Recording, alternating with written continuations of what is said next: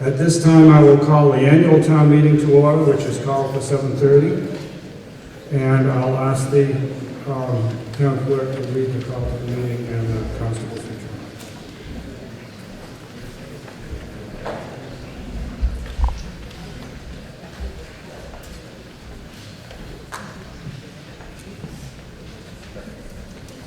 Commonwealth of Massachusetts, Worcester SS. To either of the constables of the town of Berlin in the county of Worcester. Greetings.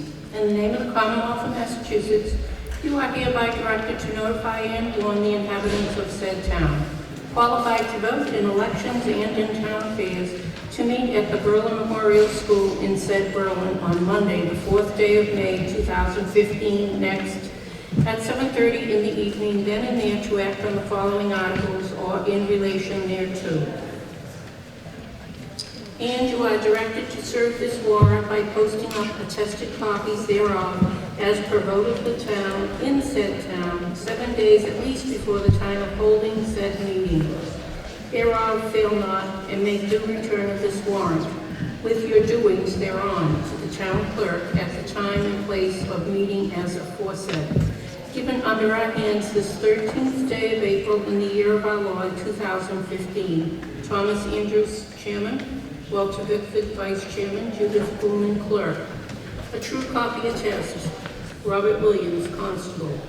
Worcester SS. Pursuant to the within warrant, I have notified and warned the inhabitants of the town of Berlin by posting up attest copies thereof at the town hall, the town offices, and the post office 19 days before the time of holding said meeting as within directed.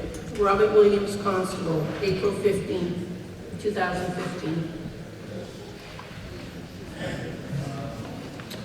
Okay, rather than spend a lot of time off subject right now, I will entertain a motion to adjourn the annual town meeting until the completion of the special town meeting. Second. All those in favor say aye. Aye. Those opposed, no. Motion carries in the affirmative. The annual town meeting is adjourned.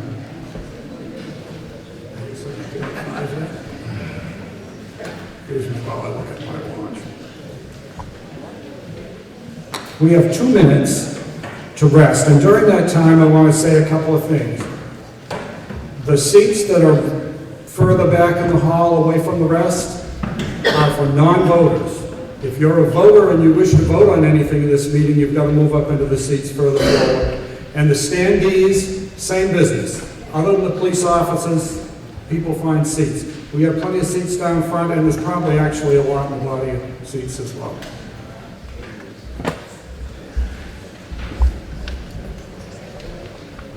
Call a special town meeting back to order. And we are continuing our discussion under Article 6, and the gentleman that I recognize to speak, can you get up now? Yeah. Give us your name and address.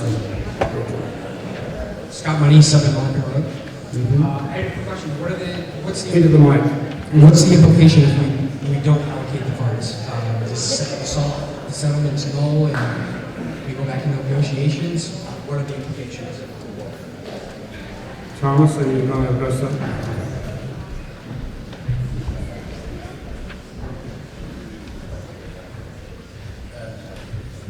Yes, it's likely to set back the negotiations, and there is a possibility of going into litigation. Are there others that wish to speak? If not, we're ready to vote. The motion is to transfer $25,000 from line item 27, Town Council expenses of the 2015 budget, to settle the Johnston versus Town of Berlin litigation. Said funds to be expended by the selectmen. All those in favor say aye. Aye. Those opposed, no. Motion carries by unanimous vote. Did you hear no? No. All right.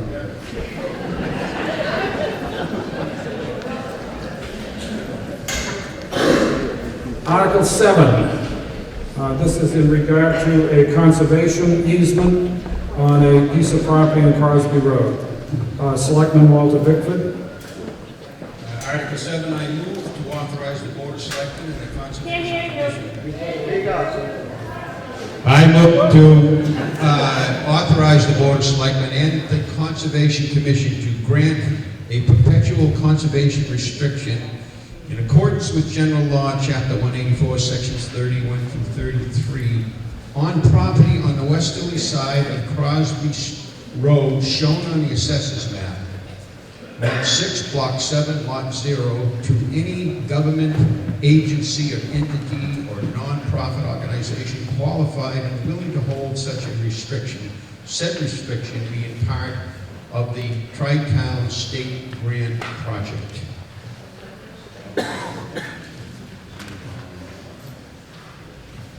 The motion is substantially as it was in the warrant. Walter, you want to speak to it? The shortest version of it is we've acquired a wonderful 24-acre parcel of land, wonderful wildlife habitat, connects to other conservation land, could be part of a long trail system, and we have acquired it for the town. What we traditionally do in the Conservation Commission is, in addition to owning it, which is pretty well protected under Article 97 of the state constitution, we also grant a conservation restriction to be held by a non-profit group. In this case, it'll be Sudbury Valley Trustees.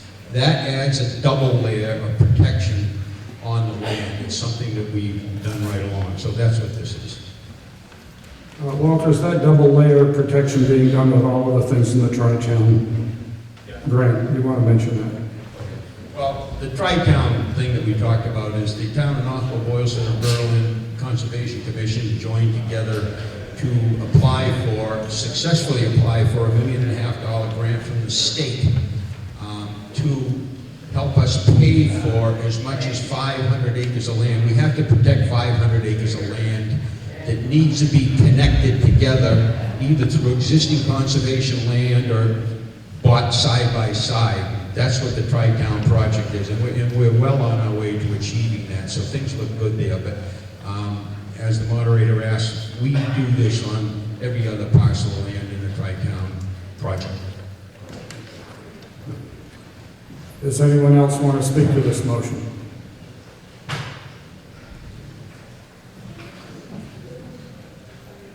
Hearing no one, I will ask you to vote. All those in favor say aye. Aye. Those opposed, no. No. Motion carries in the affirmative. That completes the business of the special town meeting. Do I have a motion to dissolve? Motion made and seconded to dissolve the meeting. There's no debate on that. All those in favor say aye. Aye. Those opposed, no. The meeting is dissolved.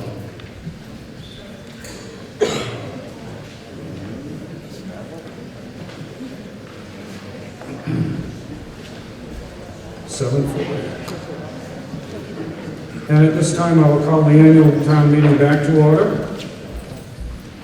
And we'll proceed with the business of the annual town meeting. In your town report, you'll find on page 88 and 89 notes about the town meeting, the town bylaws that relate to how we run our town meetings, and some of our general practices that are tradition in the town. Among the things on page 88 is a description of the use of voter cards, which we have in our pockets tonight. Keep hold of them, because that's what gives you your right to vote in any of the sharply contested things. On page 87, we have a list of financial terms. You'll frequently hear some of these terms in the course of the meeting as we're discussing the various business, particularly in the financial business. And on that, after saying that, I want to remind people that in this room, if we should have a need for an emergency exit, the side exits are the very quick way out. We can empty the room in about a minute if everybody just heads right out those side exits. It's the safest, quickest way to empty this place in an emergency. And I will again remind people, as we've been doing already, if you get up to speak, if I haven't identified you by name, or even perhaps if I have, it's a good idea to give your name and your address. Some of the people that speak a great deal of the time, selectmen and finance committees, don't do that after their first time up, but that's just so everybody knows who someone is that's speaking, and it's a way for all of us to get to know each other if we don't already in a small town. I'm going to move on now to the warrant. This starts on page 90 of your town report, and you'll be able to follow the business of the meeting on that basis. Do we have a motion under Article 1? Selectman Judy Bowman. Articles 1 through 6. I move to approve the motions as printed under Articles 1 through 6 of the warrant for this meeting. Motion made and seconded to approve the motions as printed under Articles 1 through 6 of the warrant for the meeting. You will note that those motions are there. All of these are articles which come up each year and are not substantially different in this year than they are in other years.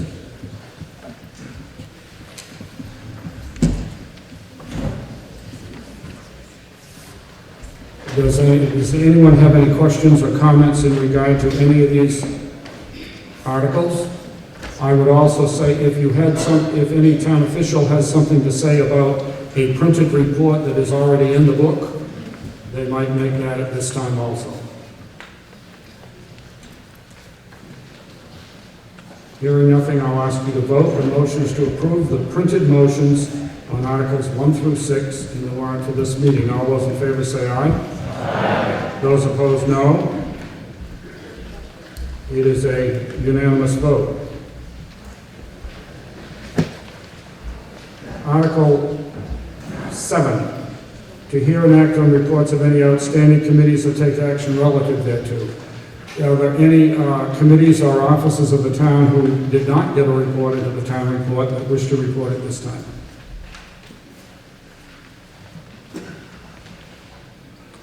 Hearing none, I will move on to Article 8.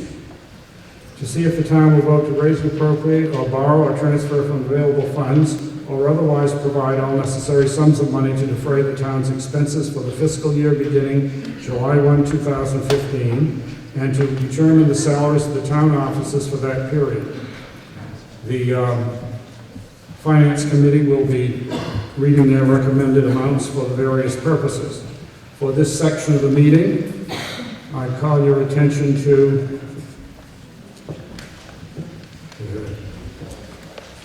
page 84, 85, and 86. It starts on 84 in your book, and you can follow the sections as the motions are made on those pages. So there's the first motion. Introduce yourself, Buzz Harris, 21 Village Lane, member of the Finance Committee. Mr. Moderator, I move to raise and appropriate the sum of $913,168 to cover items 1 through 46 in the Finance Committee's fiscal year 2016 budget.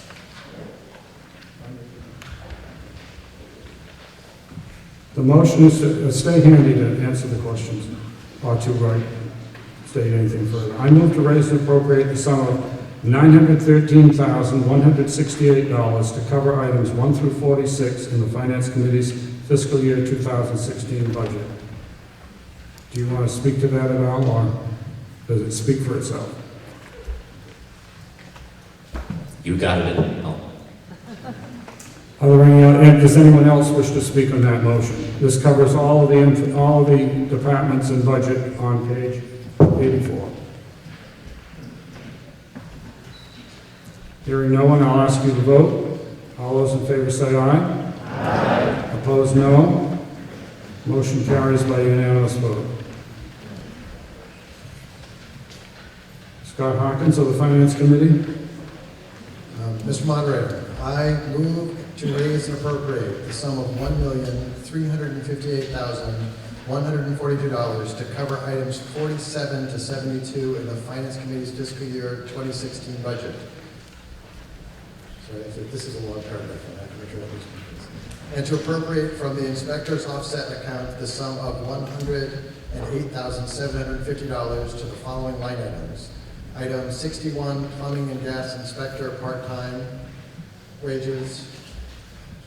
32,000.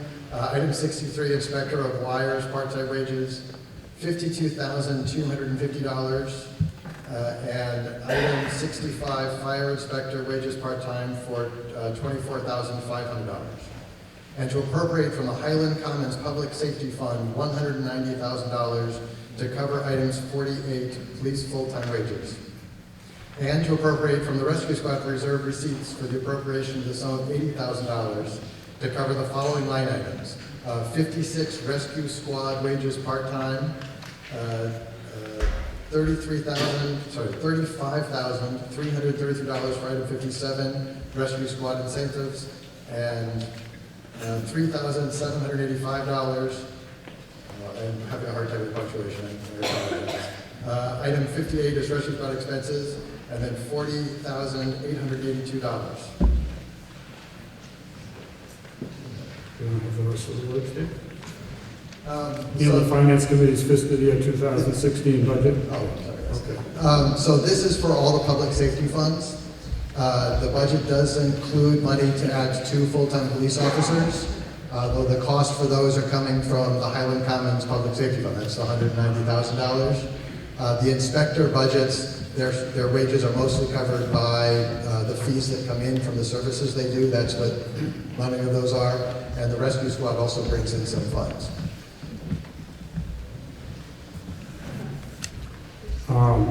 I'm going to just make a comment that this is the first time we've had the Highland Commons funds come up on the town floor. Highland Commons is a shopping center on the Berlin-Hudson line near Route 495, and part of the mitigation agreement with them when they established that was there were certain gifts, money to the town to mitigate the cost of the town of having that development within our borders. And therefore, this is the use of some of that fund, and we will have several others in the course of the meeting that are proposed. Are there others that wish to speak on the motion? The motion is to raise and appropriate the sum of $1,358,142 to cover items 47 through 72 of the Finance Committee's fiscal year 2016 budget, and to appropriate from the Inspector's Offset Receipts account the sum of $108,750 to the following line items. Item 61, plumbing and gas inspector wages part-time, $32,000. Item 63, inspector of wires, wages part-time, $52,250. And item 65, fire inspector wages part-time, $24,500. And to appropriate from the Highland Commons Public Safety Fund, $190,000 to item 48, police wages full-time, and to appropriate from the rescue squad receipts reserved for appropriation the sum of $80,000 to the following line items. Item 56, rescue squad wages part-time, $35,333. Item 58, rescue squad incentive, $3,785. And item 58, rescue squad expenses, $40,882 in the Finance Committee's fiscal year 2016 budget. I would add that all those numbers and confusions in the thing add up to that total of $1,736,892 that you see at the end of the public safety section. So, but we have money that has come in from various other sources which is used to help pay some of those bills. Are there others that wish to speak on this motion? Priscilla Hogan.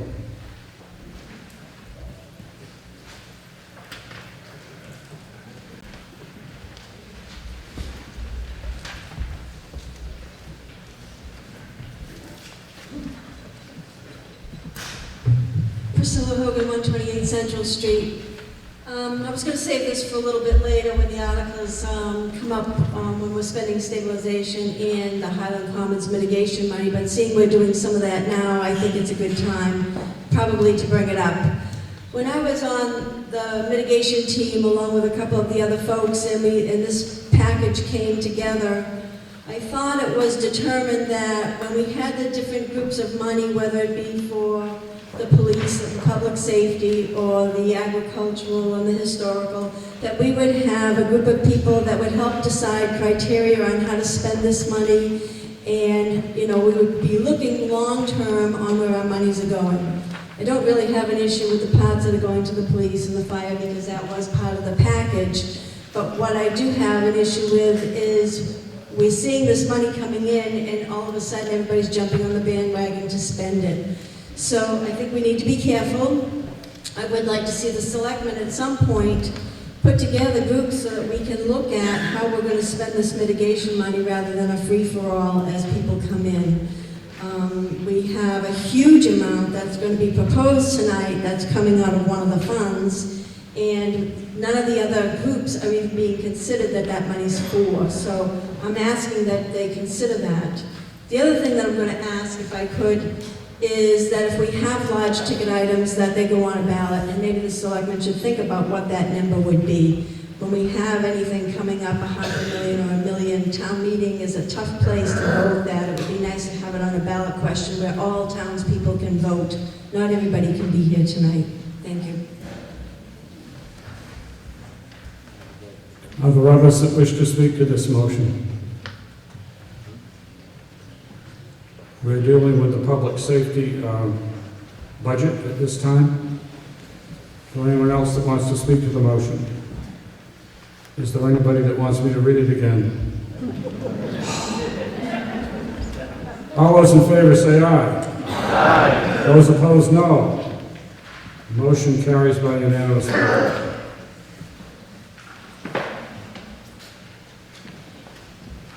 Next section of the budget.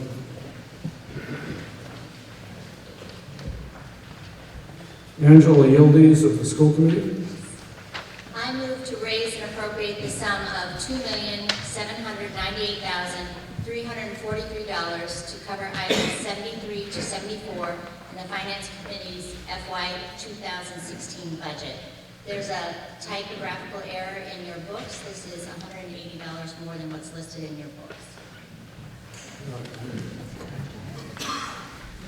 The motion is to raise and appropriate the sum of $2,798,343 to cover line items 73 through 74 in the Finance Committee's fiscal year 2016 budget. Finance Committee's comment. The Finance Committee participated in that typo, and we apologize, but we are in favor of the $180 more. Does anyone else want to speak on the motion? I might say we normally don't take motions for a number that is greater than the numbers that are printed, but for $180 and $2 million, no one else wants to speak, I'll ask you to vote. All those in favor say aye. Aye. Those opposed, no. Motion carries unanimously. Next motion.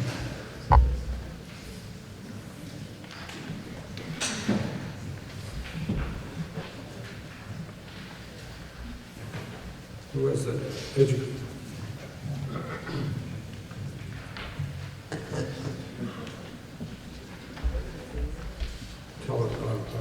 Christine Keefe of the Finance Committee. There you go. I move to raise and appropriate the sum of $641,551 to cover items 75 through 86 in the Finance Committee's FY 2016 budget, and to appropriate from the transfer station sticker and recycling offset receipts account the sum of $84,000 to item 84, transfer station expenses, and to appropriate $11,150 from general cemetery receipts and $1,300 from sale of lots to item 86, cemetery expenses in the Finance Committee's FY 2016 budget.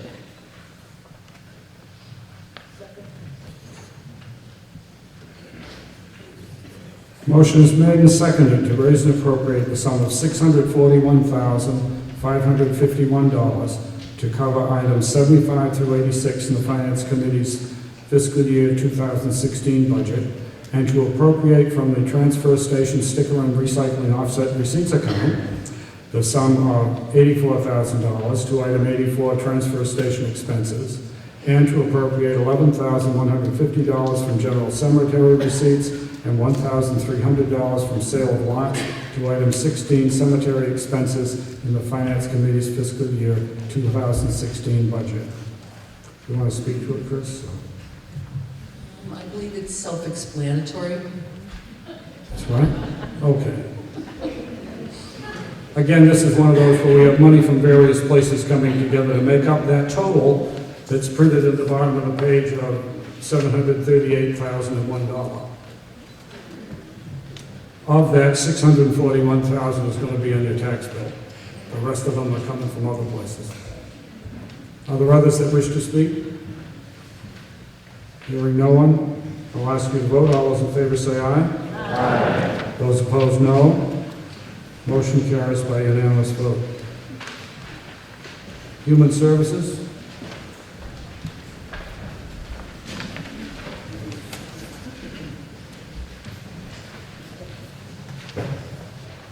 Good evening, Mr. Moderator. Should I introduce myself? Would you like this? Stan Rogolinski, 88 Barnes Hill Road.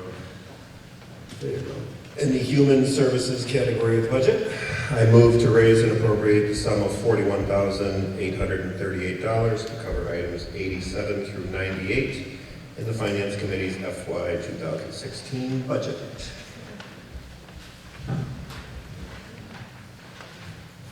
Motion is made and seconded to appropriate the sum of $41,838 to cover items 87 through 98, Finance Committee's 2016 budget. You want to speak to it or not?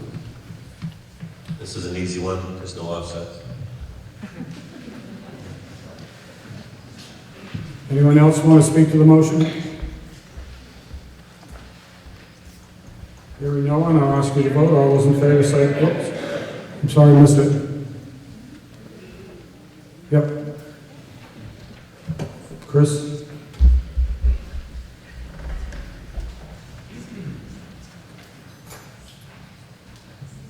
Chris Flynn, 244 South Street. I'm just curious as how the budget rose 170%.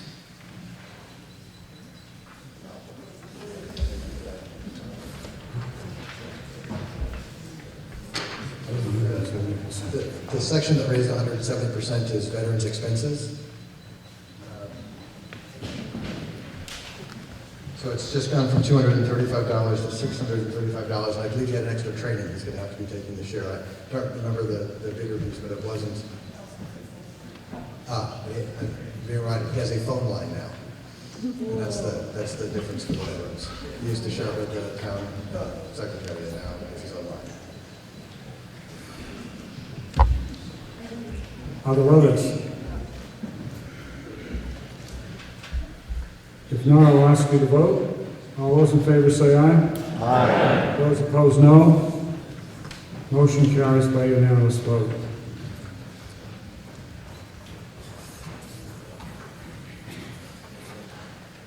Yeah. For the Culture and Recreation portion of the evening, I move to raise and appropriate the sum of $133,042 to cover items 99 through 106 in the Finance Committee's FY 2016 budget.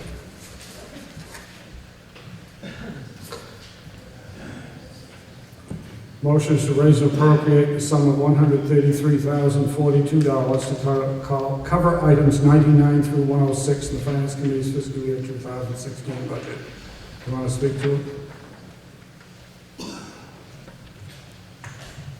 The only real change here is just the cost of living salary adjustment for the library. Anyone else want to speak to the motion? Culture and Recreation. Hearing no one, I'll ask you to vote. All those in favor say aye. Aye. Those opposed, no. Motion passes by unanimous vote.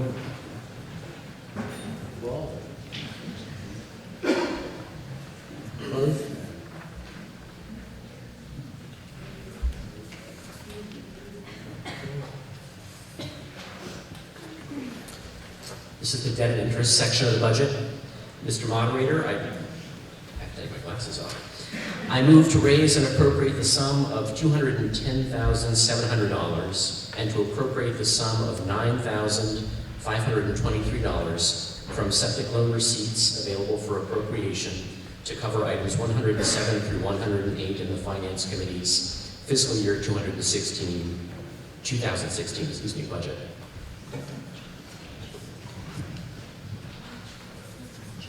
Motion is made and seconded to appropriate the sum of $210,700 and to appropriate the sum of $9,523 from septic loan receipts available for appropriation to cover items 107, 108 in the Finance Committee's 2016 budget. You want to say anything? Nothing to add unless there are questions.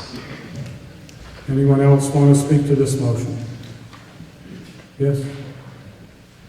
I want to say to anybody, if you expect to speak, if you definitely have a question ahead of time, it's great if you come down, sit down front, so that we spend less time waiting for people to walk around.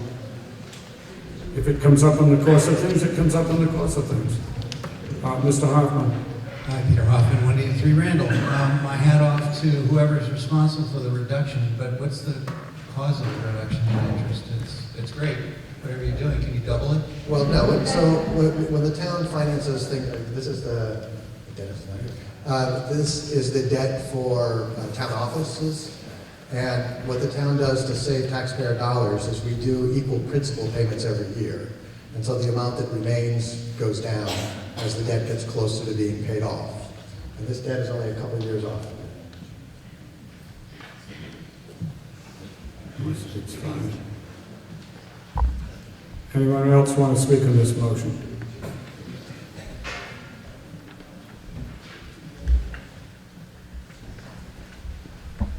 Is there an issue that's going to hold us up, Jim? No? Okay. I will ask you to vote. All those in favor say aye.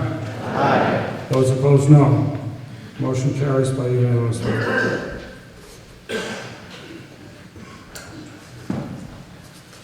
That's about it.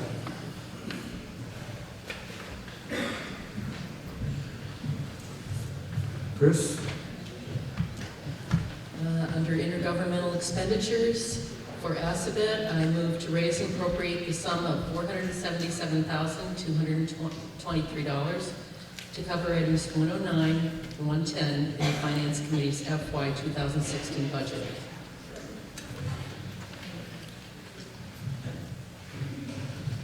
Motion is made and seconded to raise and appropriate the sum of $477,223 to cover items 109 through 110 in the Finance Committee's fiscal year 2016 budget. Anything to say about it? Yes, that covers Assabet's budget and our portion of the renovation that's going on at Assabet. Okay. Lynn Ryan, our representative on the Assabet School Committee. First of all, if you'd stand up, please, I'd like to introduce our superintendent at Assabet since the 1st of February, Ernie Houle.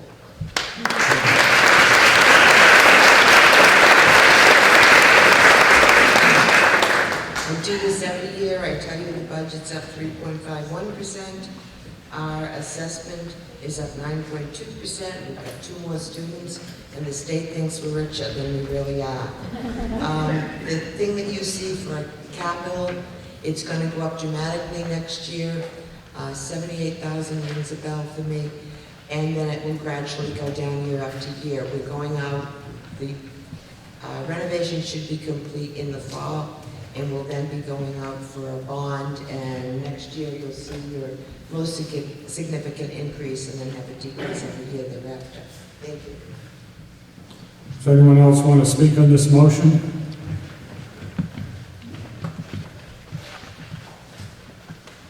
Seeing no one, I'll ask you to vote. All those in favor say aye. Aye. Opposed, no. Motion carries by unanimous vote.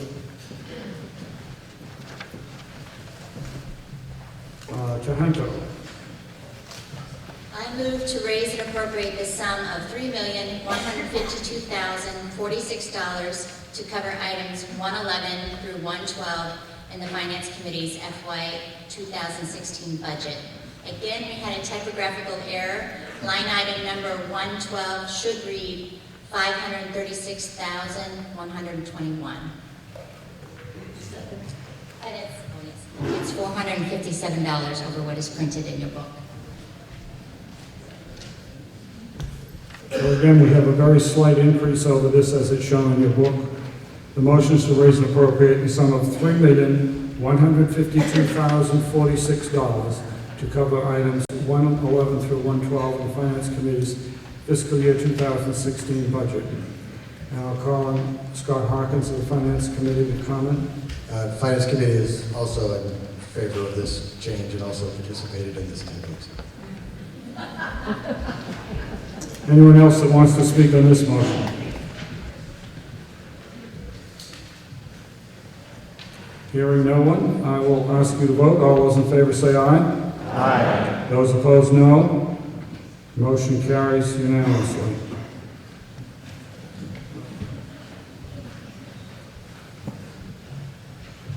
Stan? I'm back. Miscellaneous benefits and insurance. I move to raise and appropriate the sum of $1,122,150 to cover items 113 through 119 in the Finance Committee's FY 2016 budget.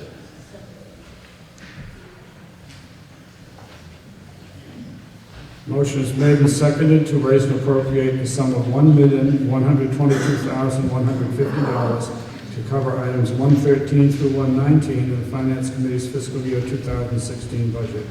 Want to speak to it, Stan? These items are pretty much what they are. There's not a whole lot of negotiation or discussion of them. It's pretty much what they are. Does someone else wish to speak on this motion?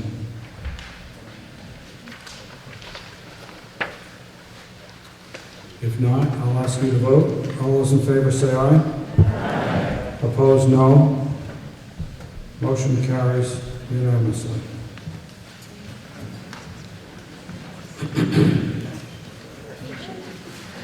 Article 9.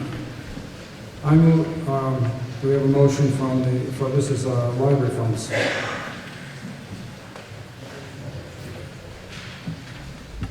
Mark Smith, 52 Pleasant Street, Library Trustee.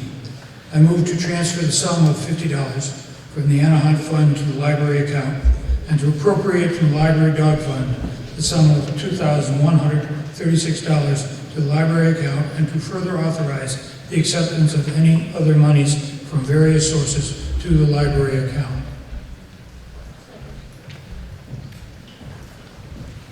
Motion is made and seconded to transfer the sum of $50 from the Anna Hunt Fund to the library account and to appropriate from the Library Dog Fund the sum of $2,136 to the library account and to further authorize the acceptance of any other libraries from various sources to the library account. Finance Committee's recommendation. We recommend. Does anyone else want to speak on this motion? Hearing no one, I'll ask you to vote. All those in favor say aye. Aye. Opposed? Hearing none, unanimous vote in favor.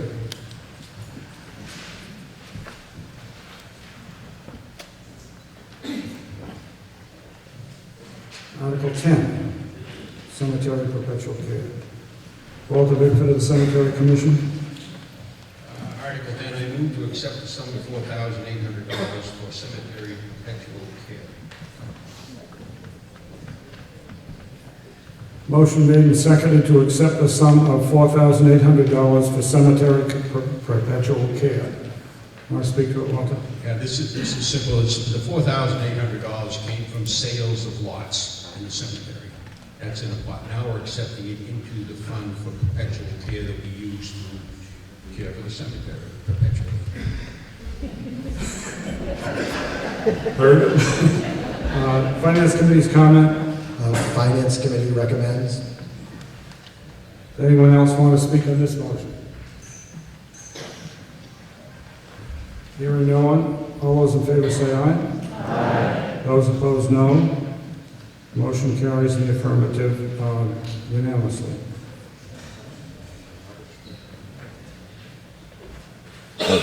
Article 11, Chapter 90, Transportation Bond Issues Monies.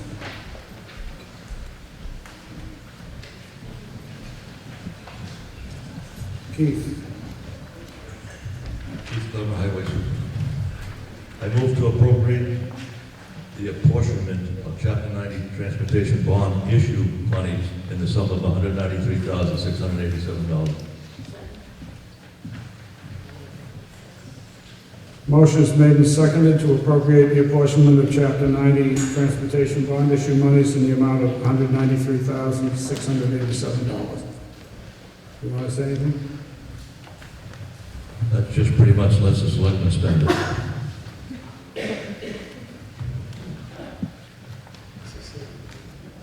Finance Committee recommends. Anyone else want to speak on this motion? Hearing none, all those in favor say aye. Aye. Those opposed, no. Motion carries unanimously. Wish I thought that was going to last all night.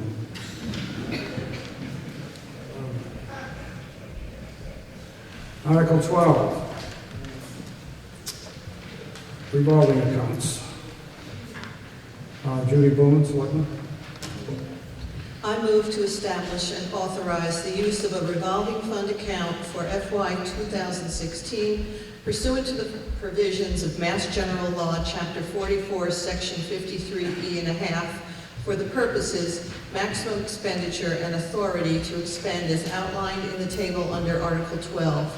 Expenditures shall not be made or liabilities incurred from any such revolving funds in excess of the balance of the fund or in excess of the total authorized expenditure. The authorized department shall report to the annual town meeting and the Board of Selectmen the total amount of receipts and expenditures for the prior fiscal year and the current fiscal year through December 31st. Interest earned on any revolving fund shall be treated as general fund revenue of the town. Motion is made and seconded under Article 12 in the same language as the article, and it refers to the table for the two funds that are listed there. Judy, do you want to speak to this further? On page 92, you'll see the table and the two funds listed, cable access and recreation. They both were previously a maximum amount of $10,000, and they have now been revised upward to $20,000. And they list the source of the money, where it comes from, and the use of the funds in the table. Finance Committee comment? Finance Committee is fine with this increase in authority. Okay. Judy, did you explain why this was separate from the others? Okay. At the beginning of the meeting, we did several of these funds as part of the blanket motion because they were being renewed in the same form that they've been in the past. These two funds, there's a modification of them, so therefore we're taking them under a separate article. Bill, for the Cable Committee? I'm Bill Anderson, 55 Peach Hill Road. I'm on Cable Access Committee. What we're trying to do here is increase our spending cap up to $20,000. This year, we expect to spend somewhere shy of $10,000, but we're looking ahead. We've made some pretty great strides in improving the coverage in town over the last year. We have hired a station manager. We now have all the selectmen's meetings covered, all the school committee meetings covered, both regional and BMS, building committee meetings. And we look to do more in the coming years. We're going to go over the $10,000 limit. We have to hire in people right now. We're desperately dependent upon volunteer power. Shy of that showing up, we've now had to rely upon paid producers to come in and do it. Anyone looking to volunteer, we gratefully welcome you into our committee to help out and film some of these events. Especially people with students at Tohoto or BMS, sporting events, get your kids on TV and stuff like that. One note from the Cable Advisory Committee, the Comcast Charter merger has been withdrawn. So we are going with Charter for the foreseeable future. I don't know if anyone had heard that yet. Anyways, we are sharing some of the costs of this production with WBAC in Boylston. and that's proven to be a pretty good alliance, saving us a lot of time and money. Anyways, any questions?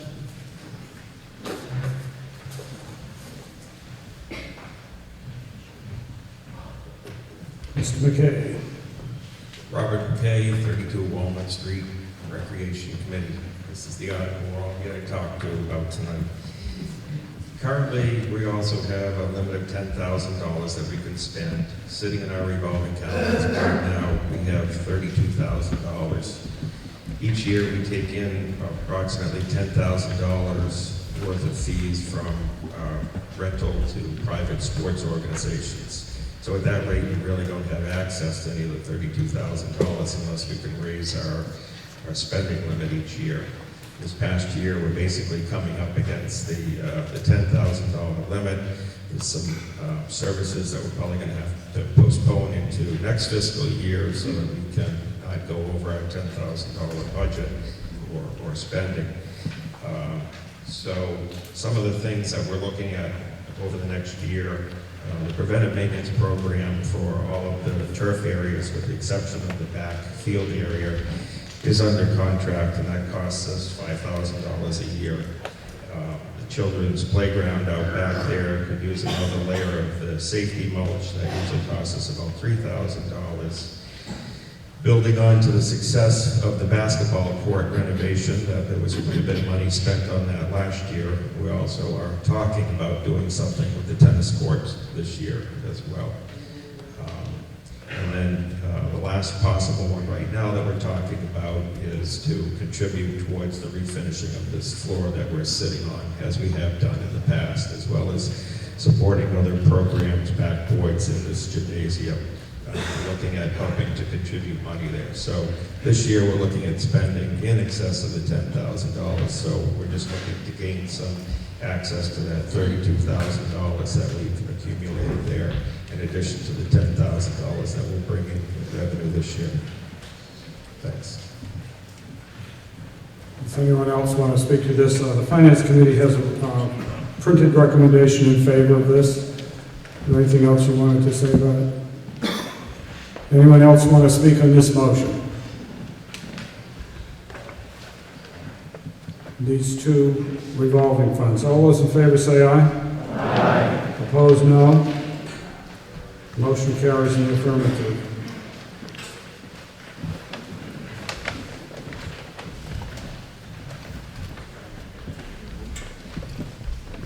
I move to authorize payment of the salary of $50 to each member of the Berlin School Committee as provided by Chapter 71, Section 52 of the General Laws.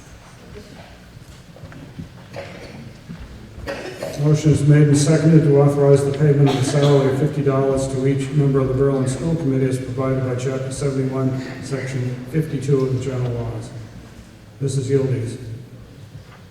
This just stems, we're talking about a very small amount of money here, but this just kind of stems from our philosophy that we don't want to spend money unnecessarily, and we felt that we didn't need the $300. As you may know, not every school committee in the Commonwealth receives a compensation. Many do. We did want to maintain a compensation so that future school committee members would be eligible for Chapter 32B, that's the health insurance. So we decided to choose $50 for a salary because that's what our colleagues in Boylston receive, and it just made sense for us to align with them. Finance Committee. Finance Committee is happy for the reduction and supports it. Anyone else want to speak on the motion? All those in favor say aye. Aye. Opposed, no. Motion carries unanimously.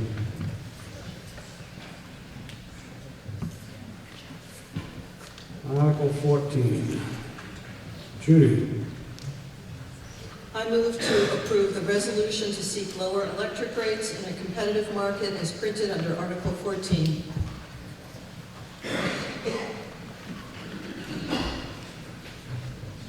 Motion is to approve the resolution to seek lower electric rates in a competitive market as printed under Article 14. Judy, you want to speak to that?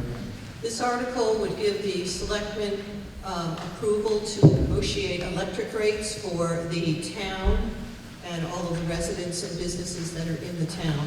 It's called municipal aggregation.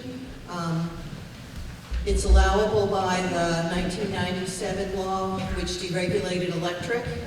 There are many towns in the area that already do this, the town of Marlborough, the town of Lancaster. What it would allow is that you have two parts to your electric bill. You have the delivery of services, which is National Grid, and you have the supply, which is also National Grid by default. Under this article, we could change the supply from National Grid, and at this point we're looking at the Hampshire Council of Governments as our supplier. Your delivery of services would not be changed in any way if you lost power, if the telephone pole goes down, it would all be serviced by National Grid. All this does is change who you get the electrical supply from.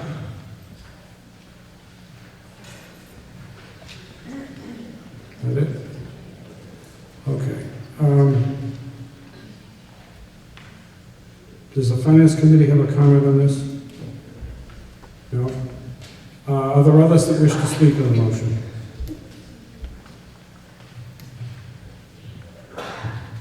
Scott Money, 7 Larkin Road. Is there any impact to folks that are using solar? I know there are rebates and things like that that come back from the state. Is that affected at all? Is there any impact to people using solar? Do it at the mic so they know. Do it at the mic. But yes. But say what you're going to do. I would like to have Ken Elstein from the Hampshire Council of Governments come and speak to this. Yeah.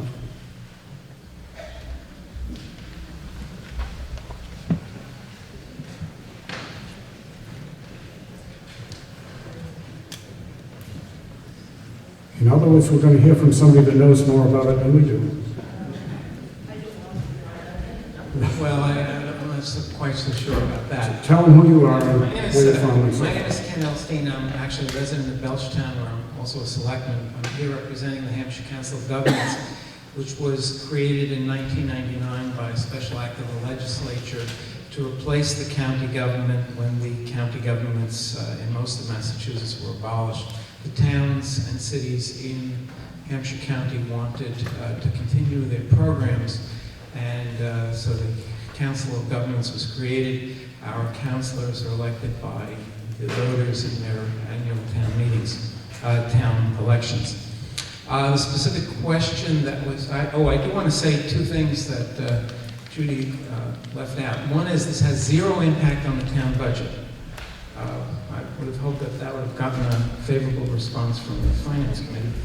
And the other thing is anybody who doesn't want to participate does not have to participate in this program. It's voluntary, even though there are no penalties at any time, which is very different from many of the people who you're receiving phone calls from interminably asking you to sign long-term contracts for electricity supply. The specific question about solar, the quick answer is it doesn't have any impact.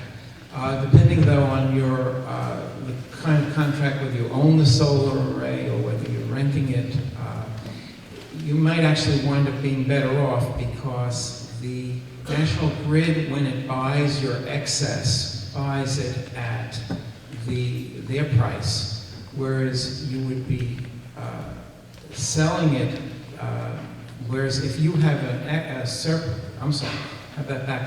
if you have a surplus, they will buy it from you at the higher price. If you need to buy extra, such as it's a cloudy day and you're not getting any, you buy it at the lower price. So in effect, while the effect is probably very small, it would be a positive one. Are there others that wish to speak on this motion?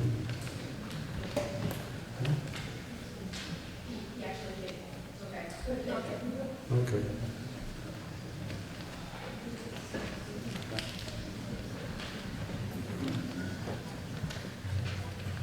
Peter Hoffman, At first blush, it seems like a win-win. I can't imagine why this would be a bad idea, but is there any downside? You might be asking the wrong person that question. The real impact, if you think about it, is for the past 6 months, you've been paying 16.25 cents per kilowatt hour. The way National Grid does its bidding, which it's required to do, it has a separate fixed price for 6 months, and then it has another which run from November through the end of April, and then it has a separate price from May through October. The good news is that 16.25 cents was dropped to 9.25 for the summer. The buzz is and the expectation is it will go back up next fall, probably higher than the 16.25 we've been paying. To answer your question specifically, in principle, if we had, say, a 1-year contract, a 2-year contract, a 3-year contract like the City of Lowell, which is at 10.8 cents, there might be months in which the rate is higher, the negotiated rate is actually higher than the National Grid rate. You have an add on that. By the way, I probably shouldn't use this phrase, but people of Lowell are making out like bandits against National Grid because the average price for electricity has been like 13 cents and it's going up. But in principle, you could wind up with months in which the price would be lower, in which case you could, in fact, game the system by coming out and then going back in. I would think that's probably the only downside because, again, it's a voluntary program, and people can leave it if they're uncomfortable with in this particular case. I guess it would be a penny.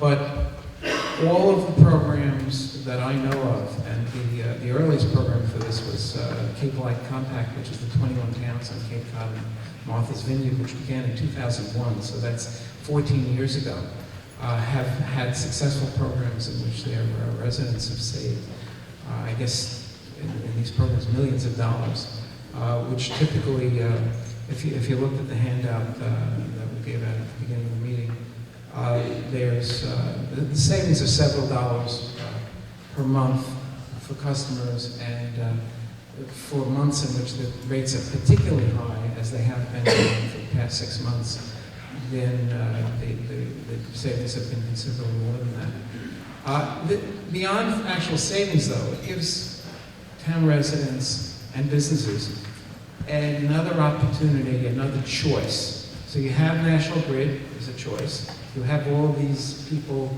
some of whom are honest, and some of whom probably aren't, who are calling people every day and confusing us interminably. And then you'll have another choice, and that would be the town's contract. The Hampshire Council, again, we're also a nonprofit government. We keep the money within Massachusetts. We keep the money within our communities. We have quite a number of towns. I think it's now 12 that we're working with in Worcester County, and we hope you'll be the next one. Thank you. Are there others that wish to speak? If not, I'll ask you to vote. The motion is to approve the resolution to seek lower electric rates in a competitive market as printed under Article 14. All those in favor say aye. Aye. Opposed, no. Motion carries unanimously. Article 15. This is the backup boiler at the Berlin Memorial School. Tom Fleming, 43 Bald Hill School Committee. Mr. Moderator, I move to appropriate from the stabilization fund $150,000 to replace the backup boiler at Berlin Memorial School, and said sum to be expended by the school committee. Motion made and seconded to appropriate from the stabilization fund $150,000 to replace the backup boiler at the Berlin Memorial School. Said sum to be expended by the school committee. Mr. Fleming. So this past March, our backup boiler in this building broke, and it is no longer operational. 2 years ago, the school committee was here because our primary boiler had broken, and at that time, when we were getting estimates, we were giving 2 years more of life on the current one, the current backup boiler we have, and it lasted just 2 years, and now it's broken. So we do not have a backup boiler in this room. We feel that it is important to make sure that we have a backup boiler. You know, just after this last winter that we had, any time that we would have without heat in this building could really incur much more cost than what we're asking for a backup boiler. And then to couple with that, this building is a shelter building for the town, and it behooves us to make sure that we always have backup heating sources here. Finance Committee have any additional comment other than your printed recommendation? Anyone else? Yes.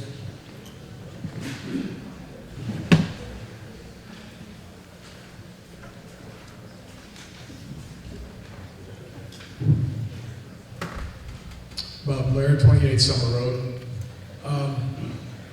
Totally support the concept of having a backup boiler. That absolutely makes sense. I have no objection to that at all. I'm very bothered by the price. I was bothered by the price 2 years ago. I'm bothered by the price now. I'm also bothered by the fact that we have to do this at all. When this was asked for, this money was asked for 2 years ago, we had a very cursory explanation of why the boiler was broken and had to be replaced. I don't think, maybe some of you know, I didn't, except for asking other people why the boiler failed. It's because when it was installed, apparently the piping was done wrong, and cold water, cold makeup water, was introduced into the boiler in a way that it came in contact with hot piping within the boiler. It's not the way it should have been piped. So we got the broken boiler, now we have 2 broken boilers, probably for the same reason. Why do I think the price is wrong? I've been building manager at Mechanics Hall in Worcester for 38 years. In that time, we've had 3 new boilers, 2 in 1977 and 78, when the hall was extensively renovated. Then in 2005, not because the boiler was broken, but because our property committee got a little jumpy about the fact that it had been 25 or 6 years since the boiler was installed. They wanted to make sure that there was redundancy in the operation of the 2 boilers, and that both boilers were competent to handle the loads placed upon them. So we replaced the boiler. It was essentially the same boiler that was installed here at Berlin Memorial, a Burnham V1111. And the cost of that installation was $56,000. I've asked people in the boiler business, Dillon Boiler in Fitchburg, what the cost of a replacement boiler should be of this sort. I was told it was around $40,000, and installation probably adds another $20,000. So we're up to $60,000. $150,000, I don't know where that comes from. That's just amazing to me that we would spend $150,000 for a boiler. It just seems like a goofy price. I plan to vote against the measure until I find out, 1, why we're paying this much, and 2, to have a question answered that I asked at the time the last one was purchased, which is, if it was not properly installed in the first place, who's going to oversee the installation of the boiler then, 2 years ago, so that it's done properly, doesn't fail prematurely? A good commercial boiler, properly spec'd, properly installed, properly maintained, should last 25 years, maybe even 30. The one that was installed at Mechanics Hall in 1977 is still running fine. It's the backup boiler to the 2005. That's what we got there. Almost 37, 38 years that boiler's been operating. So it's failed prematurely. Clearly it was not, something was done wrong there, the installation was done wrong. I'd like to know what's changed so that when we're asked to spend money now to replace the boiler, we have some oversight of how the installation is done, we have somebody knowledgeable overseeing this, and know that we're going to have a product that's going to be there for the 25 or 30 years it ought to be. I think The other thing that I would hope is, I'm sure running a school department is a tough job. Lots of things on the plate that have to be dealt with. Probably the last thing the person in charge needs to worry about is the technicalities of boiler operation and boiler longevity and all this sort of thing. Fine, but we need not to be reluctant to go out and seek expert advice and have somebody weighing in who actually knows what's going on with, say, boilers in this case. And by extension, I think we as taxpayers ought to be encouraging of people in these positions to ask for funding for this sort of expert advice where it's called for. So those are the two things on my mind. I'd like to see if we can't get a better price. Certainly should be better than $150,000. And two, I'd like to make sure that we have something in place so that when this expensive equipment is purchased, and the next article on the warrant, by the way, is another big expense for the schools, that shouldn't happen either. Make sure that things are processed and overseen in such a way that we don't get the short end of the stick.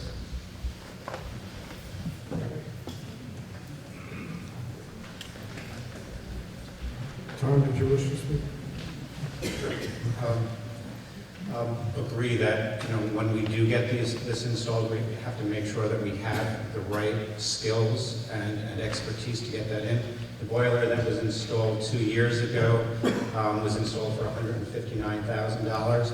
This one will be bid competitively. This is the estimate that we got for it. It was installed when this building was built. I believe that was just about 18 years ago.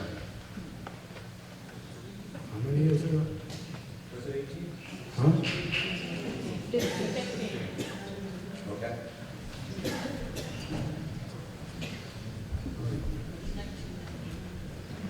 Priscilla?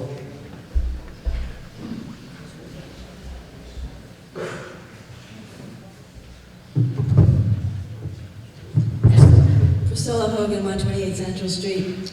As we start along our road here with the stabilization fund and what we're spending, it is great concern to me as I look at how much we're going to bring down our stabilization account. If we pass all of the articles that are supposed to be coming out of stabilization, we will be going down with a balance of about $329,000 that we have not seen since the early 1990s. The stabilization account is not supposed to be an open check account. It's supposed to be a safety net for emergencies, for things that aren't planned. We have looked at since 2004, and I did have a history. I was hoping to be able to put a slide up, and I wasn't able to. But in 2004, we had $1.2 million. And then that we built it up because we knew we had expenses coming along, such as Tohoto, Assabet, and there would be other unforeseen expenses.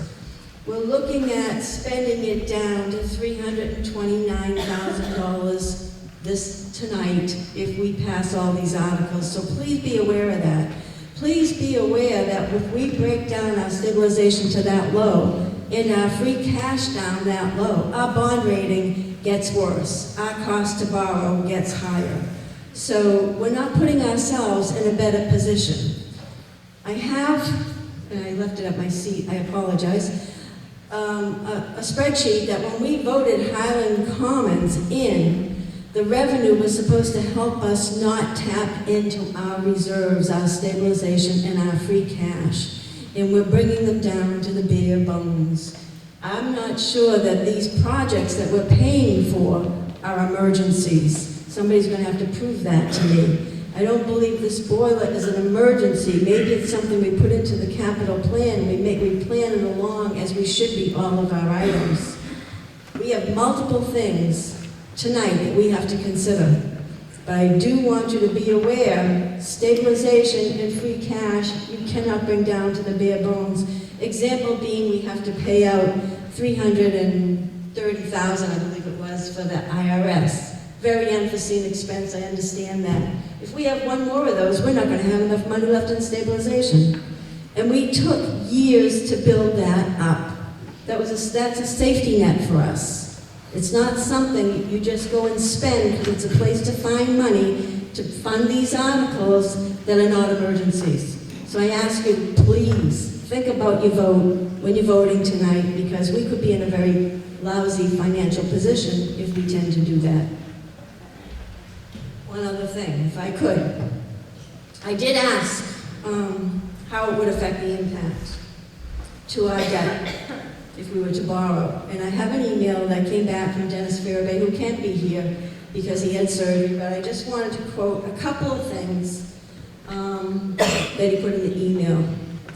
Other than the fairly reliable mitigation from Highland and meals tax, we will have poor free cash and small overlay. We need to have a plan to restore stabilization to good. As part of our plan to do it this year, FinCom needs to do this. I'm not sure if anyone gave this much thought, given the other issues that came up. We probably should have delayed capital spending this year and not just figured out ways to pay for them. Bottom line, get the numbers healthy again, and stabilization itself should not directly impact our bond rating if we don't bring it down.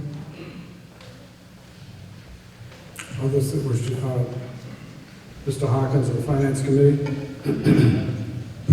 Priscilla does make points that it does bring stabilization if we pass everything tonight down to levels that we have not seen in a very long time. I wish we didn't have to spend $311,000 on a tax piece.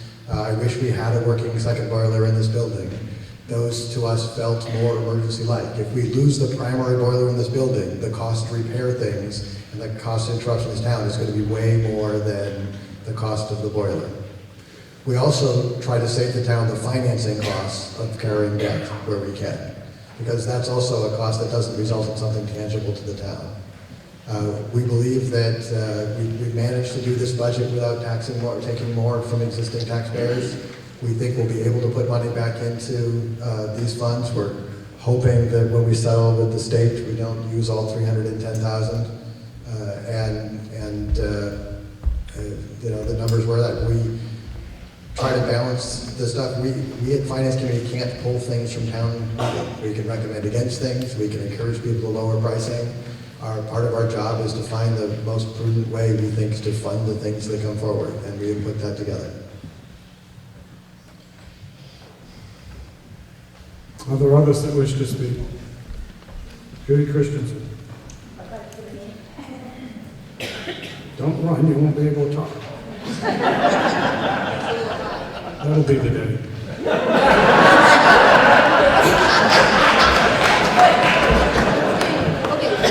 I also know some boiler people. I'm Judy Christensen, right? Yeah, don't talk to me, talk to me. Okay, I also inquired about the boilers also, because 2 boilers going in a short period of time seems like a lot of money, and something must have been wrong in the beginning, like installation on them. So I inquired, and I thought, I got a couple of people, one, this reputable company, Bob Blair mentioned it, Dillon Boiler in Fitchburg. They've been around for years, they're reputable, and they said they got very much overpriced on the charge for the boiler.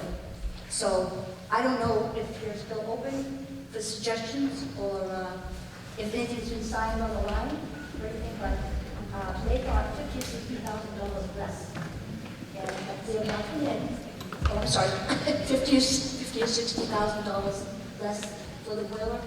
So if you haven't signed anything on the dotted line yet, which I wouldn't think you would have, because we didn't approve the money yet, could somebody give just a little leeway here? I just got this book the other day, you know, and somebody could come in and have checked out the place and see how much it would cost.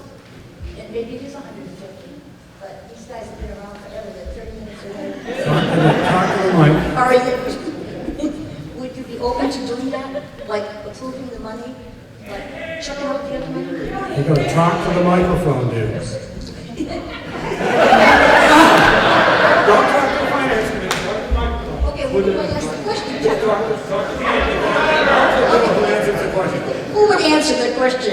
I'll take care of who answers the question. You feel done with your question? Yeah. Okay, step back. Are you ready to talk about it? Okay. Mr. Fleming of the school committee. I think you bring up a wonderful point, right, that needs to be considered. And Well, with that, I would like to, Mr. Moderator, request that I can bring up our superintendent of schools, Nadine Ekstrom, who's been working on this specifically. Certainly. Mrs. Ekstrom? Thank you. So we do see the need for the second boiler. We do need to run our schools in the dead of winter when it's cold, and if one breaks down, we can't last minute have cancellations because of no heat. So that's definitely one area where we see this as an emergency situation. Also for the fact that this is a safety shelter for families in the community. I will state that in regards to the $150,000, what happened originally was we had an engineer actually from Agawam who came and looked at the current system that we had, which was a Burnham boiler. And they had told us that in order to have a compatibility with the current boiler that we had, that was the price we had to go with. So we did that 2 years ago with the understanding that they gave us a 2 to 3 year life expectation for the current backup boiler. So it did last 2 more additional years as they anticipated.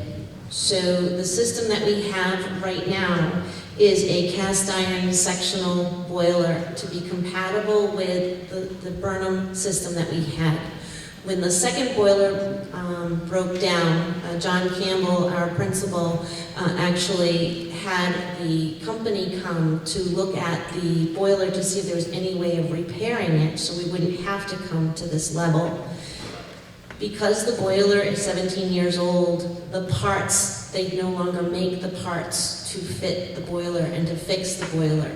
He did recommend to John Campbell that what we could do is take it apart and try to put it together, but there was no guarantees and it was thousands of dollars to get to that point. At that point, we called up Scott Hawkins and said we have an issue here with our boiling system. So in regards to what our steps are, is once the town approves this boiler, we then put it out to bid. With the specifications have to align with the current boiler that we have. So if we get bids that meet the expectations and the needs to align with the current boiler, we absolutely will be taking the best offer. So if we get somebody that can have a boiler that's compatible with the one that we currently have, the new one is a Weizmann product, and it's a Vitron 200 is what it's called. And anybody, of course, is always welcome to see the boiler at any time. It's your money, it's your place, it's your building, so anybody's welcome to do that. Are there others that wish to speak?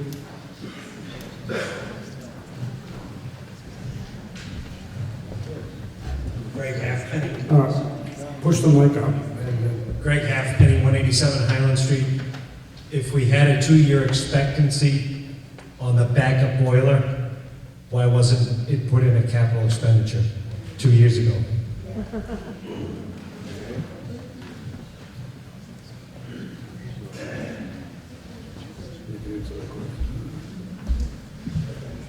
The answer from FinCom is there wasn't a request made.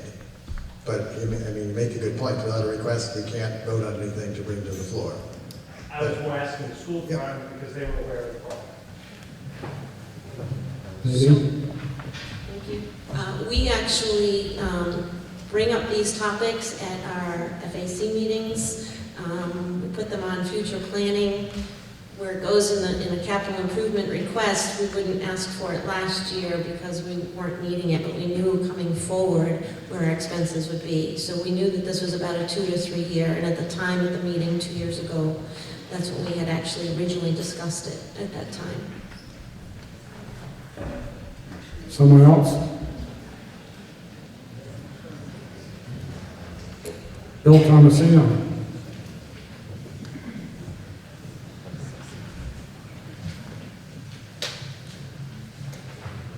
Bill Tomasino, 32 Brook Lane. I have a real problem with the process of approving money first and then going out for bids. those of us who've done projects in our career or even around our home know the way to do it is the opposite. You get the bid first, select the bid you want, and then you go ask for money. So I think we're going about this whole thing backwards, and I recommend we not approve this article.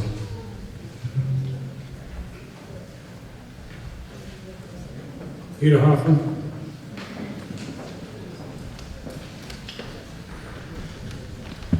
Peter Hoffman. So it seems like the BMS emergency has become our emergency, and if you adopt the position that this is an emergency and that come this winter they don't have a backup boiler and this shelter becomes at risk and the school becomes at risk, it really becomes a problem. So you pass the buck or don't you? And I guess I really have to ask the superintendent, is there a liaison that has the technical capability, which of course I wouldn't have, and perhaps ma'am you wouldn't either, that knows more than you do, that is actually interfacing with contractors, bids, and so on? Who's actually skippering the boat in terms of the need, the planning, the capital expenditure question that was asked earlier, and of course understanding the needs technically of this backup boiler?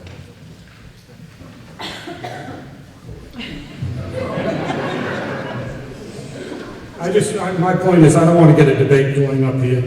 I don't approve of that. If somebody wants to ask a question, it's fine, and we can get the answer, but I don't want to turn it into a back and forth. Thank you for your question. We've actually, since I've been here for 3 years, we're with our 4th business director in finance and operations, and she and I have been collaborating, and when we need support for issues like this, we actually go to a variety of people depending on the situation. In other words, we will work with engineers. Just recently, Walter Bickford and I were up on the roof with our local town building inspector. And so I actually use a variety of resources, engineers. We've just had an energy efficiency consultant come also out and look at our boiling system. His name is Bart Bales, and he's from Western Massachusetts. So we look at a variety depending upon the different needs of the facilities. And we don't have one standard person right now. It has not been in our budget to have a facilities specific person. We also look into our custodial head departments, and just recently with Tahanto's project, HMFH is an architectural company that we worked with through Tahanto, and they have a variety of engineers, so we actually consulted with them on the variety of projects throughout the building. Are there others that wish to speak on this motion? Priscilla?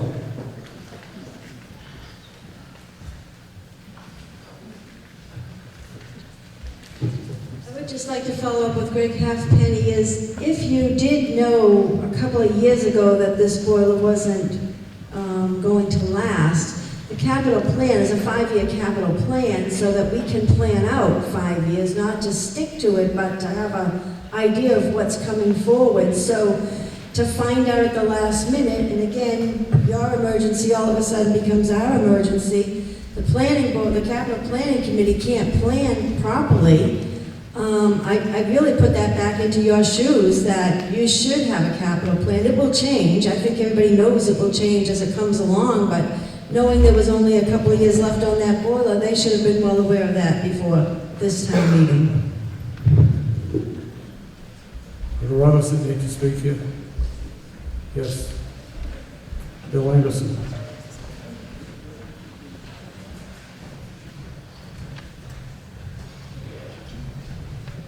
So the highway superintendent, facility manager said that he went and got 4 bids prior to his article submission for the boiler at the town hall. How many bids did you get on this project? And you know, if you don't have enough, I don't think we should go ahead with this until we get a firmer handle on the price. Whatever we vote now, gosh, the bids that come in will match that amount. So I say don't vote for this. Are there others that wish to speak? You want to go again? Are we still open though to accepting another contractor to come and give a bid?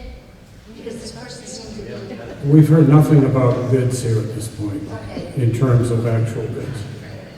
You want that?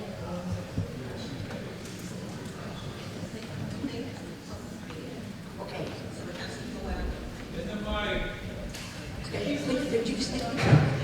Before they can buy anything, they have to go through the procurement law, which means that it gets advertised in what's called the Central Register, which is through the state. And that has not been done yet, correct? By law, they have to do bidding.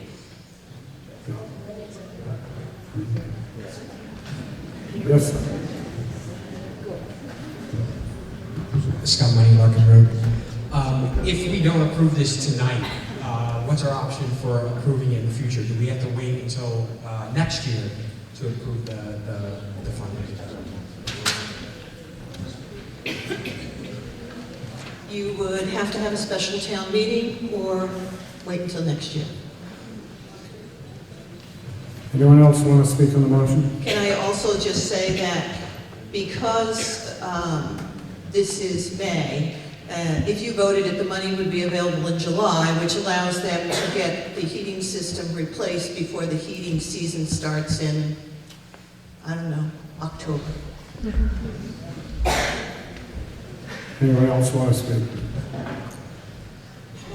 No, I'll ask you to vote. The motion is to appropriate from the stabilization fund $150,000 to replace the backup boiler at Berlin Memorial School, said sum to be expended by the school committee. All those in favor say aye. Aye. All those opposed say no. No. The noes have it.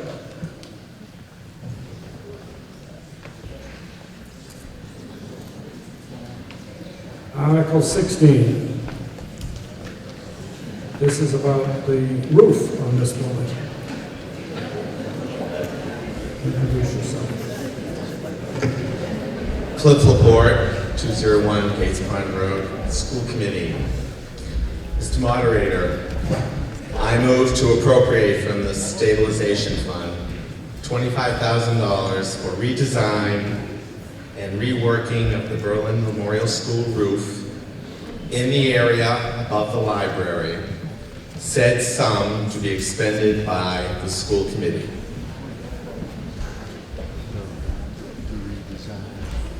Motion is made and seconded to appropriate from the stabilization fund $25,000 for redesign and reworking of the Berlin Memorial School roof in the area above the library. Said sum to be expended by the school committee.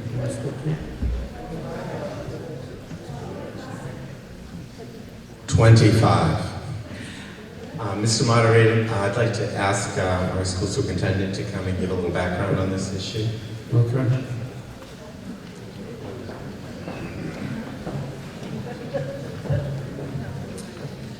The original request was $100,000, again based by the recommendations from some of our engineers. However, I have asked Larry Bryant and Walter Bickford to assist me locally to get some local understanding from the past and what's happened with the roofing.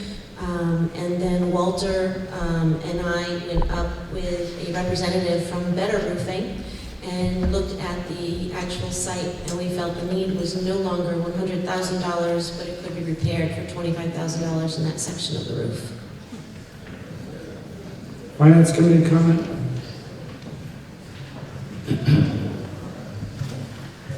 We are recommending the passage of this.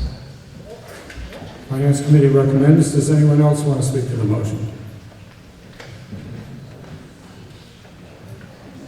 Hearing no one, I'll ask you to vote. All those in favor say aye. Aye. Those opposed, no. No. Motion carries in the affirmative, and I will declare that a 2/3 vote, which is required for stabilization fund.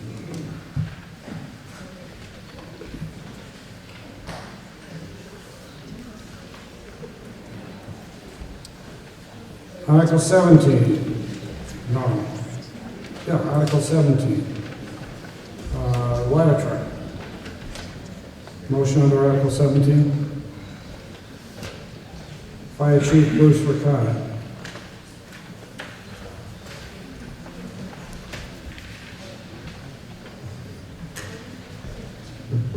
I just realized, for all you people sitting up back, it is cooler up here for some reason. I said there's more space between the chairs up here. First class, I guess. Mr. Moderator, I move to pass over Article 17.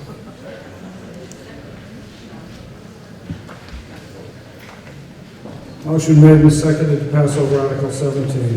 Bruce, you want to speak to it? When this article was put on the town warrant, we had all agreed, both between the Board of Fire Engineers and the selectmen, that, oh my God. When this article was put on the warrant, the Board of Fire Engineers, the selectmen, and FinCom all agreed that it would be something that we wouldn't consider unless and until we heard back from the Public Safety Study Committee that's being, the Public Safety Study that's being done right now. At this point, a draft has just come forward for the selectmen to take a look at and look for errors and omissions. It's going to have to go to and fro, and then when it's finalized, then it will obviously be presented to the town so they can review it themselves. I assume there would be, the selectmen would have some sort of a public hearing to discuss the content, the recommendations, to help guide the selectmen in their decisions on how to move forward on various issues, whether it be police, fire, and or rescue, and some of the recommendations therein. We had, as a specific item, asked them to look at this particular item. And again, we're waiting for this to come forward, and it was a gentleman's agreement between everybody that we would discuss these issues, bring the issues up for votes until we had this report back and could digest what they had to say. Is there anything else to be said on the motion to pass over?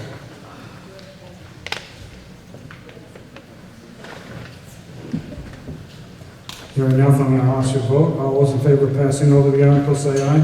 Aye. Those opposed, no. Unanimous vote to pass over.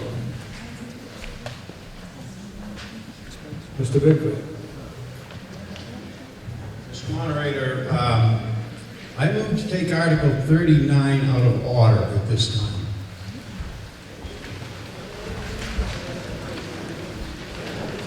Motion made and seconded. Did I hear a second? Motion made and seconded to take Article 39 out of order at this time.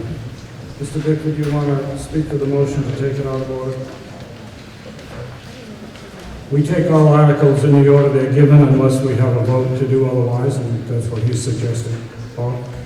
But I can't discuss the articles to take it out of order. No, the reason is, why should we take it out of order as opposed to doing it in? Okay, I would like to take it out of order. It's a very important article, and I don't want to wait until the end of the meeting when most people are gone home. I think we should have a wide cross-section of the town voting on it, and I think it should be brought up at this time. That's why I asked you to do so. Does anyone else want to speak on the motion to take it out of order? Judy Bumble. I object to taking this out of order. Firstly, all of the warrant articles that are submitted by a citizen's petition are always put at the end of the warrant. And secondly, people who have seen this warrant are expecting the article to be at the end of it, and they may not be here right now.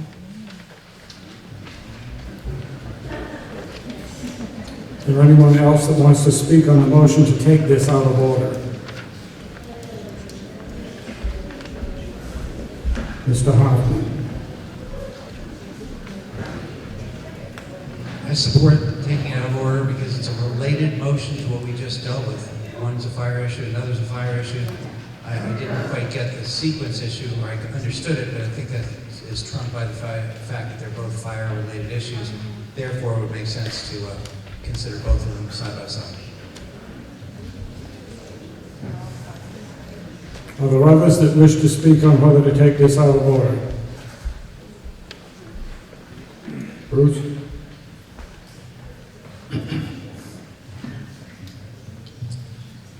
As I have said on the previous article, this is one of the items that the Public Safety Study Committee was asked to take a look at. And again, their report is not back yet. And we had agreed, we had a gentleman's agreement between both the Board of Fire Engineers and the Selectmen that we wouldn't consider these items until, unless such time that the report had come back, we had a chance to digest the material that they had to lend us some advice on. This is about taking it out of order, that's all we're talking about. I apologize. Anyone else to speak on the motion to take the Article 39 out of order? Mr. Bickford? Before I say something, just ask you, is it all right if I point out who the citizens were that signed this petition? Not naming them, but what they're, if I would like to say who's the citizens that brought this petition before the town. I won't name them, but I'll tell what their ranks are. Well, why does that have to do with taking it out of order? I think it's fine in regard to the issue itself, but I'm not sure it's germane to the vote to take out of order. All those in favor of taking the Article 39 up at this time, say aye. Aye. All those opposed? No. The noes have it.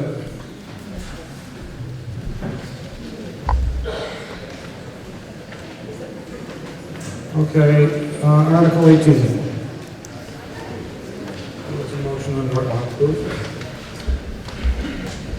Yeah, again, Mr. Moderator, I'd like to apologize. I wasn't thinking what I was speaking to on the previous Article 18, I move to appropriate from the Highland Commons Public Safety Fund $40,000 for the purchase or lease purchase of a command vehicle and related equipment to replace the fire department's 2008 command car, said sum to be expended by the Board of Selectmen.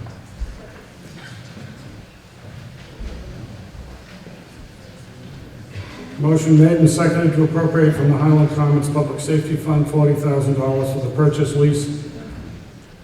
or lease purchase of a command vehicle and related equipment to replace the fire department's 2008 command car, said sum to be expended by the Board of Selectmen. Bruce? Yeah. It had been history whereby we would take a retiring police vehicle and convert that over to a command car. The police now have switched over to buying SUVs, which the police chief might be able to address in terms of why he would prefer not to transfer those over as far as their trade-in value towards future purchases. The 2008 came in with probably 20,000+ more miles on it than we would have expected. That was in part due to the town passing over purchasing a replacement cruiser on cycle one particular year. It was costing originally, a number of years ago, $1,500 to accomplish the transition. This last time it was over $3,000 to do the transition. This includes painting the vehicle one color, transferring over all the radios, doing any mechanical repairs that need to be done, tires need to be put on it. Mainly because it isn't because the police have abused it, but because they're getting rid of it. Just like when you trade in your vehicle to the dealership, you're not putting new tires on it and spending a lot of money in the last 6 months that you own the thing. So it definitely needs repairs. Discussing this with FinCom, we suggested that taking this out of the out of the money from Highland Commons would be no impact to the town financially. And we're figuring that it would last 8 to 10 years. On that basis, it comes down. We figured that that would be in the area of $4,000 annualized for the cost of the vehicle. Finance Committee's comment? 2 points I'd like to make. The Highland Commons Public Safety Fund is the only one of the Highland Common funds that's refilled every year. And so there is with inflation, but about $565,000 a year when Highland Commons is fully occupied will go into that fund. And then the car itself, when we did the math, but it's costing us to refurbish the car and then keep the car in repairs because they're older police vehicles. It's actually, we feel it's going to cost the town less to buy the new fire command vehicle than it's costing us to continue the way we have been approaching this. Are there others that wish to speak on this motion? Yes, Tim Wheeler.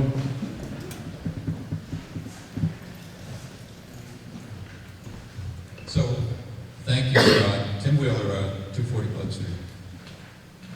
I think it's important for people to understand that that fund is replenished on an annual basis, and it's indexed for inflation, as I understand as well. So when they're fully operational, it's 565, and then it grows, depending on inflation over time, forever. So that's important to understand.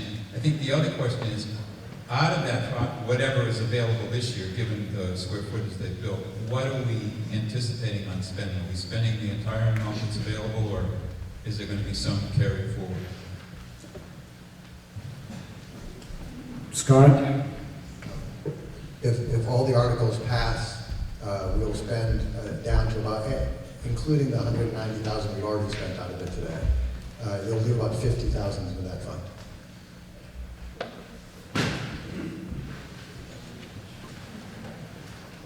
Others to speak on this article?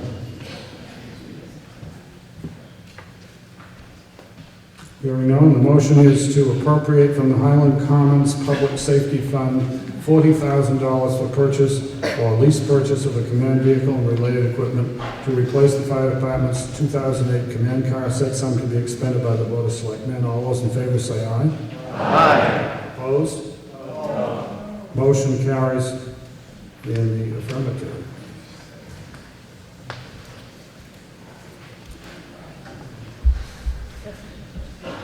And Article 19, money for a thermal imaging camera for the fire department. Tim, you gotta remember to put the mic down for us.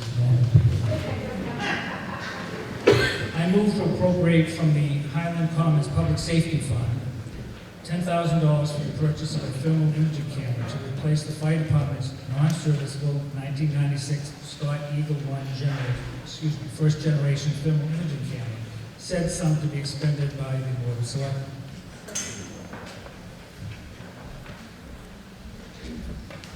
Motion is made and seconded to appropriate from the Highland Commons Public Safety Fund $10,000 for the purchase of the thermal imaging camera. Bruce? Normally, this would have come to the town to be taken out of normal taxes to pay for this. The Highland Commons Fund is now going to, would now go to cover this expense if you vote in the affirmative. The thermal imaging camera is an item of basic fire equipment that's carried on an attack engine. It goes into the building with the crew. It helps them locate victims and down firefighters. It also helps them locate the seat of a fire because clearly you can't see very much in the blackened area of a building to find where the fire is. It can also be used to troubleshoot areas where you have electrical issues and you're trying to find where that particular problem might be, electrical smell in terms of a breaker panel or a ballast or whatever, try and find what the odor is. It's also on loan to the police department when they are trying to find a lost or missing individual, maybe left the scene of an accident, or someone like myself that might wander away in the next couple of years into the woods. I think they have used it. They have my permission at any time to come in and take it, although there have been, initially, they called upon the fire department to come out and assist them. I think they have enough people now that know how to use the camera that they can use it themselves. Oh, and this is replacing a camera that was the first generation made. It no longer has parts, but it no longer has batteries available to it. The company no longer is in the business of making the cameras. Finance Committee comment? We're recommending passage of this. Anyone else want to speak on this motion?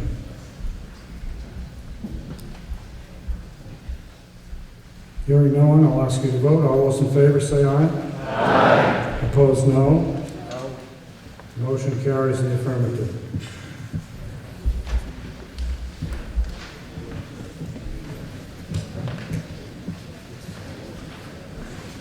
Article 20.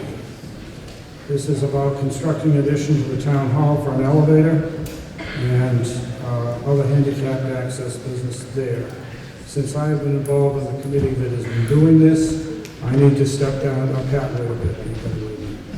I have to step down on this motion, on this article, and the town clerk will proceed with leading on an election of a temporary moderator for this article.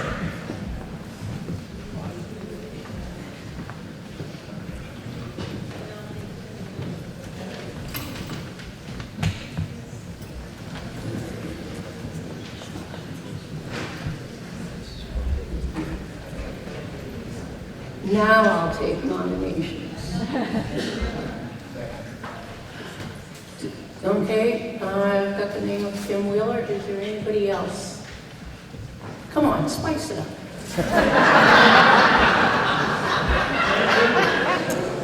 Okay, hearing none. All those in favor of Tim Wheeler? Aye. All those against? No. You're outvoted.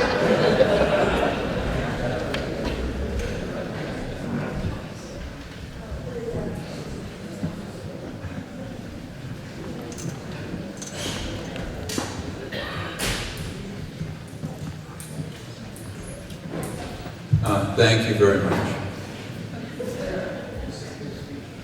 So, Pat, would you like to give us a motion for Article 20?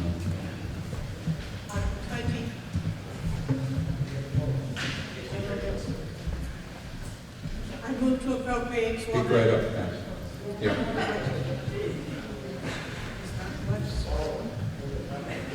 Hit my focus.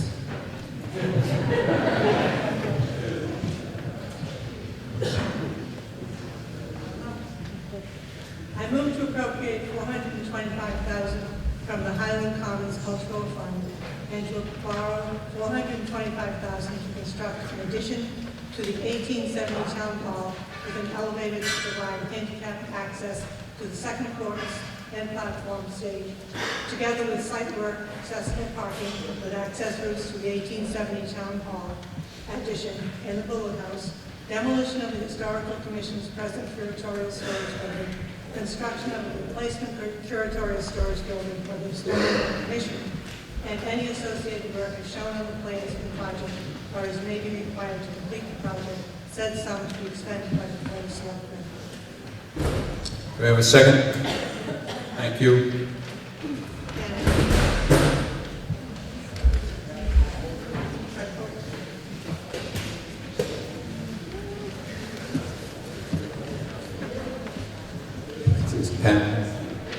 Pat, wait. So the motion is, as you've heard, to appropriate $425,000 from the Highland Common Cultural Fund and to borrow $425,000 for the purposes that are outlined in your town report. The Finance Committee, would you care to comment, Buzz? Les Harrison.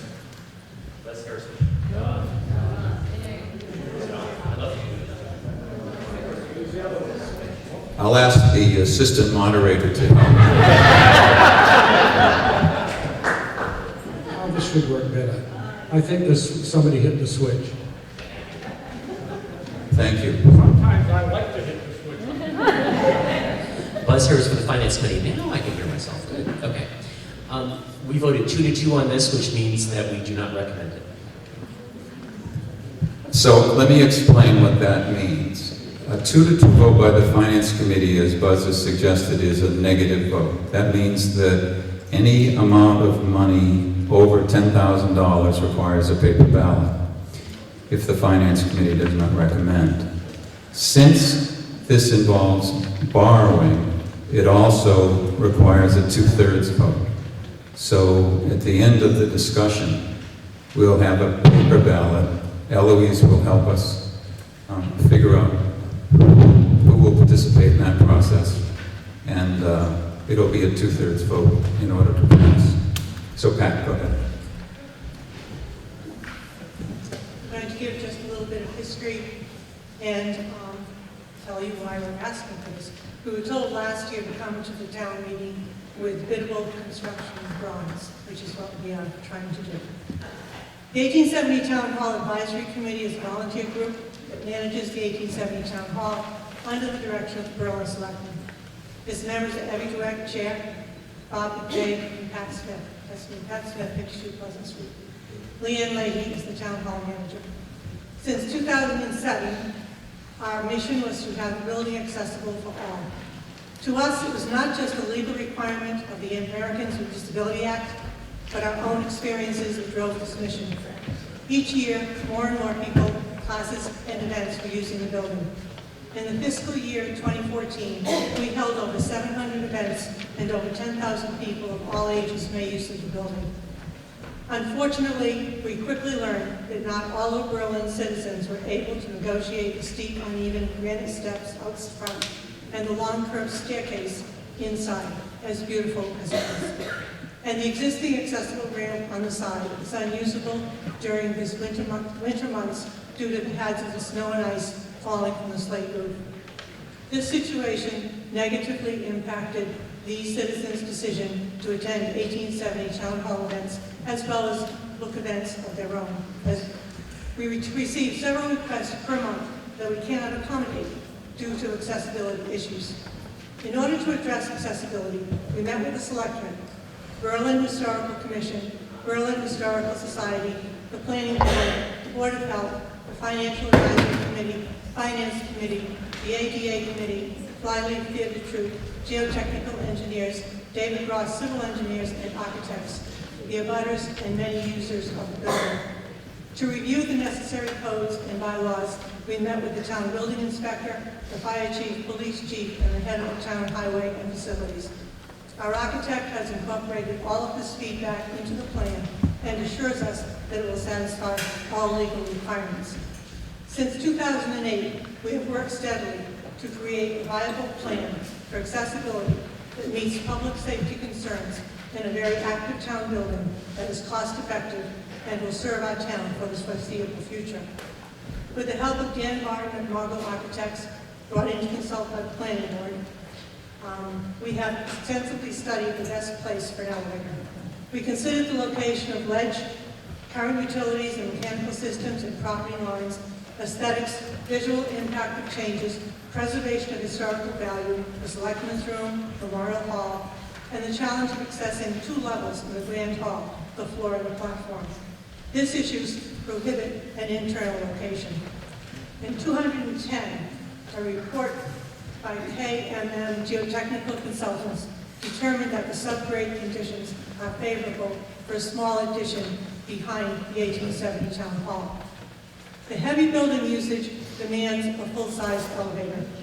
A chairlift is not legally an option in a public building, and a wheelchair lift would be impractical for events that require 150 people to arrive concurrently. Nor would it be useful for a medical emergency in the Grand Hall. And finally, a lift in a 2-story building is limited to a 12-foot shaft. We would need a second lift to access the platform area, which would take away from the already limited platform and audience space.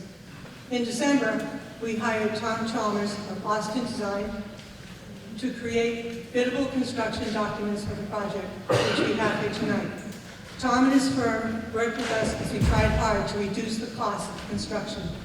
The estimated construction cost is $840,000, and that includes an 8% contingency.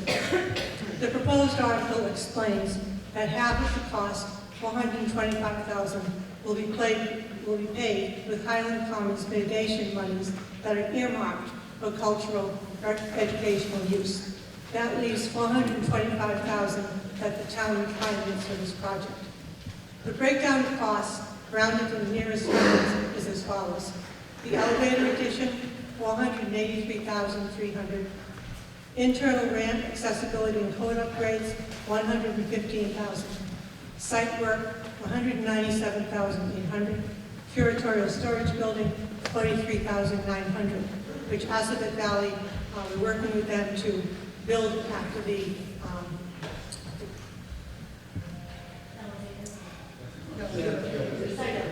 site work is done. After 6 years of thorough research, we believe the time is right for this project.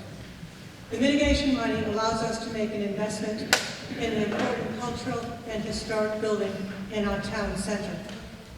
Construction costs are only going up, and the cost of borrowing is at an all-time low. So the timing is advantageous. An investment now into this active town cultural center will ensure its use well into the foreseeable future. Thank you for your consideration. Thank you, Pat. Are there other town boards who would wish to comment? Seeing none. Oh, we do have another town. Please identify yourself. Ariega, 51 South Street, Historical Commission at the moment. When this whole thing started, I was pretty annoyed the idea of tearing down the Historical Commission storage building that we'd spent hard-earned private money to improve, to have a good cocoon for the historical collection. But as I watched the plans develop, and I saw that by getting that building out of there and moving it elsewhere, we could get in 5 parking spaces up in that location close to the elevator entrance for the town hall, which was more than I had any idea we'd ever get in there, 5 parking spaces. I said, you know, that's really worth an awful lot. And it makes the project a far, far more important project, a more usable project for everybody to have that increased number of parking spaces. And so that made me say, yeah, it's worth going through, having our building go and be replaced in order to have that happen. I think that what we have in the plan that we have here, I wish it wasn't as high priced as it is, but we've had people look at the cost estimates, and people that are used to reading such things go through the different sections and say, well, this is reasonable, and this is reasonable, and this is reasonable. And when you add it all up, it comes to a number you think that sounds kind of high. But the reality is, I think this is the best all-around, long-term solution to the problem. There might be a cheaper way to get an elevator onto the building somehow, and a few things in that line, but to get a good long-term solution that will serve the town well in the best way for a long, long time, this is the way to do it. And I think it's a case where we really need to put the amount of money that's needed into it. The Historical Commission really needs that little building. We store a lot of our collection in it, and it's on the site with the Bullet House and with the Town Hall of the places we use the collection.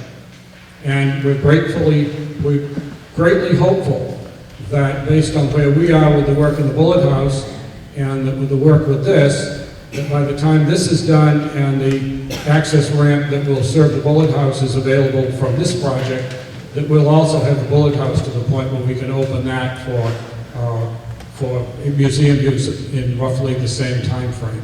So this works out very well for the Historical Commission in a number of different regards. Thank you. Other boards that wish to comment? This is from the selectmen. Yes, sir.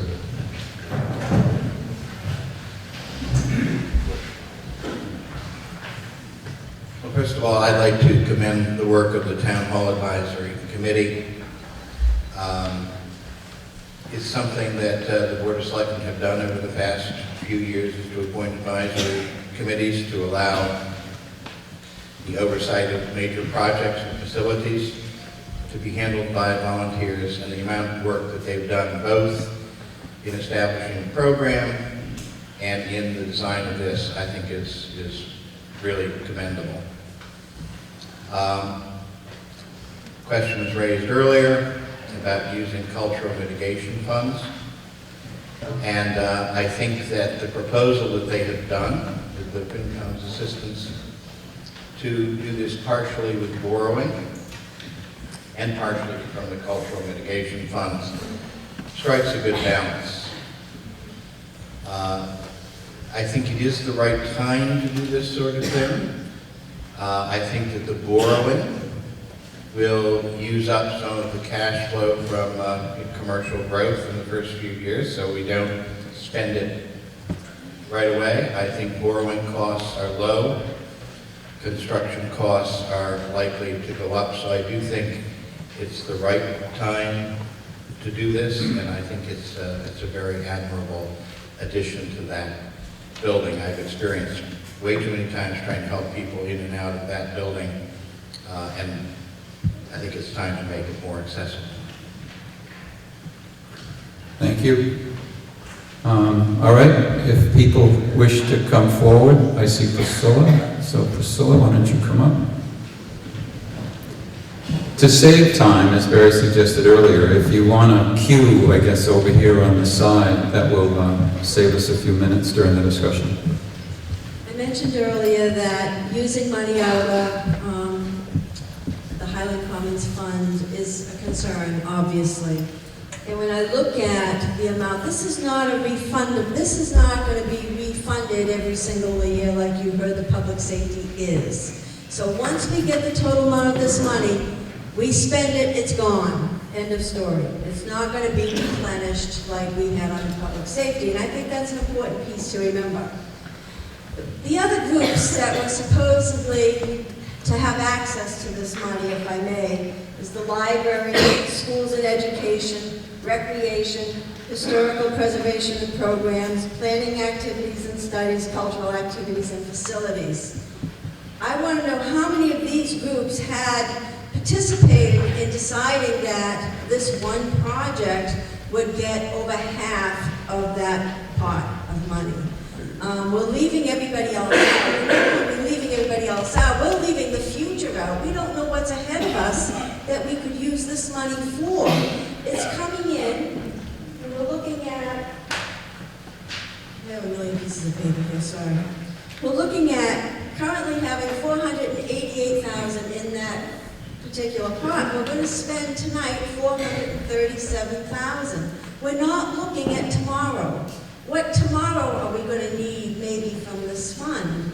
We're draining it. I don't understand why we're not taking the time to put some thoughts together, to look at the future and make a plan on how we want to really spend all this money. Not to say that this project probably shouldn't get a piece of it. It probably should, absolutely.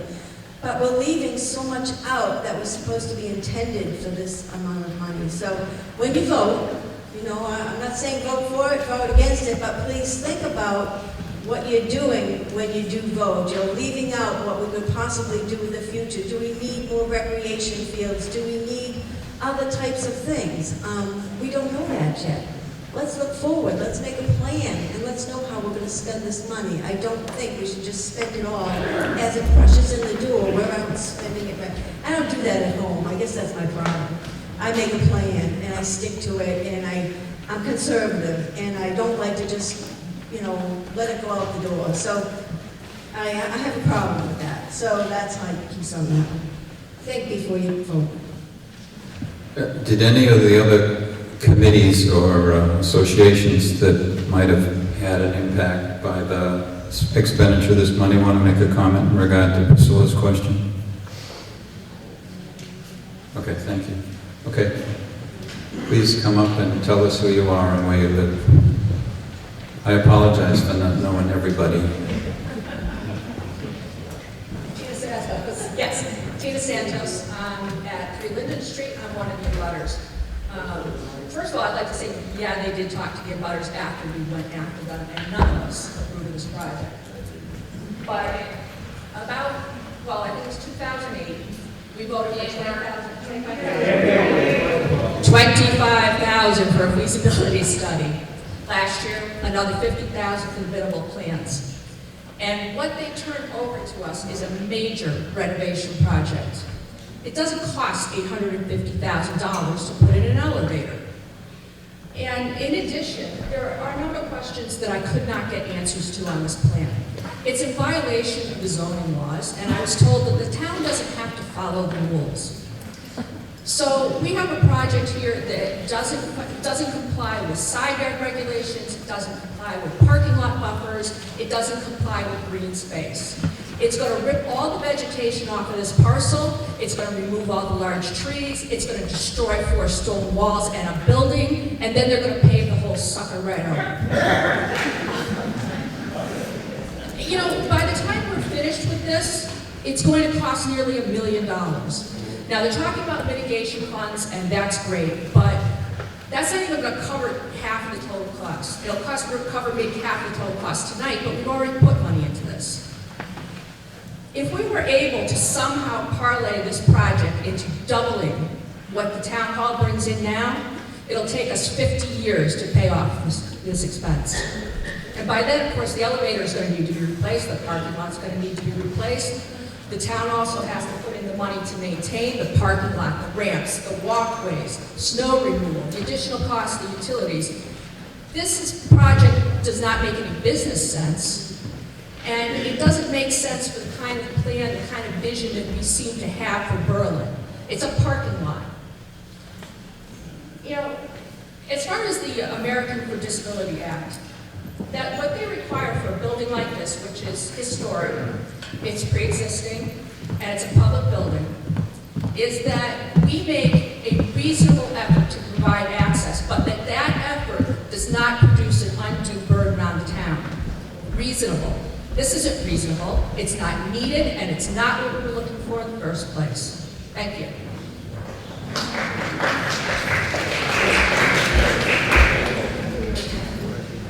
Buzz Harris.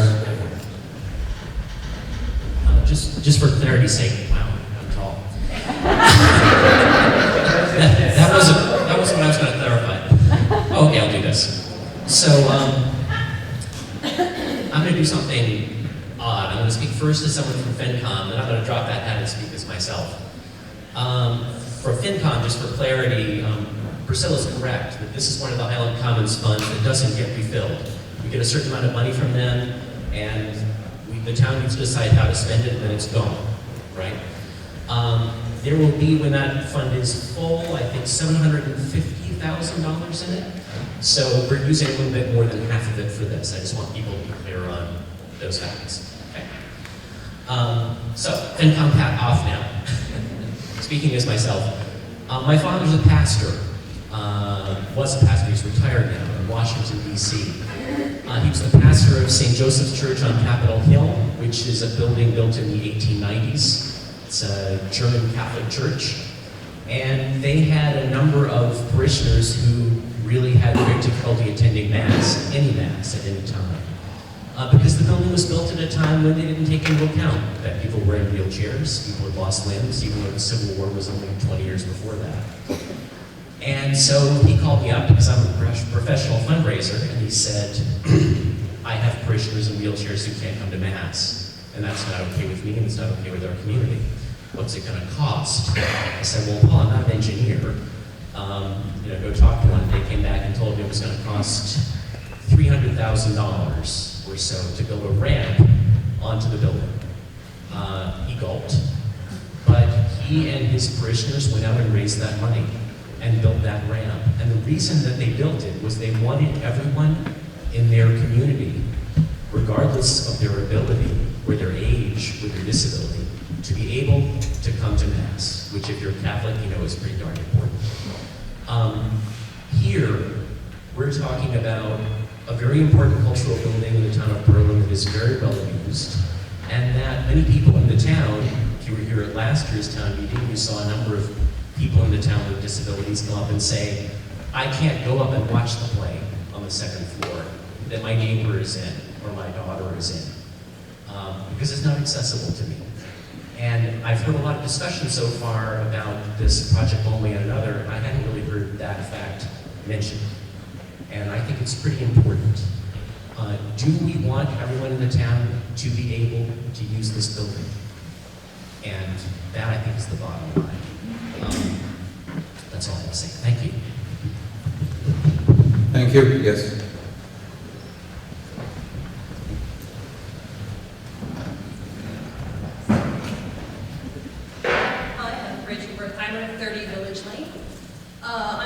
partly as myself and partly as representative of the Society for Creative Anachronisms. We're a medieval organization. We, on May 1st, reached our 50th year in existence. We are international, we are huge. Our local branch has a real problem finding sites for events. We would love to do more. We would love to show people how to interact with the history that we all share. We do lots of different events all over. I just spent last weekend on Long Island to select our new king. I mean, we teach people spinning, we teach people weaving, we teach people how to do stained glass. My husband is the dance master. Last year, we went looking for a site to run a recreation of an Italian masquerade ball. And everyone I know said, "Ooh, did you check the 1870 Town Hall? It sounds like perfect for you." And we did. And we couldn't do it because 3 people in our community are in wheelchairs. The band couldn't get their instruments up the stairs. If you've ever seen an actual recreation viola, it's about this big as opposed to the usual this big. My own daughter could not have gone to that event because she falls asleep in the stroller and I can't stroller up the stairs very easily. I would love to be able to do this event again. We ended up holding it in Worcester, and that meant I had to get up with a toddler significantly earlier. I want to do stuff at home. I want to bring the money from our community back here. We would have held several events last year in Berlin in the 1870 because we looked at it and we all loved it and we just couldn't do it.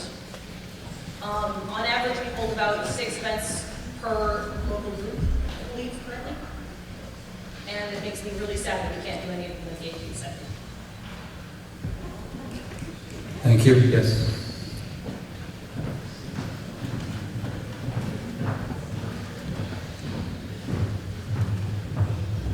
Hi, I'm Mary Reddington, 35 Pleasant Street. I'm also a former member of the 1870 Town Hall Advisory Committee.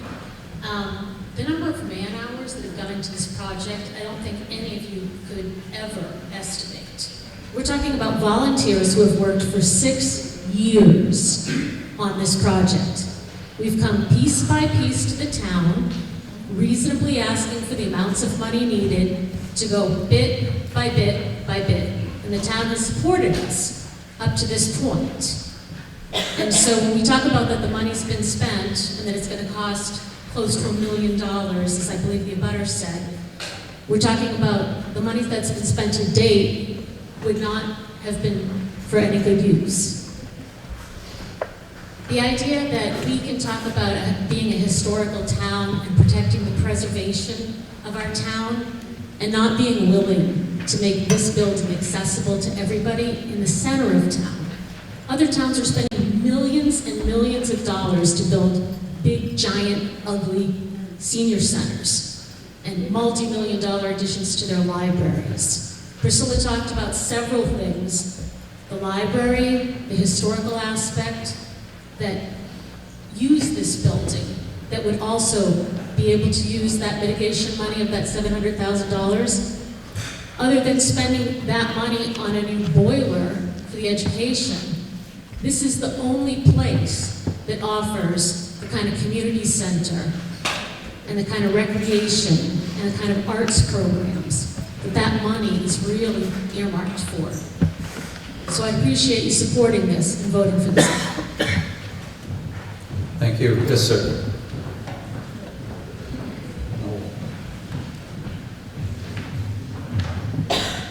Noel Rosenberg, 21 Village Lane. A few people have, not only in this meeting but in prior meetings, referred to what the ADA compliance requirement is. Personally, I think the ADA compliance requirement is irrelevant here. ADA compliance is a minimum expectation, and I think we should have a higher expectation of ourselves as a community as to what we invest in seeing that we have a space for all of the residents of the town.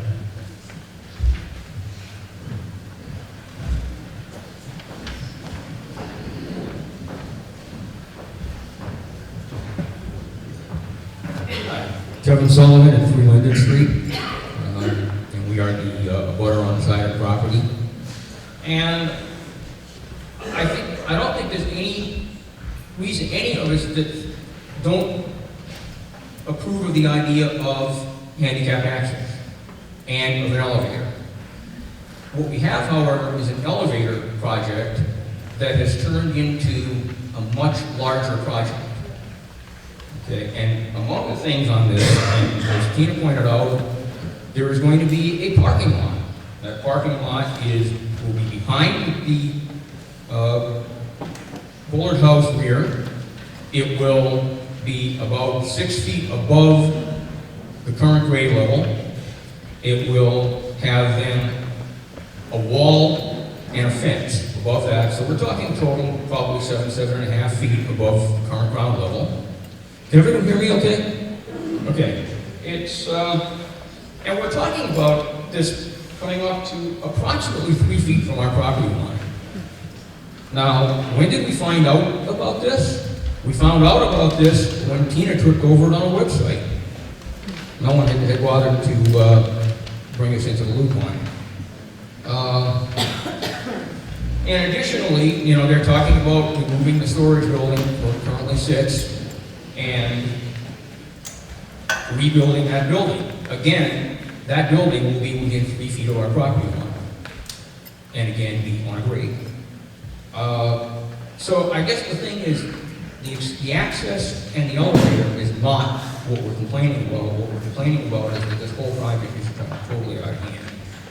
The design for that parking lot, and we have these handouts that we'll pass out later if you want. But basically, what we have here with very little is essentially there are 6 bylaws that are being violated here by the location, by the proximity to other property and so on. And the impression I got from the advisory committee was that these really just didn't apply, or they would be simply rubber stamped out of the way.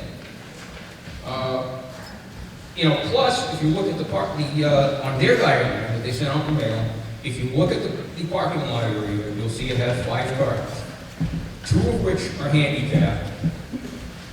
One of those 2 handicaps is only 8 feet wide and therefore does not meet state standards.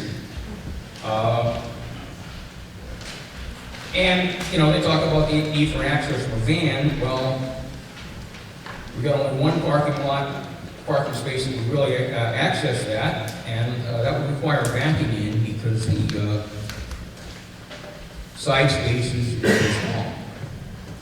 So, basically, I think the problem here is that the concept of accessibility, I think, is very important.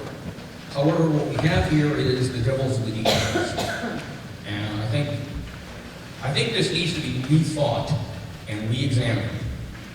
And I think that you know, rather than just charging ahead and spending a large amount of our money on something that will also have an impact on the view in the center of town.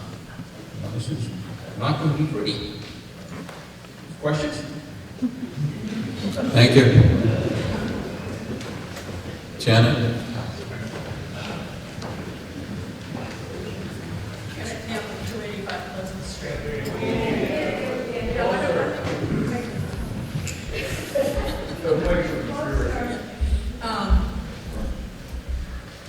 I will tell you that Priscilla pointed out that maybe in the future we could be using this money for public access places for people to play games and stuff.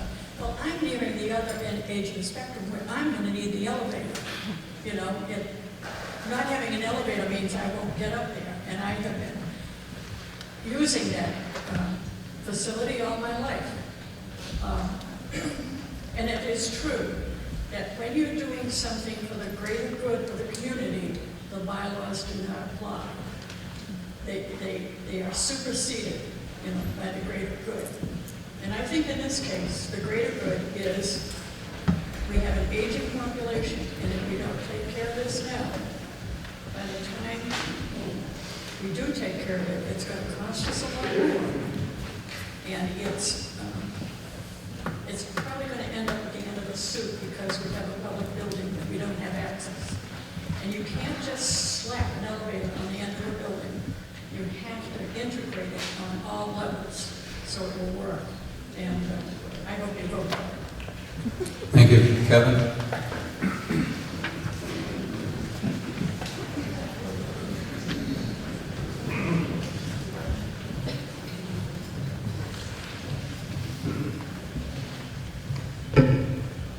Kevin Diggins, Gates Pond Road. Compliance is the wrong reason to do this. This is a cultural center of gravity for the town. There are a lot of activities there. I've been able to get there.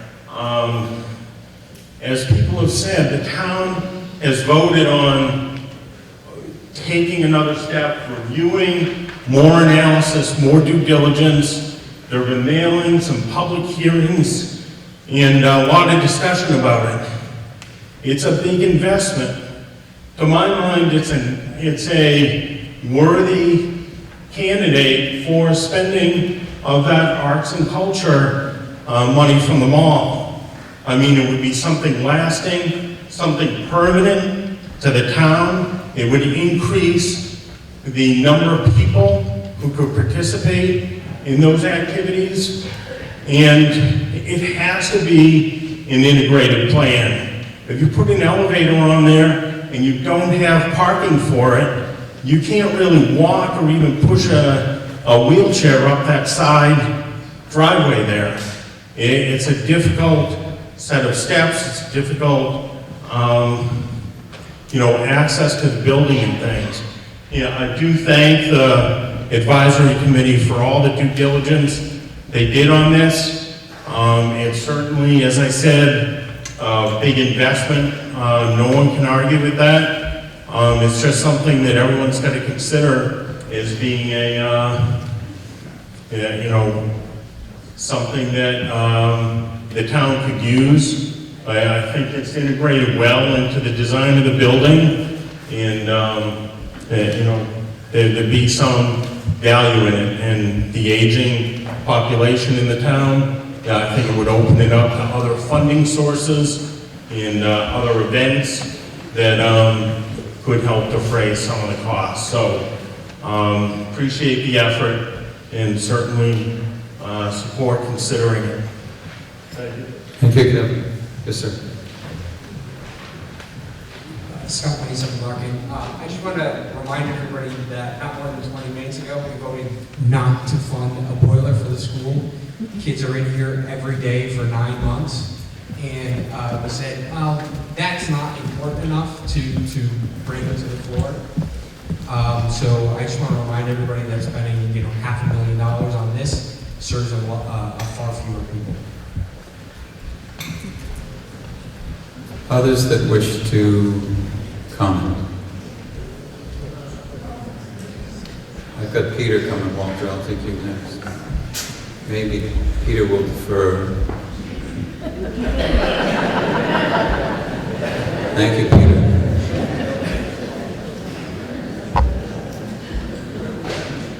No, he's coming. Willard Wheeler will speak next. Willard, would you like to? Thank you.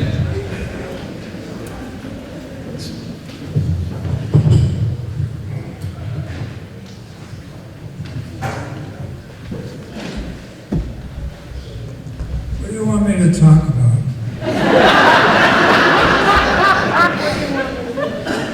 We've been beating this to death for 3 or 4 years at our house. And I'm not going to tell you what to do. But there was one thing that came up the other day that really knocked my socks off. And the question was, if you have a public meeting, how many people can you put in the town offices? And the answer is no more than 50. If you have a public meeting in the town hall, the old town hall, you can have over 200. Okay, that's wonderful, but you can't do it because you don't have access. Even though we want to have 200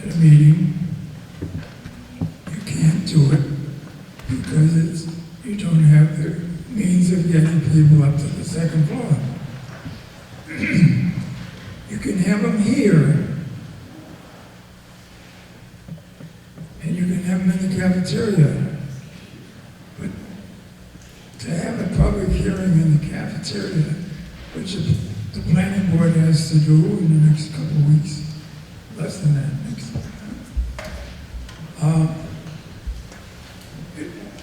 It was just one of the things that tipped me a little bit towards thinking it might be a good idea. I don't like the parking. I don't like moving the building.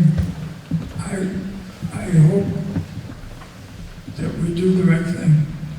And whether or not we do it tonight, it doesn't matter. You have to realize that they're going to be back again and again. And they should. And if it doesn't pass tonight, come back another time and try it again.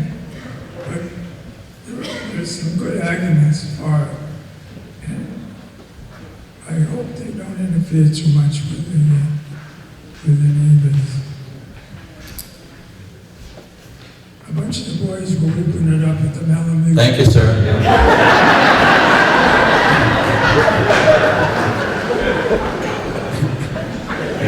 Get the Walter. We're going to bring Peter up first, and then you. Come up to the Methodist church there now. Finish this.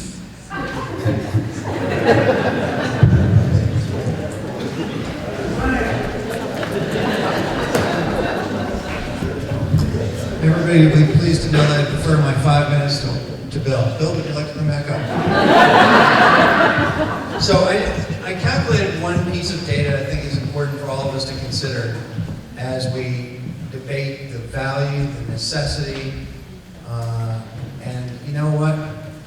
None of us are getting younger, so therefore, eventually, more of us than less of us will need this in some way, shape, or form.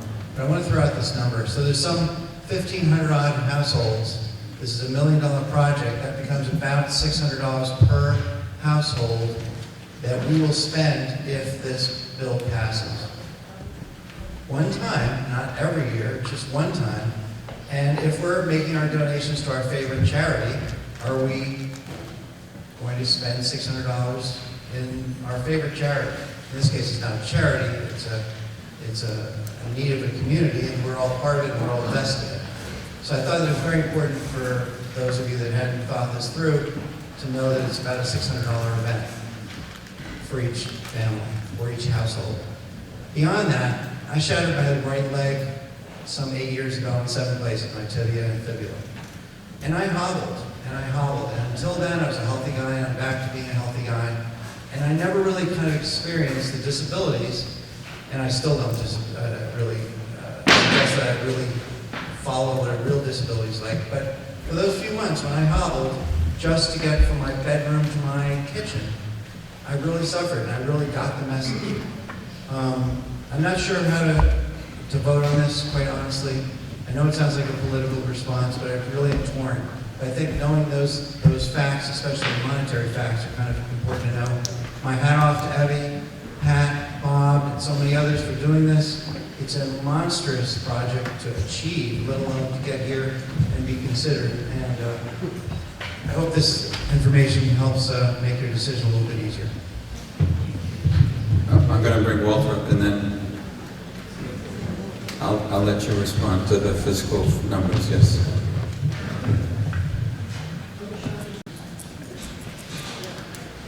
I think it handles the music box was hitting the jag time to it. Right, Bill? All right. Framing this issue is very important. In the past, we've allowed the proponents of this extravaganza, which I call it, to frame it as you're either for handicap access or you're against handicap access. That's not the case at all. I'm against this project, but I'm not against handicap access. Furthermore, this idea of coming back, if we put this off a year, I'll promise you, we'll be back with 2 alternatives to choose from. Access to that second floor can be had for a fraction of what this is without disturbing the whole countryside, changing the looks of that beautiful area. This is $850,000. The building is appraised at $250,000. Okay? This is $850,000. Put it in another perspective. We could take this, I could take this $850,000 and preserve a working, beautiful farm, open fields, horses, an important entrance to this town. Have money left over to convert the abandoned railroad from Colgan Road to Hudson into a rail trail that is accessible to wheelchairs, then have the money left over to provide perfectly adequate, safe access from the first to the second floor of the 1870 Town Hall. Now, I just did a little survey, took a poll a couple of weeks ago. It occurred to me to look into this. There's a whole bunch of us that spent 2 years in there.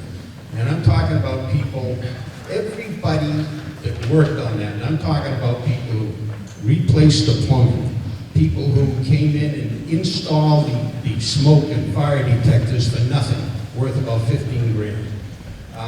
Products given to us from the local lumber company, 15 grand. Flooring given to us. People fixing the lights, cleaning the attic, doing the insulation. All of these people, every one, and I talked to about 13 of them, are against this project. We built that town hall for you, so you could have things. When we took it over, it sat there for 5 years. The selectmen appointed a committee that did nothing.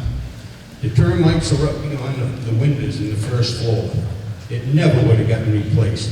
People went in there, we took it over, we got it straightened out for you. Now, we want to give you handicap access to the second floor for less than $20,000, and it would work all right. I mean, it could go on all night, just every item in here. Someone can't carry their instruments upstairs. I worked with 4 guys, and we carried a piano upstairs one time and put it up on the stage. What do you mean you can't carry your instruments upstairs? Have an emergency? Somebody needs to get down? You get together and you schlep the person down. The rescue squad's there like that. They take people out of windows and down. First of all, it's never been needed in the history of the building. It's 150 years old. So I'm absolutely for handicap access to the second floor, but there's an alternative way of doing it. And I want to just buttress what Priscilla and a couple of other people said about this mitigation money from the mall for the cultural mitigation. The selectmen have, in fact, for the 2 years I've been there, we've been talking about putting together a bunch of criteria, looking at what the Community Preservation Act does, and giving everybody a fair shot at this, to apply, measure the applications against certain criteria, and dole out money to different groups. So there's a fair shot at it. Did we get it done? No, we didn't get it done. But the Finance Committee dipped into there, scooped a handful of it out of there, a bucket full of it out of there, and somewhat justification saying, well, you people didn't come up with a criteria. Well, frankly, I'm in no big rush to spend money. We can always come up with that criteria. So I guess my position is, don't vote against handicap access. Vote against this. And next year, give us a year, and one of the previous speakers said this will be back and back and back. Well, it may be back, but I promise you, there'll be another article where you can have a choice, and it will work. Because this is way out of control.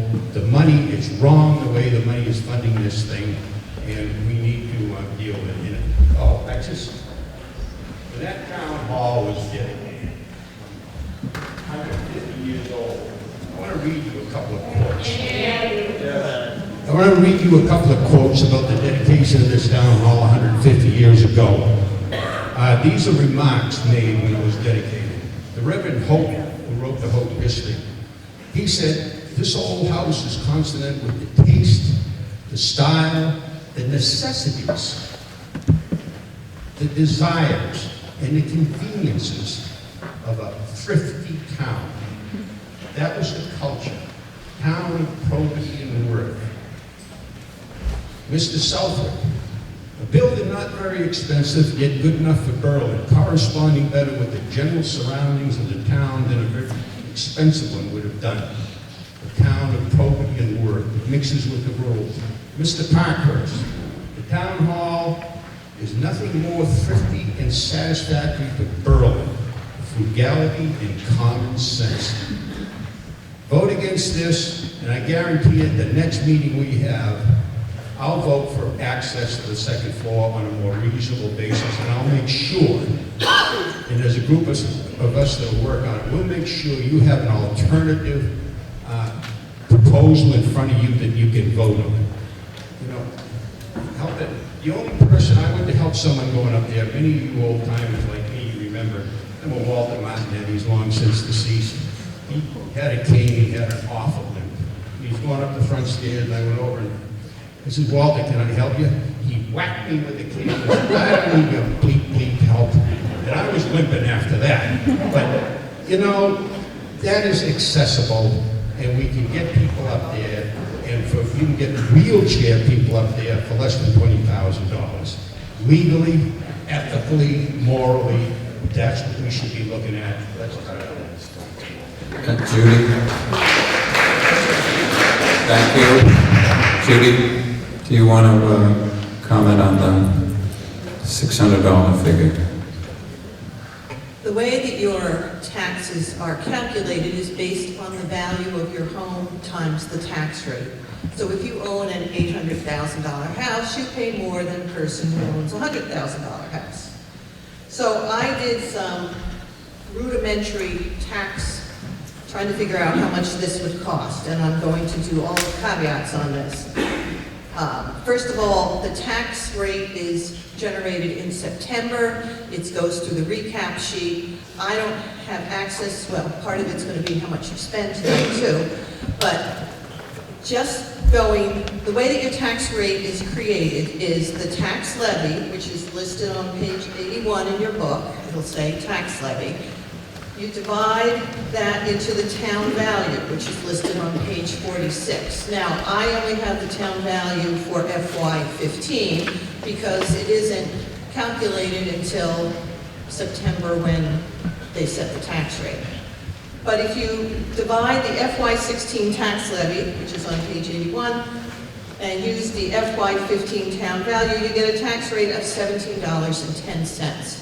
This is high because our tax rate currently is $16.09 because the selectmen in September decide if they're going to do rate splitting, which is when you shift some of the burden of the residential tax rates over to the commercial industrial, which is what we've done for the past 3 years.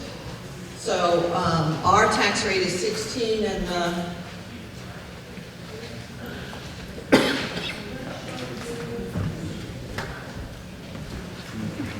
commercial is 2361.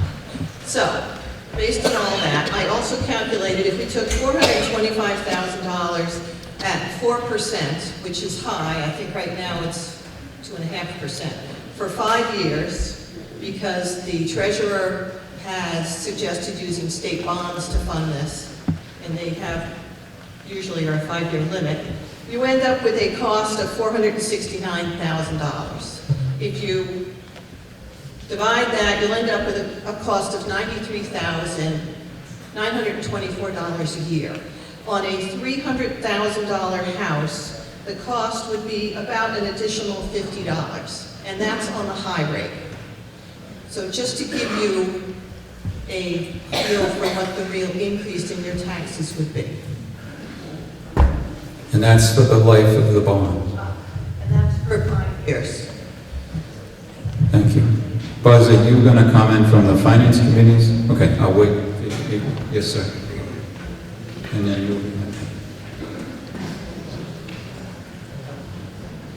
Good evening, Edwin Dukes, Sawyer Road. I just have Edwin Dukes, Sawyer Road. Just a question. The proposal is that these are biddable documents. Is that the case? Would these be considered construction documents? Or is that another step that has to be taken to develop a fully engineered construction document? The answer is that they're fully construction documents. Plans, specifications, everything we need to build. And the answer is yes. And that's looked at, is that also looked at mechanical, electrical, the types of systems that are required? And the answer is yes. The answer is yes. Okay, thank you, because just looking at the sketches, I'm a consulting engineer by trade, fire protection engineer, and looking at the information that I've seen, it appears that you have a busload of change orders through that set of documents, and I'd be very concerned that everything be properly addressed up front, and that be sure to avoid any additional slippage in costs and budgets. Does anyone from the committee want to elaborate on that any further?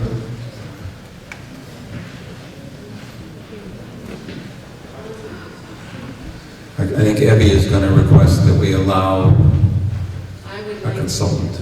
We hired, the town voted in December to pay for an architect to draw the construction documents, which we did. We hired Tom Chalmers of Austin Design, and he'll explain exactly the work he's done. Thank you. Thank you. Tom Chalmers from Austin Design. Speak right up into the mic. I live in Gill, Mass. Sorry. The drawings that you're referring to are just some presentation drawings. They're not the documents. The documents are approaching about 50 pages of drawings and 300 pages of specifications, and they define the project fully from all the trades that are needed. If I can say one other thing about the scope of the work, the accessibility issues with this building are twofold, really. One is getting from the street level up to the first floor level, and the second is getting from the first floor up to the second floor.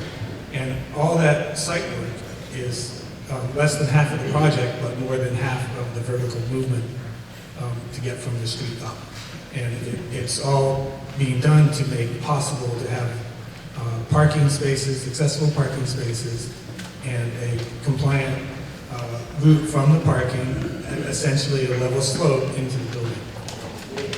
And without that access from the street, the building cannot be accessible. Thank you. Buzz. Well, I'm going to allow people, if they choose, to speak twice, and this is Buzz's second shot, so you won't hear from Buzz again. You will not hear from me again, I promise. So this is me speaking as a citizen, not as a member of the Finance Committee, just for clarity. One thing, I've seen a lot of projects for handicapped access. Here's what I always see. Everyone is in favor of handicapped access until they hear the price tag. And handicapped access, the reality is, particularly when it involves a building, it costs money. That's just a reality. And I ask you to bear that in mind. Second thing I want to say is, I know the people, not all of them, have been even involved in the 1870 Town Hall Committee, and I know them to be intelligent and honest, and very interested in the welfare of the town. And if there were a solution that would cost $20,000 and be legal and work, don't you think they would have brought it to you? Any other folks interested in commenting?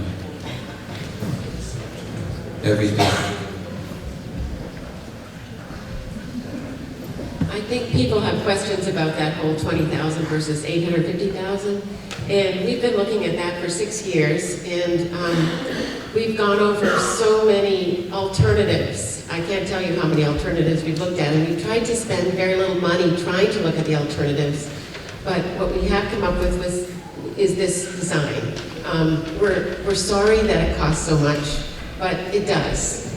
Part of the factors are the whole state prevailing wage issue. So as much as I dearly would love to hire Tommy Dorr to build this addition, I have to go through this, or we have to go through the state laws, which mean you have to put it out to bid, and hopefully he will apply for it.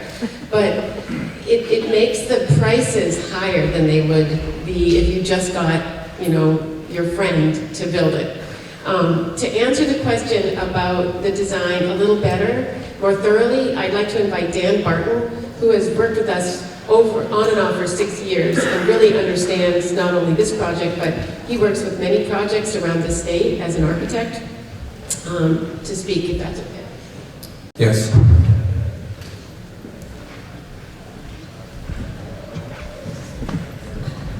Hi, my name is Daniel Barton from Mogul Architects of Harvard. I live in Groton. I have been working for the past 30 years, mostly with historic structures as part of my professional career. I want to just clarify something I think is really important. A $20,000 accessible solution to get from a first floor to a second floor in a building like the 1870 Town Hall does not exist.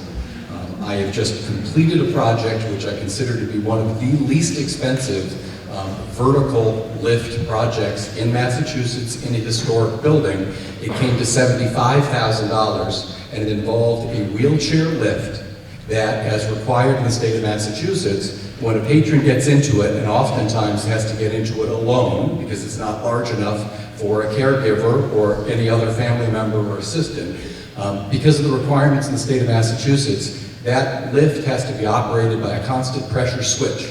That means that the individual that may be in that lift alone will need to hold the button the entire time they are traveling between floors. It is not an acceptable level of service in a building that accommodates large public functions that would have, as has been indicated here tonight, upwards of 150 people.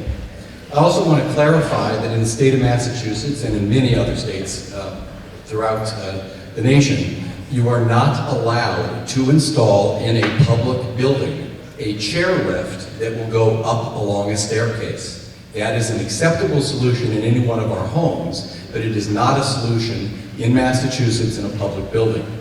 As the committee already mentioned tonight, because of the floor-to-floor height in the 1870 Town Hall, you are actually right at the limit to allow a wheelchair lift that I mentioned before with the constant pressure switch to even accommodate the vertical rise from the first floor to the second floor. Because the building would need to be made universally accessible, the platform also is required to have accessibility to it. And the solution that has been drawn in the plans that are before you tonight to vote upon have actually creatively used a two-stop elevator to get to all 3 levels of the building. The 3 levels from the top down being the platform, being your large hall on the second floor, and being the first floor of the building. As Tom mentioned, there's also an entire accessible route that exists from the parking area or from the access in the exterior to get into the building. Just to hit briefly again on 2 more cost factors. An elevator alone is typically for a project of this size going to be about $75,000 to $100,000 just for the equipment. But that isn't just all that's required. You need electrical service to it. You need to build a constructed shaft that has structural components to be able to go the entire height of the shaft. It has to be structurally sound and stable. And then there are other associated costs with any sort of construction project. Just want to clarify that a $20,000 solution in a building like this doesn't exist. What I typically see professionally, putting elevators into old buildings, usually start at about $250,000 and go up from there, all said and done. Here, you're spending that money, you're also getting usable square footage onto the building, which is bringing you additional energy conservation, you're getting an airlock and an energy, highly designed addition on the building. You're getting the demolition and replacement of a curatorial building. You're getting improvements to a site that is incredibly challenged. The forefathers of this town made a decision to site this town hall perched above your town green in the village center. It's a really spectacular property. But for those, even who don't need the elevator because they may be with a wheelchair or a walker, for just an aging population to make it up those granite steps or even to walk up the incline of that driveway is incredibly challenging. And this project is trying to address universal accessibility for everyone. And I really have a hard time calling a parking area for 5 vehicles, 2 of which are accessible spaces, a lot. It is frankly an overall driveway that's similar to what we have at many of our homes, especially with children driving, visitors coming by. It's a very modest parking area to accommodate a very reasonable, accessible route from a challenge site into a building that's used widely by the public. Thank you. Thank you, sir. Tina?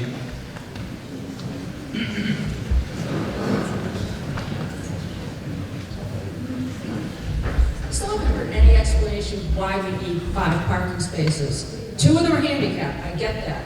Those could be put closer to the lobby, and we could get rid of the other 3, which eliminates a lot of the problems with the site. The other thing that I really didn't want to bring up tonight is I have a bone condition. I spend a lot of time on crutches and in a wheelchair. My best friend for the last 35 years has a broken neck. He's paraplegic. I have spent more time than probably most of the people in this room dealing with the practical matter of how to get a wheelchair from one level to another. And frankly, I'm insulted that anybody thinks that my problem is I don't want to make this building accessible. Thank you.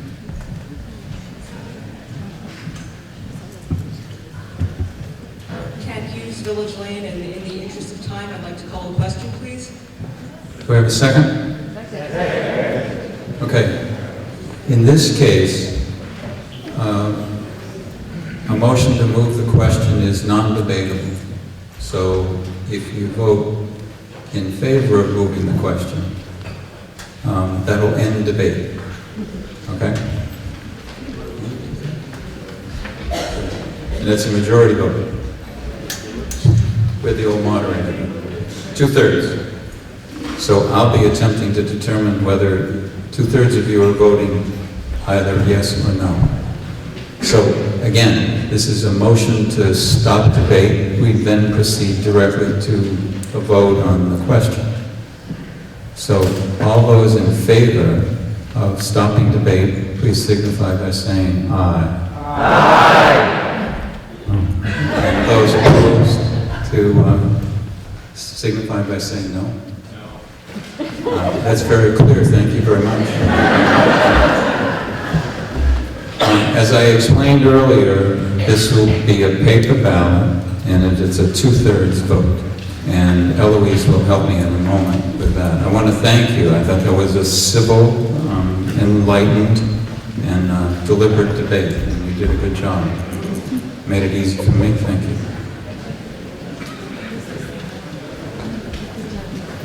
Eloise has suggested that the following people might help her, and I think we'll have them come up and be sworn in. Bob Kyle, June Paul Poland, Jane Sawyer, Nate Wheeler, Marsha Johnston, Lynn Ryan, and Steve Bradley. If you'd come up, Eloise will swear you in. It's going to take about 5 minutes for them to set up in the cafeteria. And what you'll do in about 5 minutes, and I'll tell you when that's ready, you'll proceed into the cafeteria. There'll be 2 lines, maybe 3 lines that you can vote at. You'll be given a ticket. First of all, maybe Eloise will explain this even more efficiently.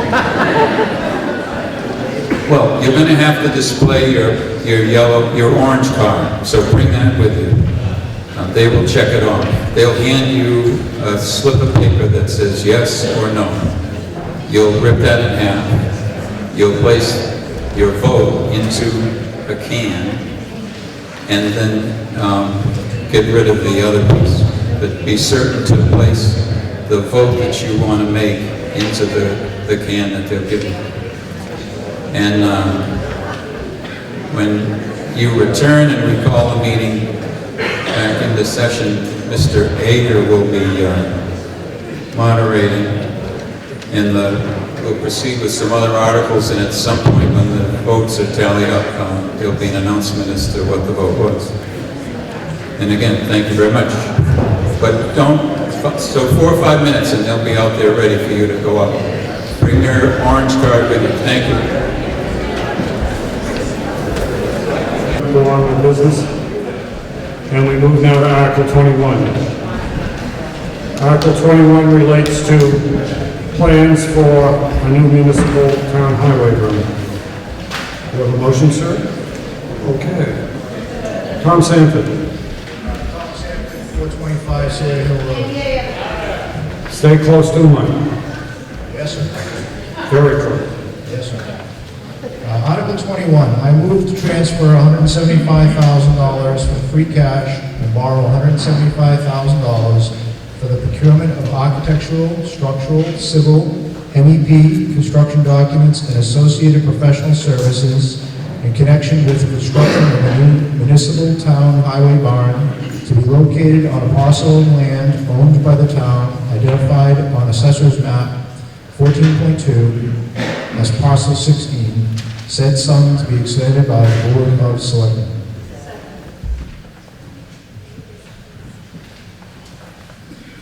Motion is made and seconded to transfer $175,000 from free cash and borrow $175,000 for the procurement of these plans. Tom, you want to speak to it? Yes, sir. 3 years ago, at the request of the Selectmen, a study committee was formed to assess the needs of the Highway Department. At that time, it was determined that a replacement of the existing structure on Carter Street was needed due to the age and consistent condition of the existing building and the fact that the site would not accommodate an expansion of the building footprint. Several parcels of land throughout town were investigated and a decision was reached to purchase the parcel on West Street, which the town did 2 years ago. Last August, we engaged the services of KSID Architects to review our needs assessment and provide a preliminary design, footprint, and elevations. These documents are located at the back of the room or uploaded to the town's website and were posted on the Friends of Berlin Facebook page. With these preliminary documents, we were able to hire a construction estimating service to develop a preliminary budget to construct the design that was still on. Included in this budget, but not shown on the floor plans that are located in the back, as a self-contained wash station capable of handling the largest piece of fire equipment that the town currently owns, and a fill station for diesel fuel for the town vehicles. What we created with these plans was a facility that's both functional, durable, aesthetically pleasing without being flamboyant. Basically, a good, honest design. The estimated price tag for this proposal, if it was constructed as is right now, would be $3.5 million in today's dollars. Some would argue that this seems excessive for a town of our size, but I'd like to point out a few facts to you. One, we're not here to vote the total price tag tonight, only the design services for the next step. Two, there are items that are included on this that will benefit other municipal users of this space besides the highway department. Three, our charge was to construct a facility that will last 50 years, being mindful that it will probably last a lot longer than that. And four, holding a budget number that was established before the land was currently purchased. We've incorporated into this design some green elements consistent with the town's green initiative so we can limit our impact on the environment. So we're here tonight to consider the next step, which is to vote on a sum of money that will allow us to hire an architect to flesh out these preliminary designs, provide construction documents, architecturals, structurals, mechanicals, and electricals, as well as civil documents, to be able to obtain proposals for construction. The figure we're asking you tonight is based on a percentage of the estimated cost to construct the facility. We shared this figure with a couple of architects and the construction estimator who confirmed that this amount will suffice to procure these documents as needed. Our committee would like to thank the Selectmen and the Finance Committee for their continued support of our efforts. Finance Committee comment?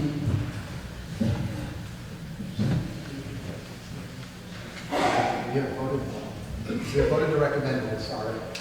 Make make sure it's on. People keep hitting the switches somehow. I'm trying to silence FinCom. We voted to recommend this article. Like to ask people to keep conversations in the back of the hall and other places. Keep them out so other people can hear, please. Are there others that wish to speak on this motion? Hearing none, I'll ask you to vote. What? I'm sorry. Bill?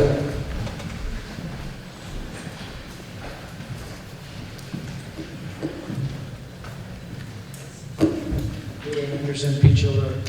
It seems to me that Closer to the mic. a generic metal building, built by space buildings would adequately meet our needs for housing, the trucks, etc.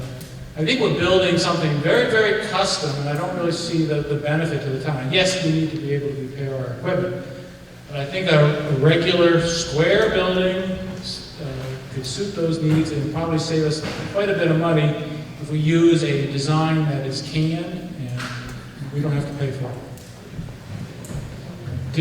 Was this option considered?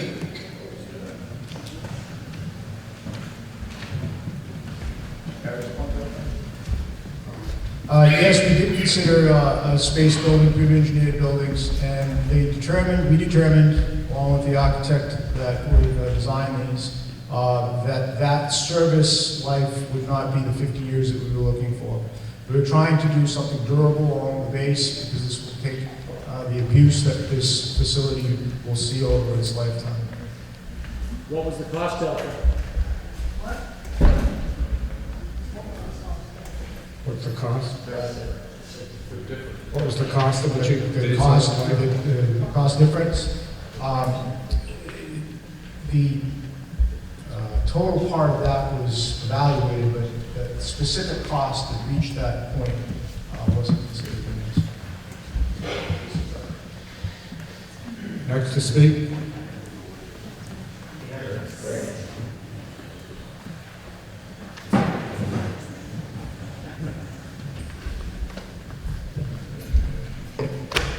Sorry, I know we're supposed to sit up here and be sphinxes and watch out for the town's money, but I have a big mouth, I'm sorry. No, I just want to let you know, I had my knives out for this when I saw this proposal coming, and the first thing I asked them was in fact the question the gentleman preceding me asked. When they explained to us how the town trucks are now stored, which is catch as catch can all over the place, the fact that there's not a central storage place for records, for maintenance, the fact that the plow drivers have no place to stop and take a break, which this building would give them. Anyway, the prospects of this didn't look good when they were coming into the room, but after listening to them for 20 minutes when they made their presentation, they got a 4-0 vote from us. And our job is to make sure that the town's finances stay in good shape. This, by the way, is not been a fun year for that, I have to tell you. And I encourage people to attend our meetings, which are open and public if you have questions about anything that we do. But anyway, they convinced us, and that's not always an easy thing to do.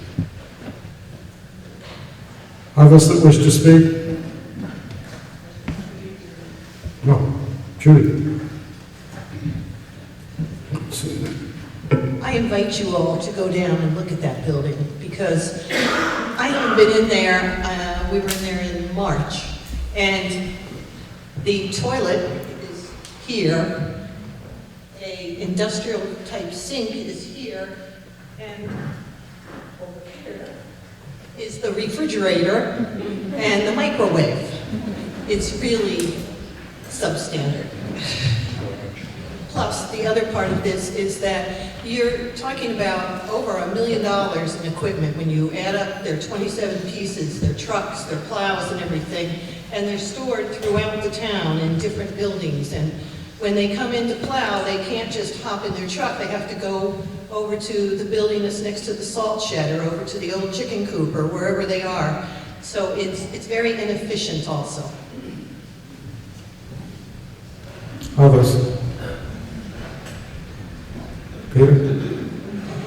Any minute, Walter. I'll put you up next.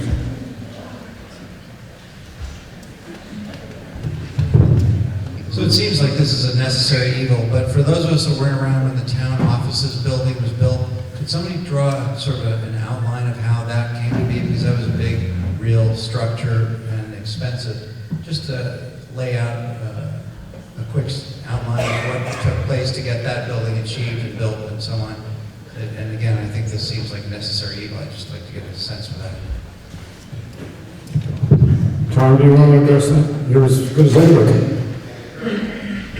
Tom was also on the building committee for that. I was also, thank you for that. The process was very similar. We looked at a needs assessment, we looked at the existing building and whether we could rehab that or add on to it. It was determined that police and fire had to be essential facilities, and when we evaluated that town office building, what we had to do to that existing structure to bring it up to seismic codes precluded us putting the police and fire in there. So it was determined at that time to add on to the second half of that building. We did a very similar thing. We had an additional preliminary drawings that were done. We came back to the town. We said we needed monies for design services to take it to the next level, to produce construction documents, to go out to get public bids for that, and then go out to construction. This money that we're asking for tonight is for them to flesh out the drawings, to get good documents that we can take out for bids, to get good total costs back. Right now, we're doing budgets and estimations based on some preliminary numbers. Walter Bickford.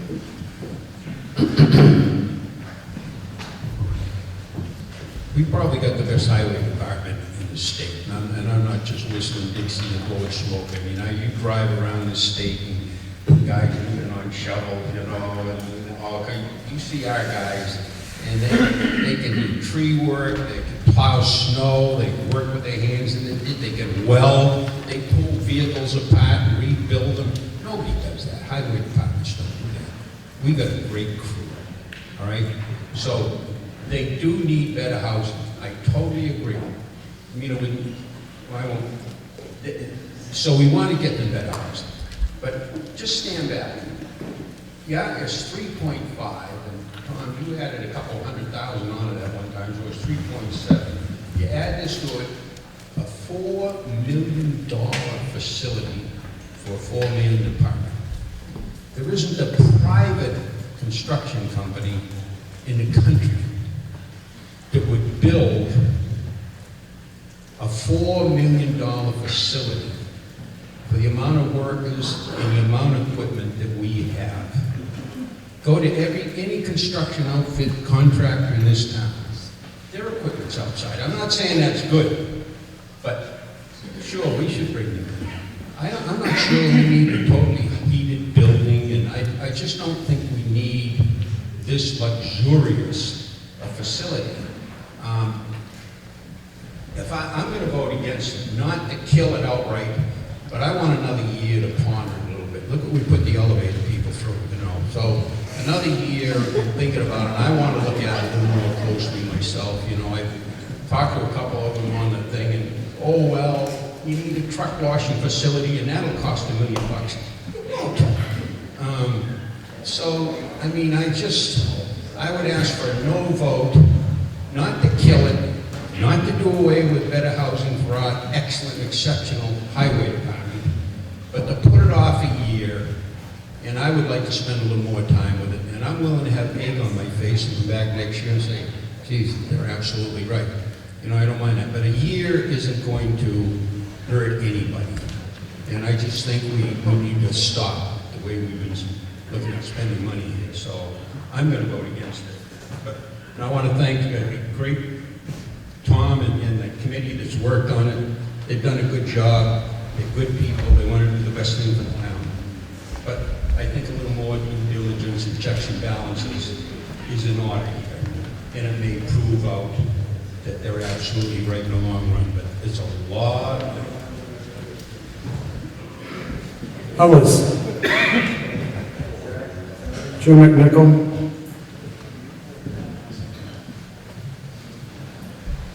Jim McNichol, 113 Boylston Road. Does the planning budget and then thus the construction budget, does it include the design for and then the installation of the solar array? And if it does, is there an estimate of what the money generated from that or kilowatts from that would be? No. The design hasn't been advanced enough to give you that figure, solid figure. Anyone else?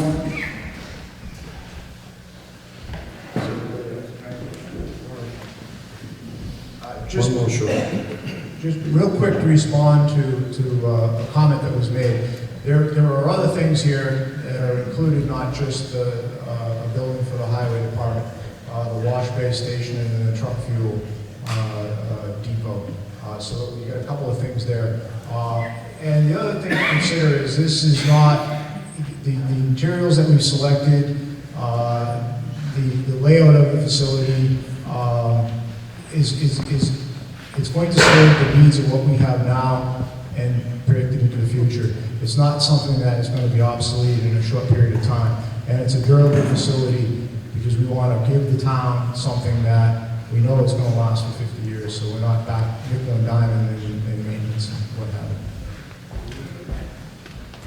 Is anyone else? If not, I'm going to move to a vote. Whoops. Oh. Mr. Bartlett.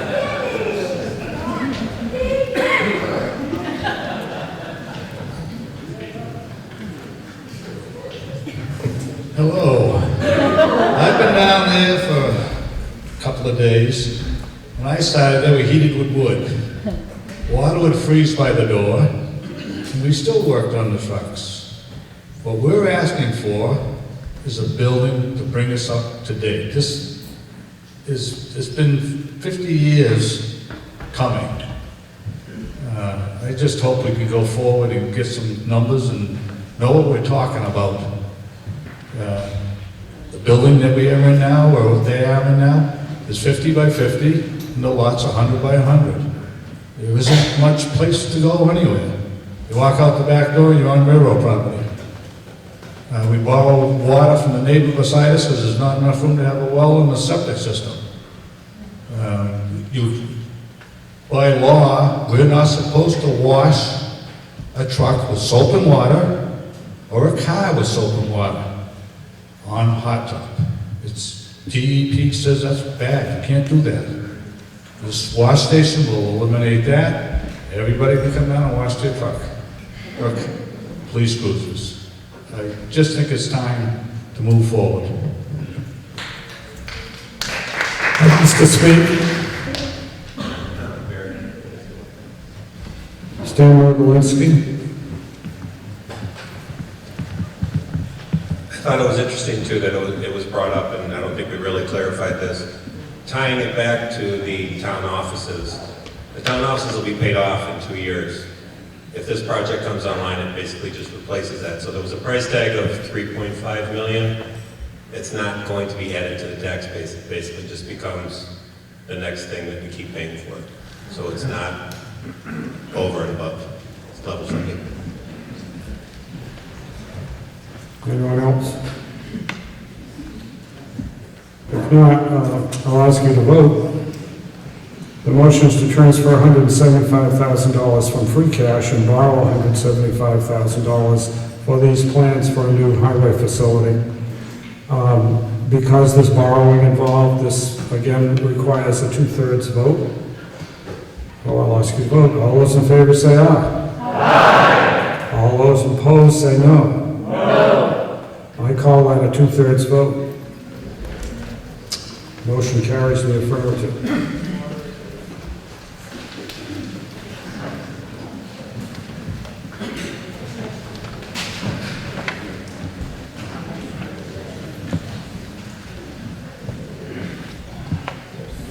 The town clerk has asked me to report on the results of the last vote regarding the town hall elevator. The total of 212 votes. It needed a 2/3 vote to pass, which would have been 142 votes. There were 111 votes yes and 101 votes no, so the article does not pass. Thank you.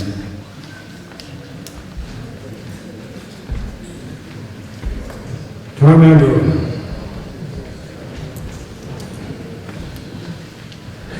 Mr. Moderator, it being past 11 o'clock, and we having a long agenda yet to go, I move this meeting be adjourned to 7:30 p.m. Tuesday, May 5th at Berlin Memorial School. Motion is made and seconded to adjourn the meeting until 7:30 p.m. on Tuesday, May 5th at Berlin Memorial School. All those in favor say aye. Aye. Those opposed, no. We'll see you tomorrow night. Thank you very much. We left off with, we finished the business of Article 21 last night, and we're ready to go on to Article 22, purchase of hot top. Is there a motion under Article 22?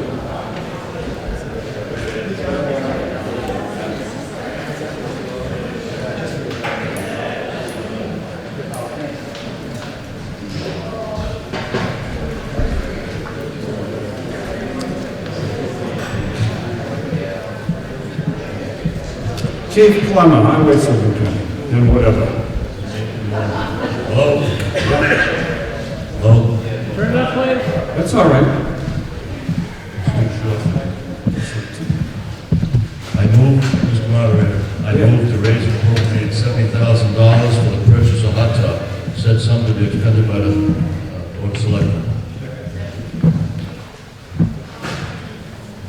Motion is made and seconded to raise and appropriate $70,000 for the purchase of hot top. Said sum to be expended by the Board of Selectmen. Normally, this is what they do every year, is give me a little more money. This will be in conjunction with Chapter 90 money, and this year I'm hoping to utilize that and rebuild part of Central Street, all of Oak Street, and all of Derby Road. Finance Committee had a positive recommendation. Okay, anything else to be said on this motion? Hearing nothing, $70,000 for hot top. All those in favor say aye. Aye. Opposed, no. Motion carries by unanimous vote. Article 23, dump truck.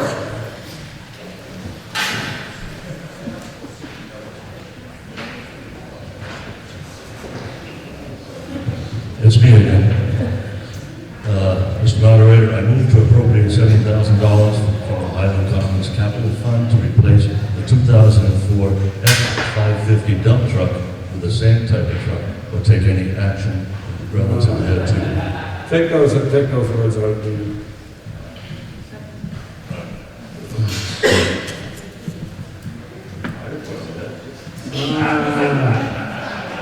Some of the rest of us didn't think we did either.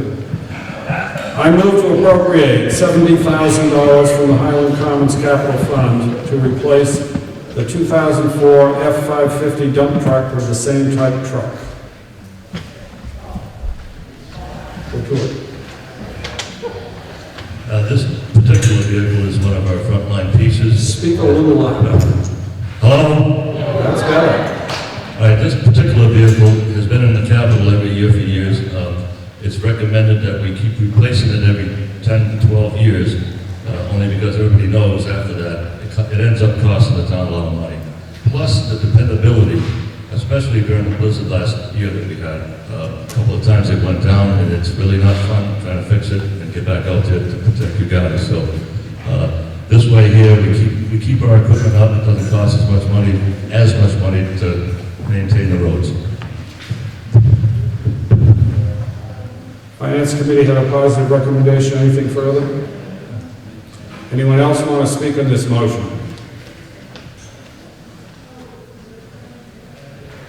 Hearing no one, I'll ask you to vote. $70,000 from the Highland Commons Capital Fund for the dump truck. All those in favor say aye. Aye. Those opposed, no. Motion carries by unanimous vote. Article 24.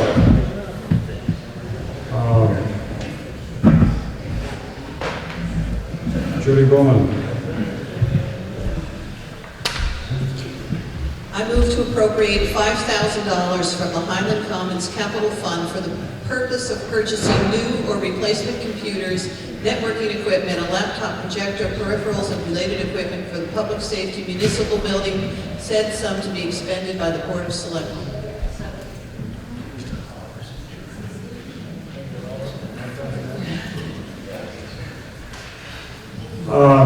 The motion is for $5,000 from the Highland Commons Capital Fund for this purpose. Judy, you want to speak to it? Their capital equipment for the data systems group is in warrant articles, and currently the warrant articles all say replace. None of them say the word new, so if we have a new piece of equipment, we can't buy it out of those funds. And there has been a request for a laptop projector. We currently borrow the one from the school, or people bring them in. And I envision that we might need 2 more personal computers or laptops. Finance Committee's comment. To clarify, you did hear Judy right. It was $5,000. The original request was 50. FinCom lowered it to 17, and Judy has now lowered it to 5. And FinCom is still fine with a lower number of 5.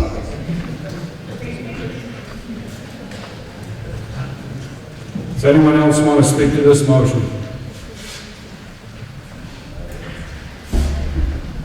Hearing nothing, I'll ask you to vote. All those in favor say aye. Aye. Those opposed, no. Motion carries by unanimous vote. Article 25. This is for energy audit. Judy Bowman. I move to raise and appropriate $25,000 for the purpose of obtaining an energy audit for the Public Safety Municipal Building and Berlin Memorial School, said sum to be expended by the Board of Selectmen. This is $25,000 for this purpose, and it's raised and appropriated, so it's from your Texas.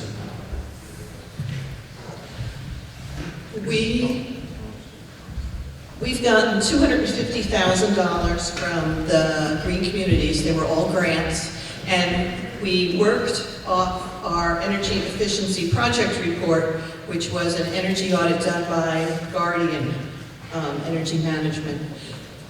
We need another audit in order to do any more projects, because Green Communities requires that you tell them what the return on investment is, how long the payback period would be, how much you would save. I originally put in for $50,000, but our Green Communities liaison informed me that you can get a grant for $12,500 for each project that you want through the state. So I lowered it by $25,000, presuming that we'd get a grant. There are several different types of energy audits that you can do. They're all ASHRA, American Society of Heating, Refrigerating and Air Conditioning Engineers, and we're looking to do a level 2 or to see how much a level 3 would cost. Finance Committee, have a further comment? You have a positive recommendation printed for this amount, $25,000. Does anyone else want to speak to this motion? All those in favor say aye. Aye. Opposed, no. Motion carries in the affirmative.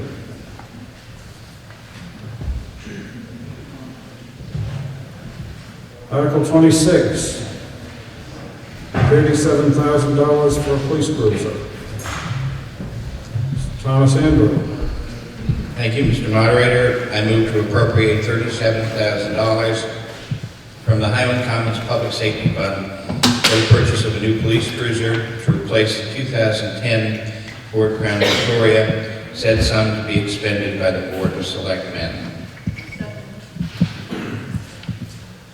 Motion made and seconded for $37,000 from the Highland Commons Public Safety Fund for this purpose. Thomas? This is the normal cyclical replacement of the police vehicles. We do this in accordance with the capital plan.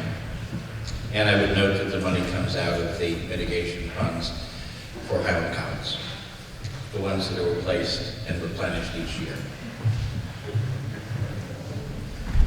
Finance Committee has a printed positive recommendation. Do you have anything further? Does anyone else want to speak to the motion?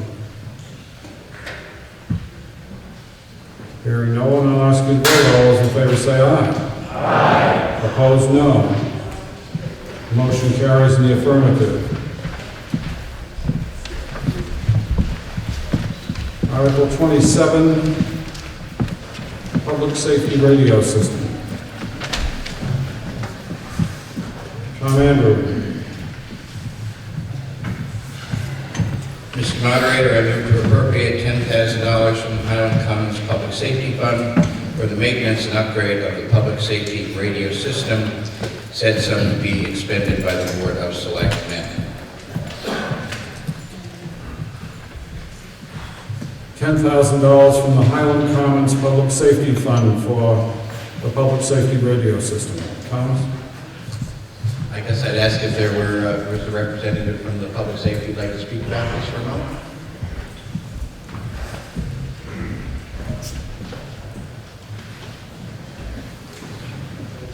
Police Chief, Tom Galvin. This article is for the upgrade of our public safety radio system. To explain to you a little bit how our radio system works, you often see EMTs, firefighters, and police officers with their handheld radios. We also have radios in all of our vehicles. Then we have a base station radio at the public safety building. And that's really what you see of our radio system. Then there's the infrastructure that really sends the signal to the radio so that we can actively communicate. We have 2 tower sites, one on Coburn Road and one on Taylor Road, as well as a tower at the public safety building. We're very fortunate that the towers on both Taylor Road and Coburn Road are maintained by cellular companies. So we get free space on those towers for our antennas, as well as our equipment at the base, and free electricity to power those. What this article is going to be used for is our battery backups. As some of you may have experienced through your lives here in Berlin, we've lost power. The cellular companies are nice enough to supply us with free electricity, but they don't supply us with any backup. So when we lose power, it's generally during an emergency. You've experienced those crises. We experience the same crisis, but now we can't communicate. We have battery backups at those locations now. They're in excess of 10 years old, and we need a replacement. This second project that we would do with this is at the Taylor Road site. Again, we have free space on the towers. Cellular technology has continued to evolve. New antennas and more antennas have gone up on that tower, and what they've done is they've impeded our antennas. So what we would do is we would purchase the equipment to raise our antennas up, have those mounted to improve our radio communications. Finance Committee has a printed positive comment. Do you have anything further to add? Does anyone else want to speak on this motion? Hearing no one, I will ask you to vote. This is $10,000 from the Highland Commons Public Safety Fund for the maintenance and upgrade of public safety radio systems. Said sum to be expended by the Board of Selectmen. All those in favor say aye. Aye. Those opposed, no. Motion carries by unanimous vote. Article 28. This is the trash compactor. Paul McKelp of the Board of Health. Paul McKelp, 119 Carter Street, Board of Health, Article 28. I move to appropriate $35,000 from the Highland Commons Capital Fund for the purchase and installation of the stationary trash compactor and necessary upgrade of electrical service at the transfer station, said sum to be expended by the Board of Health. Motion is made and seconded, the amount of $35,000 from the Highland Commons Capital Fund for this purpose. Paul? Currently, and since its inception, we've been operating with one trash compactor at the transfer station. Initially, it was put in before recycling or anything else and before town growth. What we have been experiencing for the last few years is that we have to get the compactor box pulled twice a week, whether it's full or not, because the capacity does not handle the amount of refuse that comes in over the 3 days that the transfer station is open. What that means is every time that box gets pulled, we are actually paying extra because there's probably room for 2 to 3 more tons per load. So with a second compactor, what we would do is we would finish one off and make sure it's nice and full, and then we would switch to the other one so that we would maximize our payloads. And currently we're paying $120 per haul. Our rough estimates right now, by doing this, we would be saving somewhere around $3,000, $3,500 a year. And a second and equally important aspect is if our existing compactor, which is somewhere between 15 and 20 years old, were to die, we would be in the position of having to emergency rent some open-top containers and pay for multiple hauls in order to keep the transfer station open. Otherwise, we would have to shut down and people would be sitting on their trash for a while.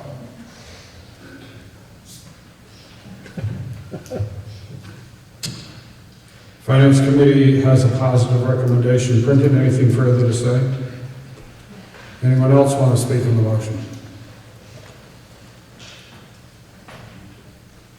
Hearing no one, I'll ask you to vote. All those in favor say aye. Aye. Opposed, no. Motion carries by unanimous vote. They like trash.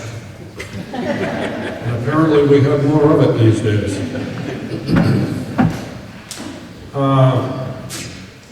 Council on Aging bus.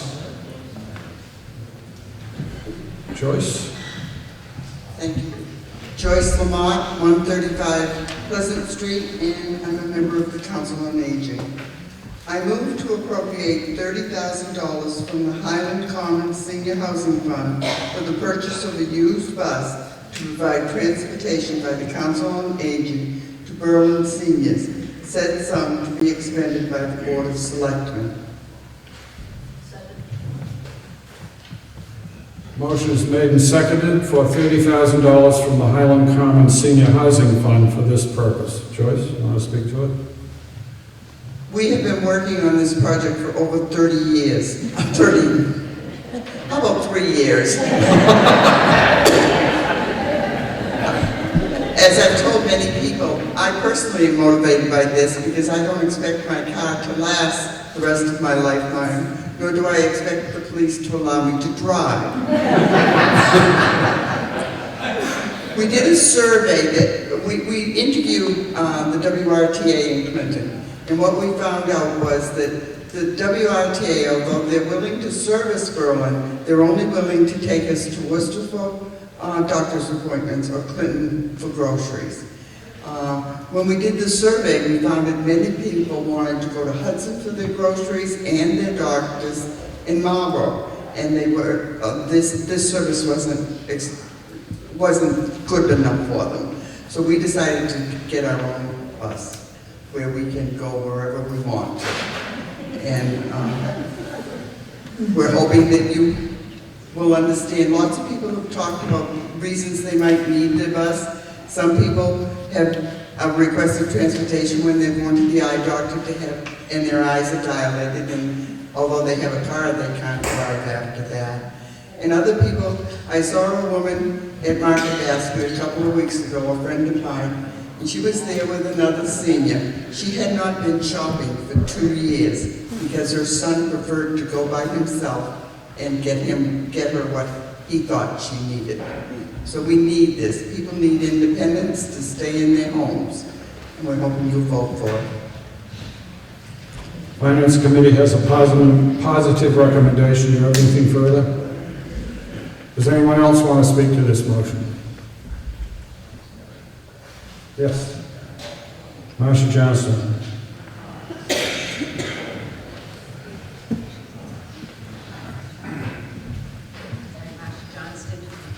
Baker Road. Turn the mic down a little and speak right into it. Joyce, I think it's a great idea. I do Meals on Wheels on Fridays, and it's very fulfilling to be going out and meeting and greeting our people that that can't get out to shop or groceries and stuff like that. I just have a couple questions. What are any costs involved? I mean, for drivers, or who covers those kinds of things? The only cost that's involved to the town is the insurance. The vehicle will be maintained as part of the fleet. We have the state of Massachusetts provides us with funds for what they consider things that seniors should have, and transportation is one of them. We get $8 for every senior in town, according to the 2010 census. Right now, that was 712 seniors. Right now we have 756, and there's an anticipation of over 800 seniors in the future. So all of these people will not have cars and will be looking for means of transportation, and it will be funded by the state grant.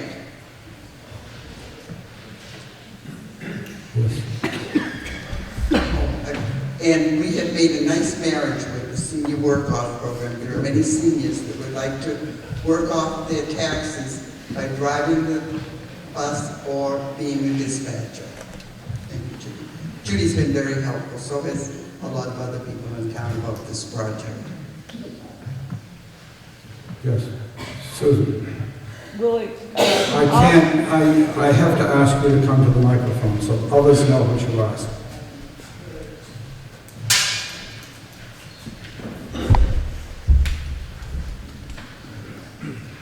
Will this man also be able to... No, that's not in the microphone. You gotta turn the microphone down toward you and get close enough so people can hear you, dear. I'm short.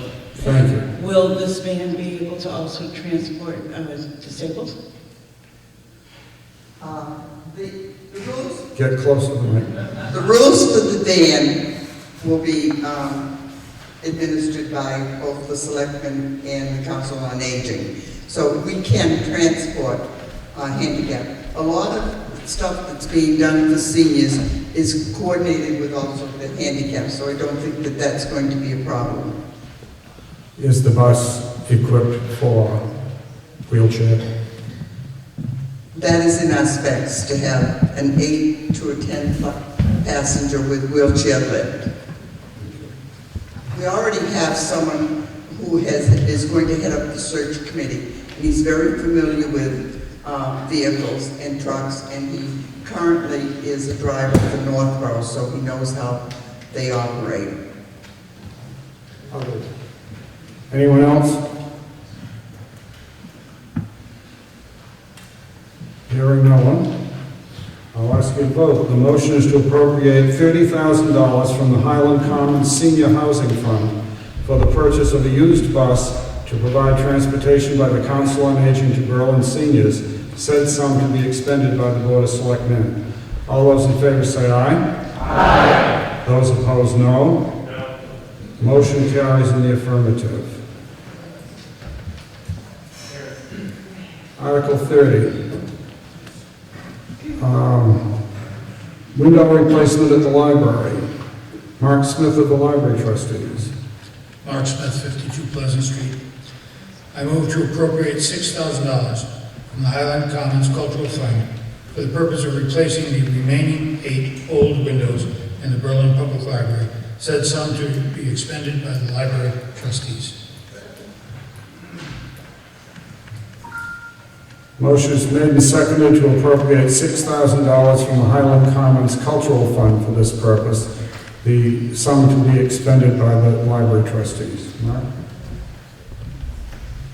Over the past several years, we have been able to replace the windows on the 1928 library building, starting with the 2 front windows and then moving to the sides.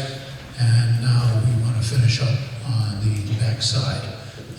The windows that we have replaced have been very efficient. The ones on the back are not. Finance Committee has a positive recommendation printed. Is there anything further? Okay. Anyone else want to speak to this motion?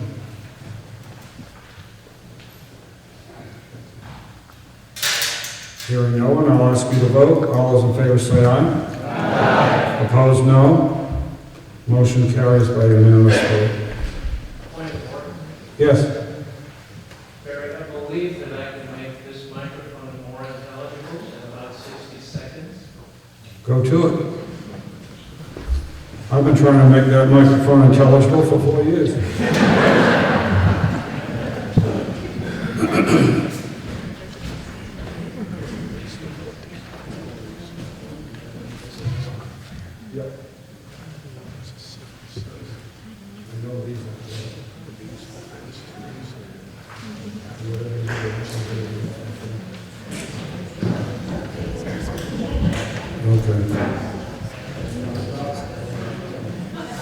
Article 31. This is money for general repairs for the library. Mark? I move to appropriate $4,000 from the Highland Commons Cultural Fund for the purpose of general repairs for Berlin Public Library, said sum to be expended by the library trustees.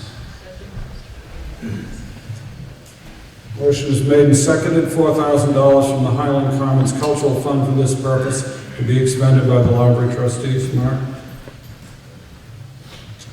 This is a general fund that we need to draw upon in emergency situations. In the past couple of years, we've had circumstances with the front door and with the door at the bottom side where the mechanisms have been damaged. I shouldn't say damaged. They have stopped functioning. They were old doors, and when we went to try and repair them, found out that there were no repair parts being made any longer. So these doors had to be replaced. It was a surprise to us, and so we wanted to have this amount for any unforeseen experiences that might crop up. Finance Committee has a positive recommendation. Is there anything further? Does anyone else want to speak to this motion? Hearing no one, I'll ask you to vote. All those in favor? Aye. Opposed? Motion carries by unanimous vote. Okay. Check. Testing 1, 2. Not much better? Is it better? Thank you. Thanks, Ken. Article 32. This is for the side panel, repairing side panels on the stairway at the library. Mark? I move to appropriate $2,000 from the Highland Commons Cultural Fund for the purpose of repairing the side panels on the stairway leading to the front door of the Berlin Public Library due to weather damage and age, said sum to be expended by the library trustees.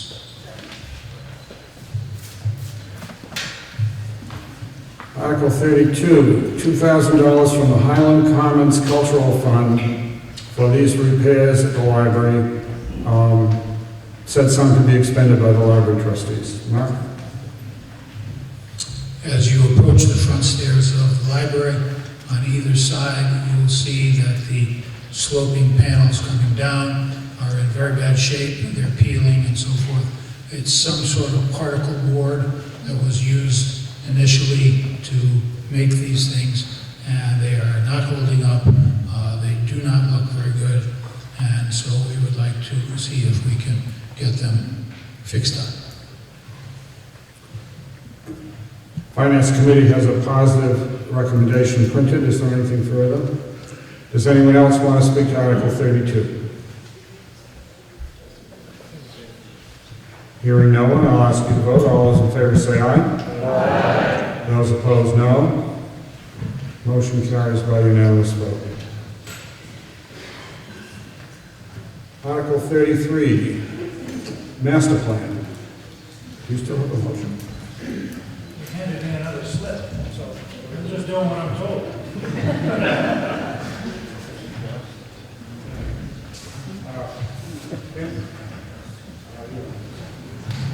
Apparently I'm no longer needed.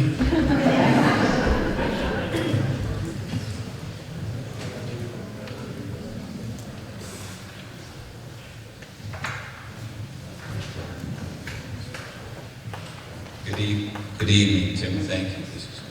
Good evening, Tim Wheeler, 240 Glen Street. I'm on the planning board. I move to raise and appropriate $5,000 for the preparation of the master plan for the town of Berlin, said sum to be expended by the planning board. Motion is made and seconded for $5,000 to be expended by the planning board. Timothy.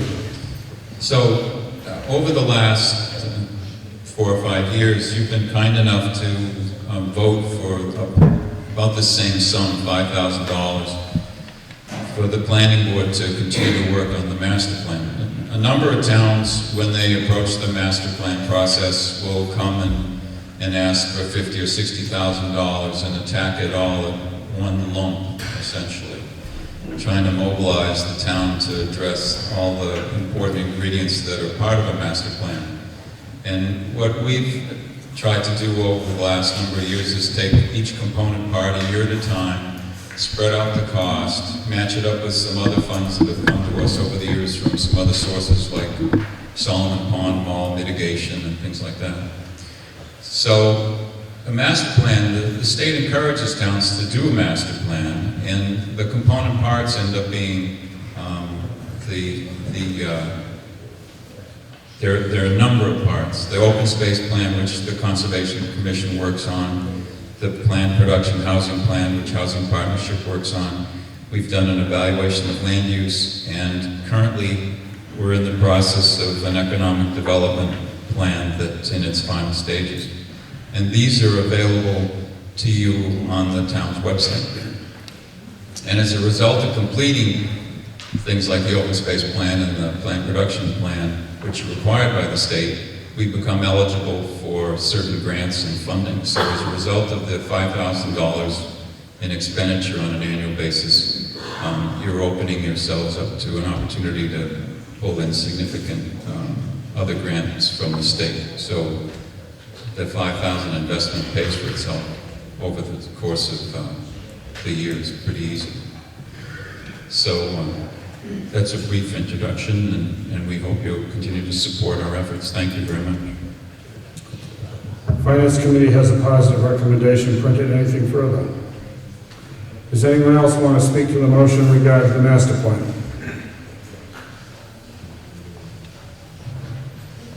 Hearing no one, I'll ask you to vote. All those in favor say aye.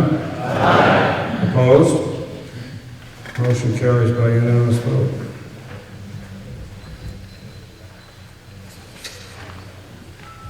Article 34 is an amendment to the zoning bylaw for the section entitled Signs. We have a motion under Article 34. Ron Bobruska of the Planning Board.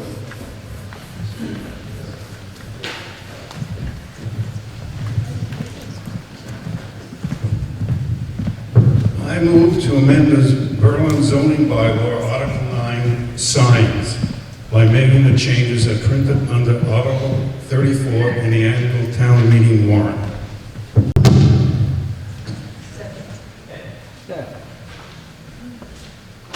The motion is made and seconded to amend the Berlin zoning bylaw, Article 9, signs, by making the changes as printed under Article 34 in the annual town meeting warrant. Mr. Bobruska, do you want to speak to that? The Berlin Planning Board held a public hearing on May 4th to consider comments concerning Article 34 on the Town of Berlin annual town meeting warrant. At the Planning Board meeting held on Monday, May 4th, 2014, the Planning Board voted 5 in favor and 0 opposed to Article 34.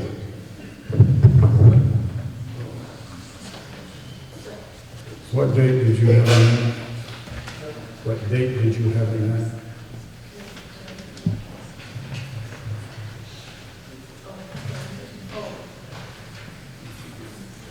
What year did you vote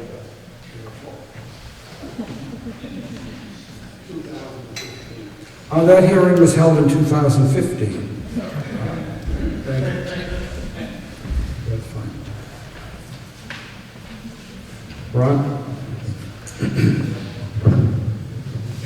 This is bylaw changes, is to update the sign bylaw by simplifying, clarifying, deleting redundant and unnecessary sections. On the first bylaw change, is kind of the sign of the time, so to speak, is allowing LED lighting for fuel prices and temperatures, temperature and date, time. Second one deletes in its entirety something that is already covered by another section of the bylaw on projecting signs.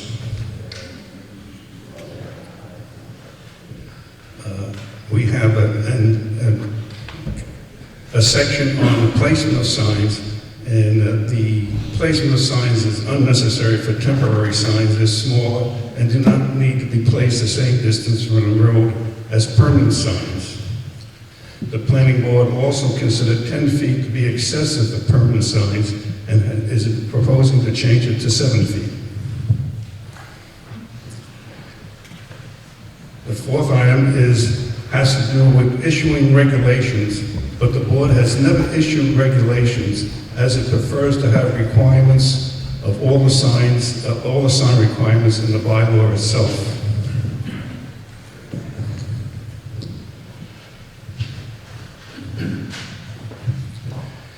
We've deleted unnecessary wording in section 918.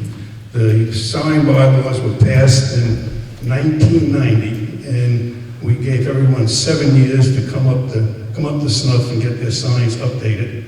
And during that 7-year period, we had a bylaw on how those signs should be maintained. Obviously, that 7 years has well passed us, and we no longer need how to maintain non-conforming signs.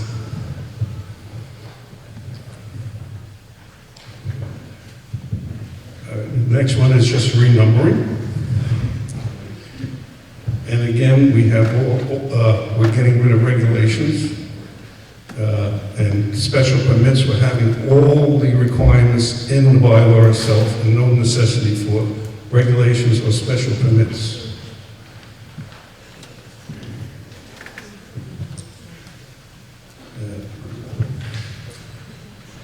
The planning board has never issued regulations, and as I stated earlier, we prefer to have all the requirements for signs in the bylaws itself. Therefore, we're deleting section 922 in its entirety, but it had to do with regulations and fees. We're keeping the fees portion of that section. Next one, we delete unnecessary wording. Rather than referring to another section, we're putting the actual requirements right in the section.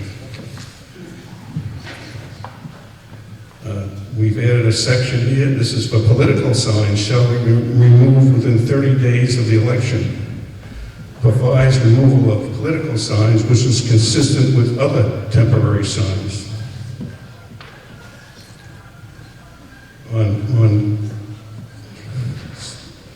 The 12th change has to do with direction signs for anything that's usually is for home businesses that are not on the main road, and it directs people to where to get to these businesses. We've listed roads that are primary and likely roads that people may travel when trying to find a business. Coolidge is such a road. We missed that, or we kind of looked at it like most people do, that Coolidge is an extension of Central, but it is a separate road. So therefore, we're adding Coolidge Road, and if any other roads we've missed, we're putting in a provision for the planning board to come up with other roads.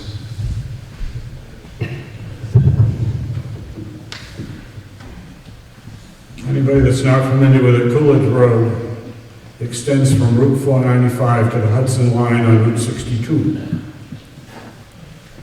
It's a very short distance, but it is a numbered route and one that's heavily traveled. Does anyone else want to speak on this motion? All of these sign bylaw amendments that Ron has described.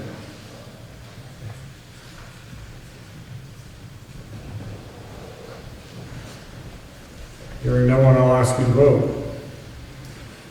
This is to amend the Berlin zoning bylaw Article 9 signs by making the changes as printed under Article 34 in the annual town meeting warrant. All those in favor say aye. Aye. All those opposed, no. Motion carries by unanimous vote.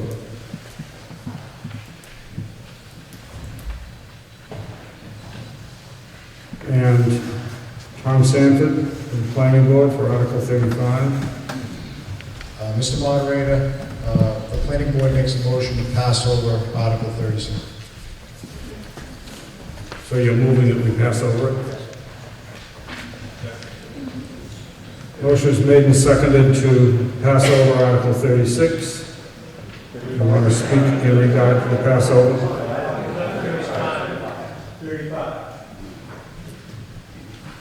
35? Yeah. Okay, since we're under Article 35, we'll make it 35.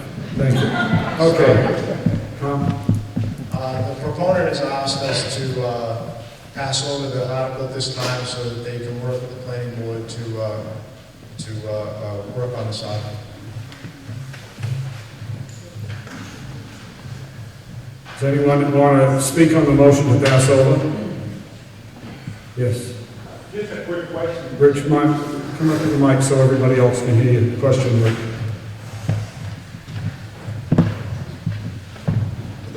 Rich Mariani, Gates Pond Road. There were 6 families from Gates Pond Road represented last night at the planning board meeting to discuss this siting of a solar power plant, basically in our backyards. The planning board voted 3-1 not to recommend. Now I'm hearing a passover. Can you explain what that means? Does that mean we come back next year and do this? Does that mean we come back next week? What does it actually mean in terms of whether we go forward with this or not?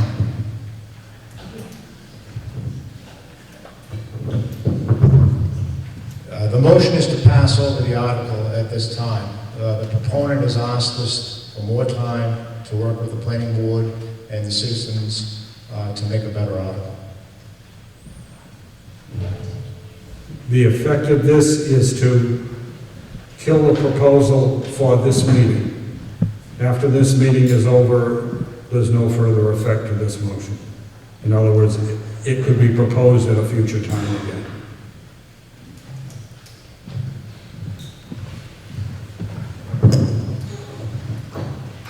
Does that mean a future town meeting next year, or does that mean maybe in a month? Anytime there's a town meeting, that this could get on the warrant for. Oh, okay.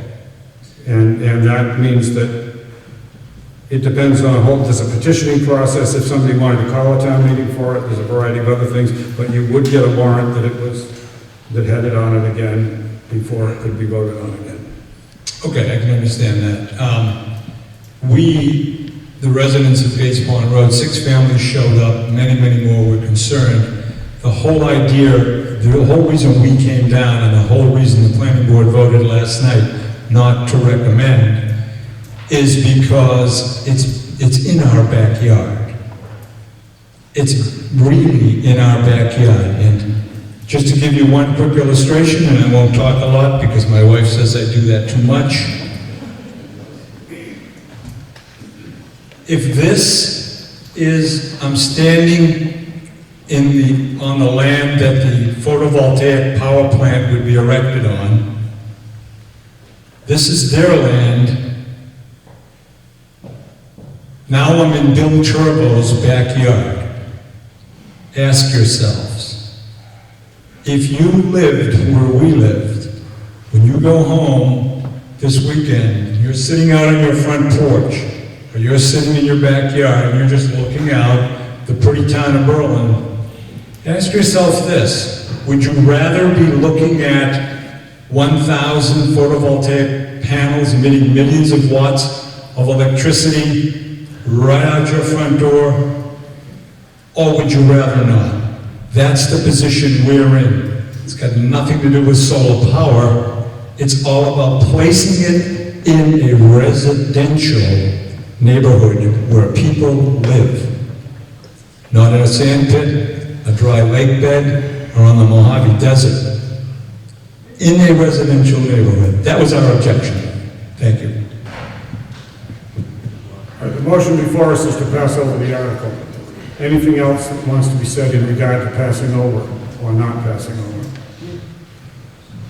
Hearing nothing, I'll ask you to vote. All those in favor of passing over the article, please say aye. Aye. Those opposed, no? No. Motion carries in the affirmative. Article 36. This is a matter in regard to Article 97 lands in Massachusetts, in Berlin. Marcia Johnson of the Johnston, Baker Road, Berlin Pipeline Study Committee. You've got to get closer to the mic and be louder. Article 36, I move to request that the Board of Selectmen ensure the continued protection of all Article 97 lands in Berlin and to oppose any proposal to construct a natural gas pipeline or any other project or facility through conservation lands in Berlin protected under Articles 97 of the amendments to the Massachusetts Constitution, and to also oppose the construction of these projects on farmland, wetland, or woodland not currently protected by Article 97. In addition, to request the state representative and state senator representing Berlin to vote no on any legislative proposal to override Article 97 or to take by eminent domain or to remove conservation lands from the protection of Article 97 in order to plan or install any high-pressure interstate or intrastate natural gas pipeline and any pipeline-related project or facility.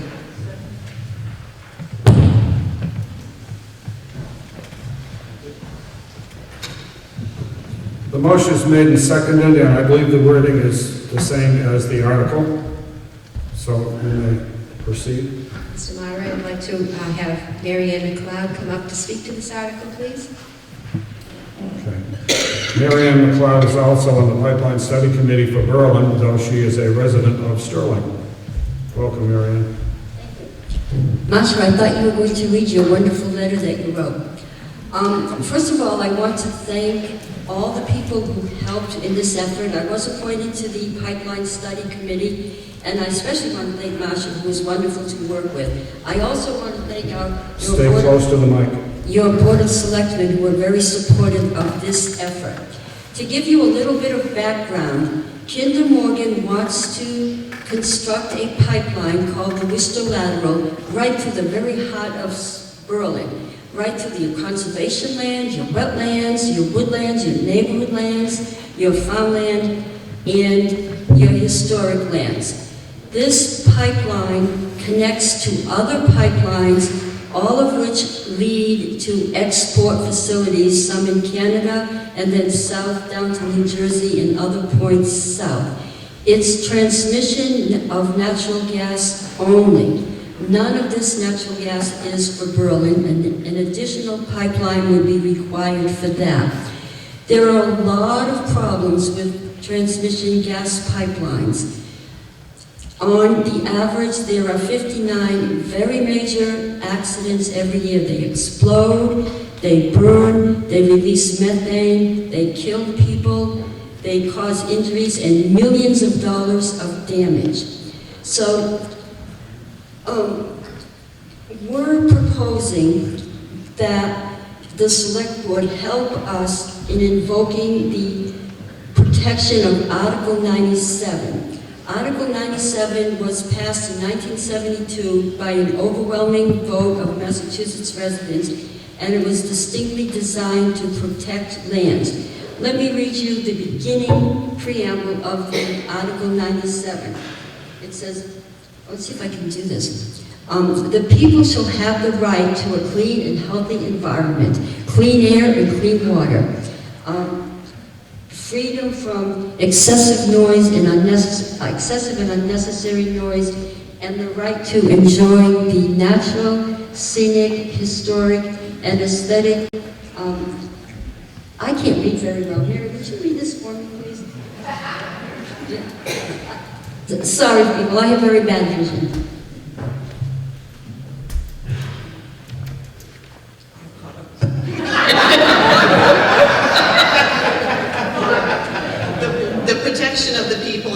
right to conservation and utilization of the agricultural, mineral, forest, water, air, and other natural resources is hereby declared to be a public purpose. The general court shall have the power to enact legislation necessary or expedient to protect such rights.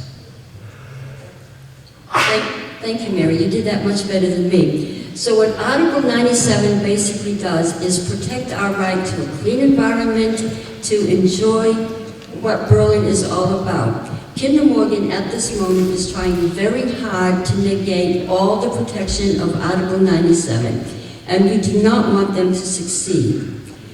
What we are asking is that you invoke the power of your select board to petition the state legislature, who are required by this article to protect our lands, to petition them to do just that, to do their job. It's a very powerful statement from the voters of this town. It's the only time you are going to get a chance to vote on this pipeline. If we don't do it, FERC will probably approve it. I do not know what our legislature will do. A lot of other towns are also trying to persuade the state government to pass a similar article. 53 of them, as a matter of fact. Bolton is voting on it as well, and so is Boylston. The three towns are working together to try to stop this pipeline. We have been told that natural gas is a clean fuel. It is not. It is actually dirtier than oil. It produces, I'll just give you a few statistics. I won't bore you with all of the things I have learned about natural gas, which is incredible. It produces 70% of the carbon dioxide of oil. It produces a lot of methane. Oil does not. Methane is 87% more polluting than CO2, which is a really big concern for all of us. So, and there's a lot of other reasons too why natural gas is not a clean fuel. What I want to urge you is to vote in favor of this article. We do need to protect our environment, we need to protect our town, and I don't live in Berlin anymore, but I have family and friends in Berlin, so I still have very close attachments to Berlin. Please vote in favor of this article. It will go a long way in protecting our environment, and it sends a very strong message to both Kinder Morgan, who is trying to shove this down our throats, and to our legislature to tell them protect our environment in our town. Thank you. Does someone else want to speak to this motion? Yes. Paul Kelleher.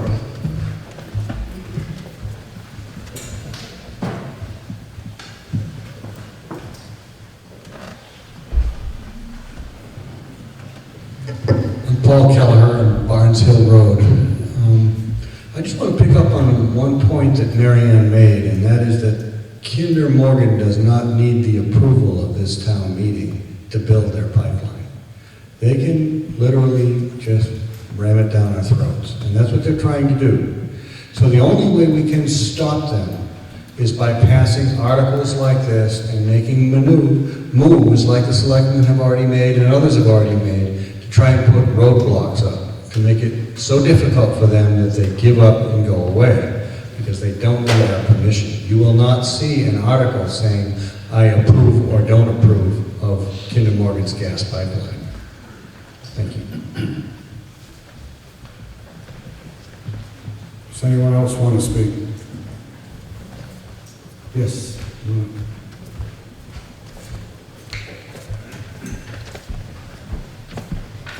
Joanne Carey, 32 Jones Road.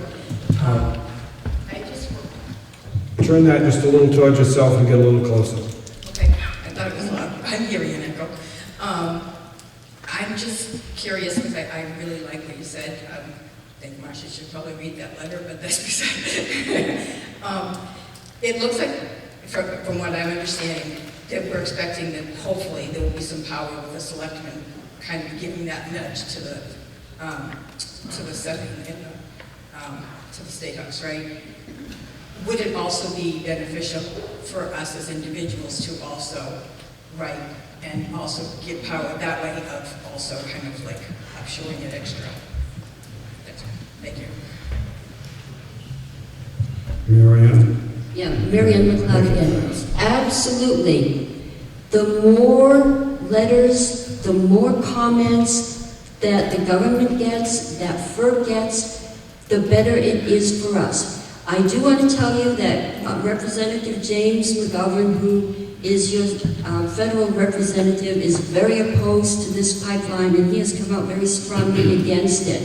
Harold Naughton, the representative from Clinton, has also attended many of our meetings, and he has come out against it as well. The more comments and letters they get, the stronger our case becomes. So I do encourage you to write, and I would be glad to provide anyone with the information they need to do that. Could someone explain why it is important for us to deal with the legislature in regard to Article 97? Thomas?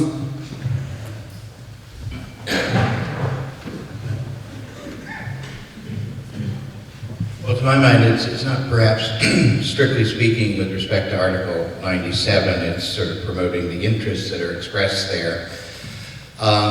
Currently, for instance, the Commonwealth's laws provide that eminent domain cannot be used to take land for this kind of public utility through a state or municipal reservation, parkland, etc. So we currently, for instance, have protection under the Massachusetts eminent domain law from this, from eminent domain affecting the passage of this through Berlin conservation land, and much of the proposed route goes through conservation land.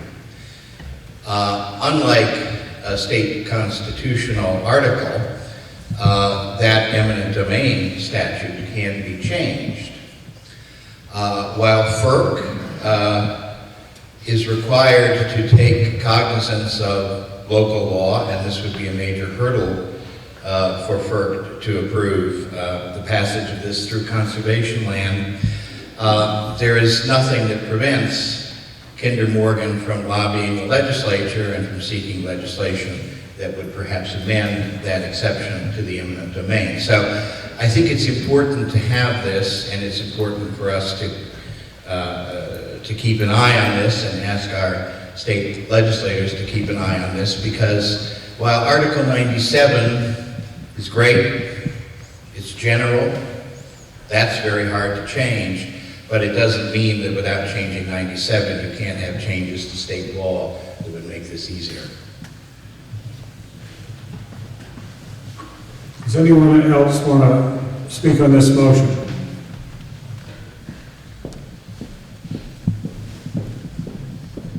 Wendy Rogolinski. Wendy Rogolinski, Barnes Hill Road. I have gotten several letters from Kinder Morgan. They are going to be coming through our property, and as I ignore each letter that I get from them, where they are requesting permission to come onto my property, I get a nastier and nastier letter the next time I receive one from them. I am not interested in them coming on my property. I am not interested in them cutting a path through my property, which will then have to stay there for the rest of my life. And I am very concerned about how they are going to keep it clear. I don't know. I've been told by some people that they use herbicides to keep the land, the swath, clear from any vegetation growing, and this concerns me for my well. Obviously, everybody in Berlin has a well, and I don't know what they're going to put down on the land to keep it clear. I know my neighbor, and I cannot speak for the Rainvilles, but I do know that it will be going through their orchard, and that concerns me greatly as well for their welfare and for the beautiful blossoms that I see from all of their fruit-bearing trees growing. Is there anyone else? Hearing no one, I'll ask you to vote. The motion is basically as printed in the article under Article 36 to have the selectmen oppose the pipeline and to request the state representative and state senator to vote no on any legislative proposals that would override the Chapter 90, Article 97 protections. All those in favor say aye. Aye. Those opposed, no. No. Motion carries in the affirmative with one opposing vote.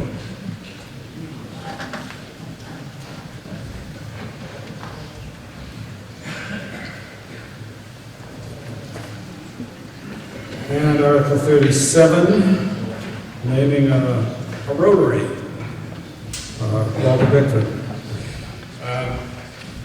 My name is Walter Bickford, I live in South Street. Article 37, I move to name the New River Road West Rotary, now under construction, as Reese Circle. Motion is made and seconded, as the article says. Walter? The Reese family is in its third generation on that farm down there right now.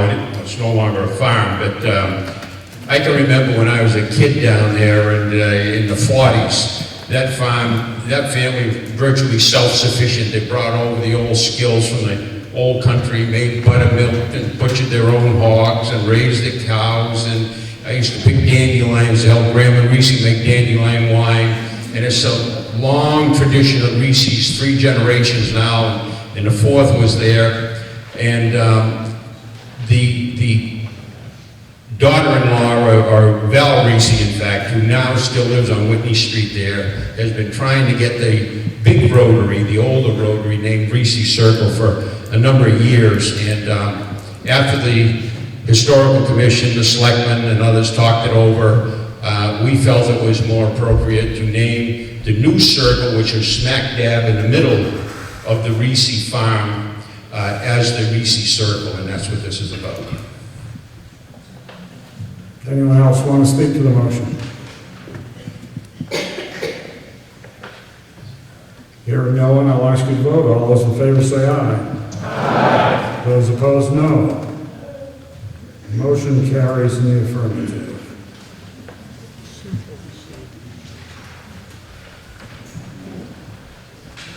Article 38, general bylaw amendment in regard to dogs and animal control. Recognize Town Clerk Eloise Sauls. Eloise Sauls, 317 Randall Road. I move to amend the Town of Berlin general bylaws by deleting Article 9, dogs in its entirety, and replacing it with Article 9, animal control, as printed in Article 38 of the warrant for this meeting. You in Article 9 or Article 11? The right one. Oh, Article 11 will do? Okay. Don't have the glasses. So we have a motion to delete Article 11 dogs and replace it with Article 11 animal control. You want to speak to it, Eloise? In 2012, the state totally reworked the dog bylaw, and they've put in new definitions, new terms, that's now called animal control, and we needed to bring our bylaw in compliance with state law.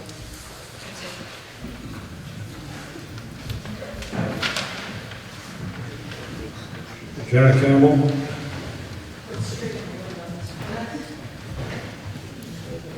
Janet Campbell, 285 Pleasant Street.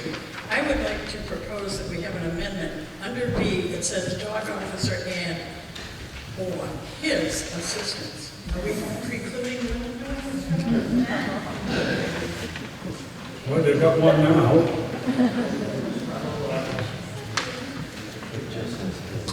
You'll need to write out your amendment for us, Steve. You need paper.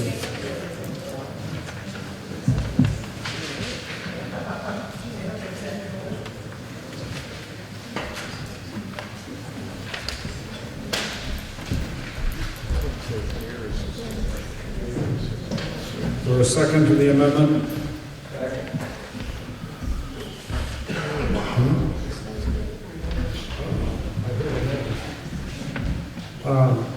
Motion made and seconded to amend the proposal.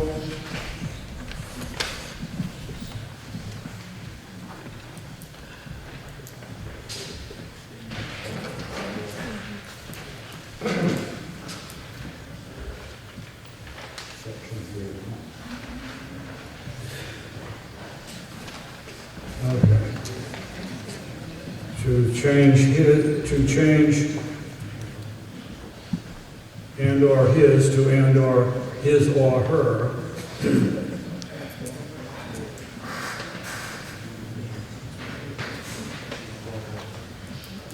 was the day that the English teachers called that common gender, but we can't get away with it anymore. Does anybody else have anything to say on the amendment only? We're just talking about the amendment.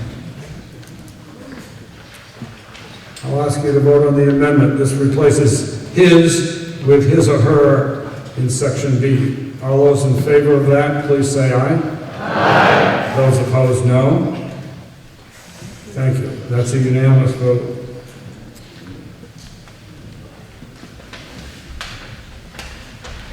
And we will go back to the whole thing, and we have the entire bylaw change before us with that change, his or her, in section B. Does anybody have anything to say on that again? Hearing nothing, I'll ask you to vote. The motion is to amend the bylaw as printed in the warrant with the addition of or her in paragraph B. All those in favor say aye. Aye. Those opposed, no. Motion passes by unanimous vote. Article 39.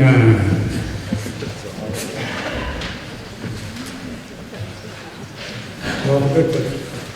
Thank you, Mr. Moderator. Article 39, I move to accept the provisions of General Law, Chapter 48, Section 42A, said statute to supersede all other town bylaws to the contrary.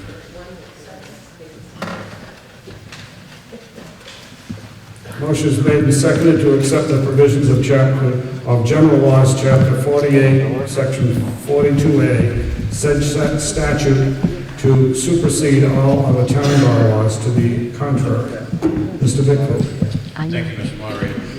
The purpose of this right now is we just did a $30,000 study to look into our public safety agencies, and it's come out, we've got a rough draft, we're just going over spelling errors and things like that, but basically, it highly recommends what I'm recommending here, and the purpose of it is to adopt the so-called weak chief law as opposed to this very rare Board of Fire Engineers. There's only 11 towns in the state right now that has that form of government. And there's some question as to the legality of it in Berlin to begin with, and some question as to some of the legality of some of the agreements that they've made with neighboring towns, at least according to the MRI study. But the important thing is, we want to look at this all year long, and then the selectmen intend to hold a special town meeting sometime in the fall to implement the recommendations of this public safety study. And what I want to do with this article and the signers of it is put the fire chief and the rescue chief on level ground, even keel, so that they both negotiate and we combine these agencies, which is a thing that should have been done years ago. Unfortunately, it wasn't. And we need to do that right now. Just for your information, the signers of this petition, there are six former selectmen, and a sitting selectman, me obviously, a former police chief, our first full-time police chief, a fire chief, the rescue squad chief, police officers, former police officers, elected town officers, three good young men in Berlin who volunteer in fire departments in other towns because they won't volunteer because of this. I want to emphasize one thing. This is a systemic issue, not a personal issue. Because of the system of the Board of Fire Engineers. So it's very important that we do away with that so that we can work with the rescue squad chief and follow the recommendations of this $30,000 study, which basically says we should be combining them under one chief. It looks like now it most likely be the fire chief in town, but that's what this is about. And, one other thing, more than 50% of the cities and towns in the Commonwealth have this form of fire department leadership.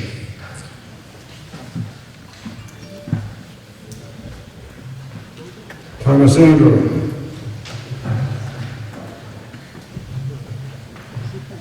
Mr. Moderator, I move to pass over Article 39.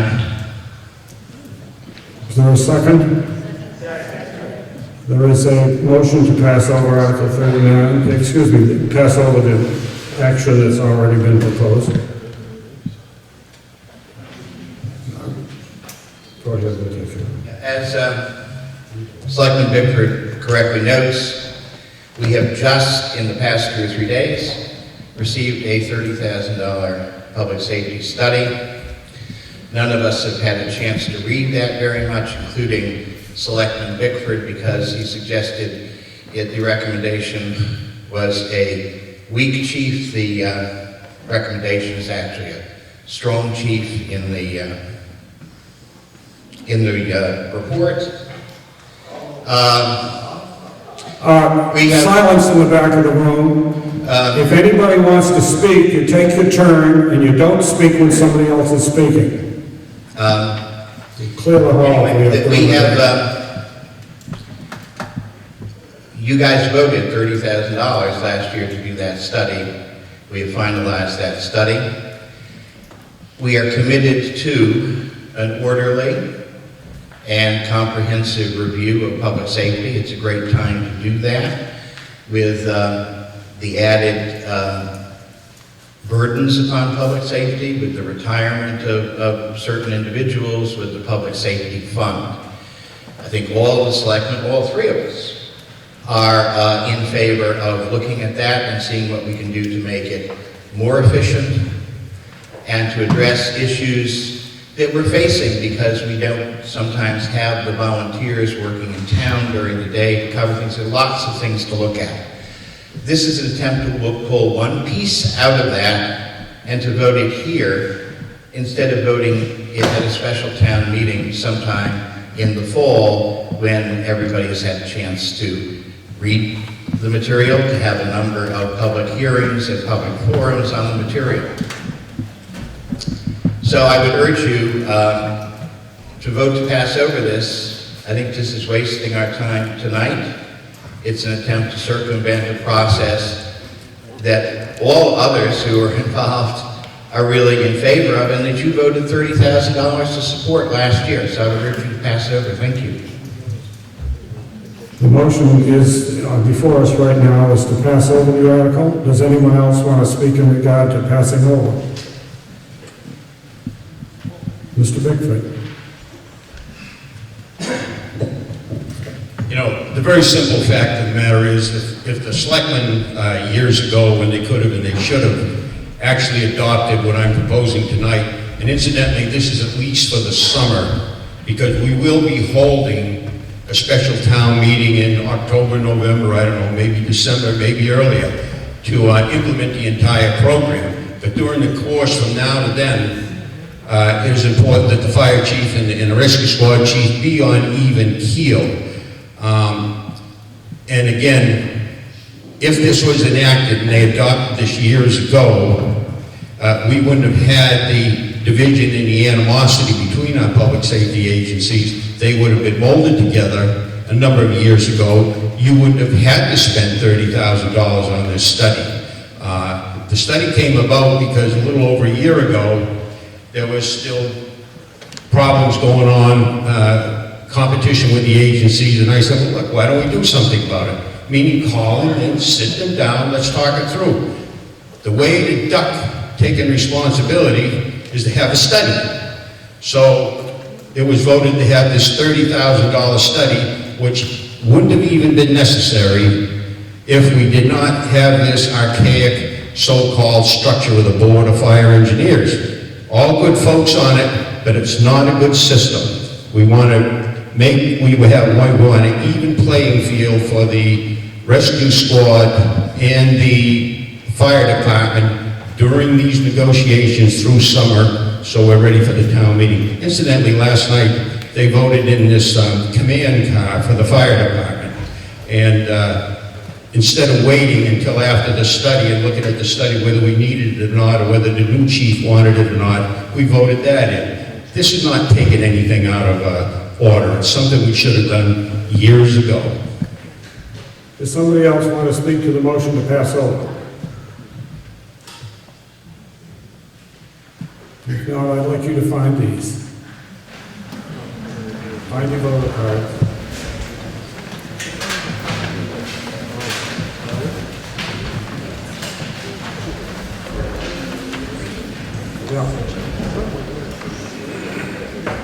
Those in favor of passing over the article, which will put it out of, it'll take it off the agenda for tonight. All those in favor of passing over, please raise your voter cards.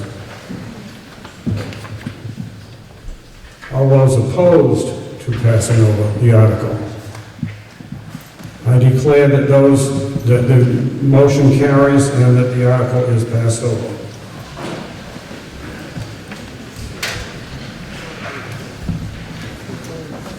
Article 40 is our election. Do we have a motion? Mr. Andrew. Mr. Moderator, I move to adjourn this meeting to Monday, May 11th, 2015 at 12 noon at the Berlin Town offices, 23 Linden Street, lower level, at which time and place the polls will be open for the election of town officials under Article 40, and that following the announcement of the results of the election, this meeting be dissolved. Motion is made and seconded to adjourn to the election next Monday at noon with the additional words stated. Is there any, well, there's no discussion because it's an adjournment. All those in favor say aye. Aye. All those opposed, no. Motion carries by unanimous vote.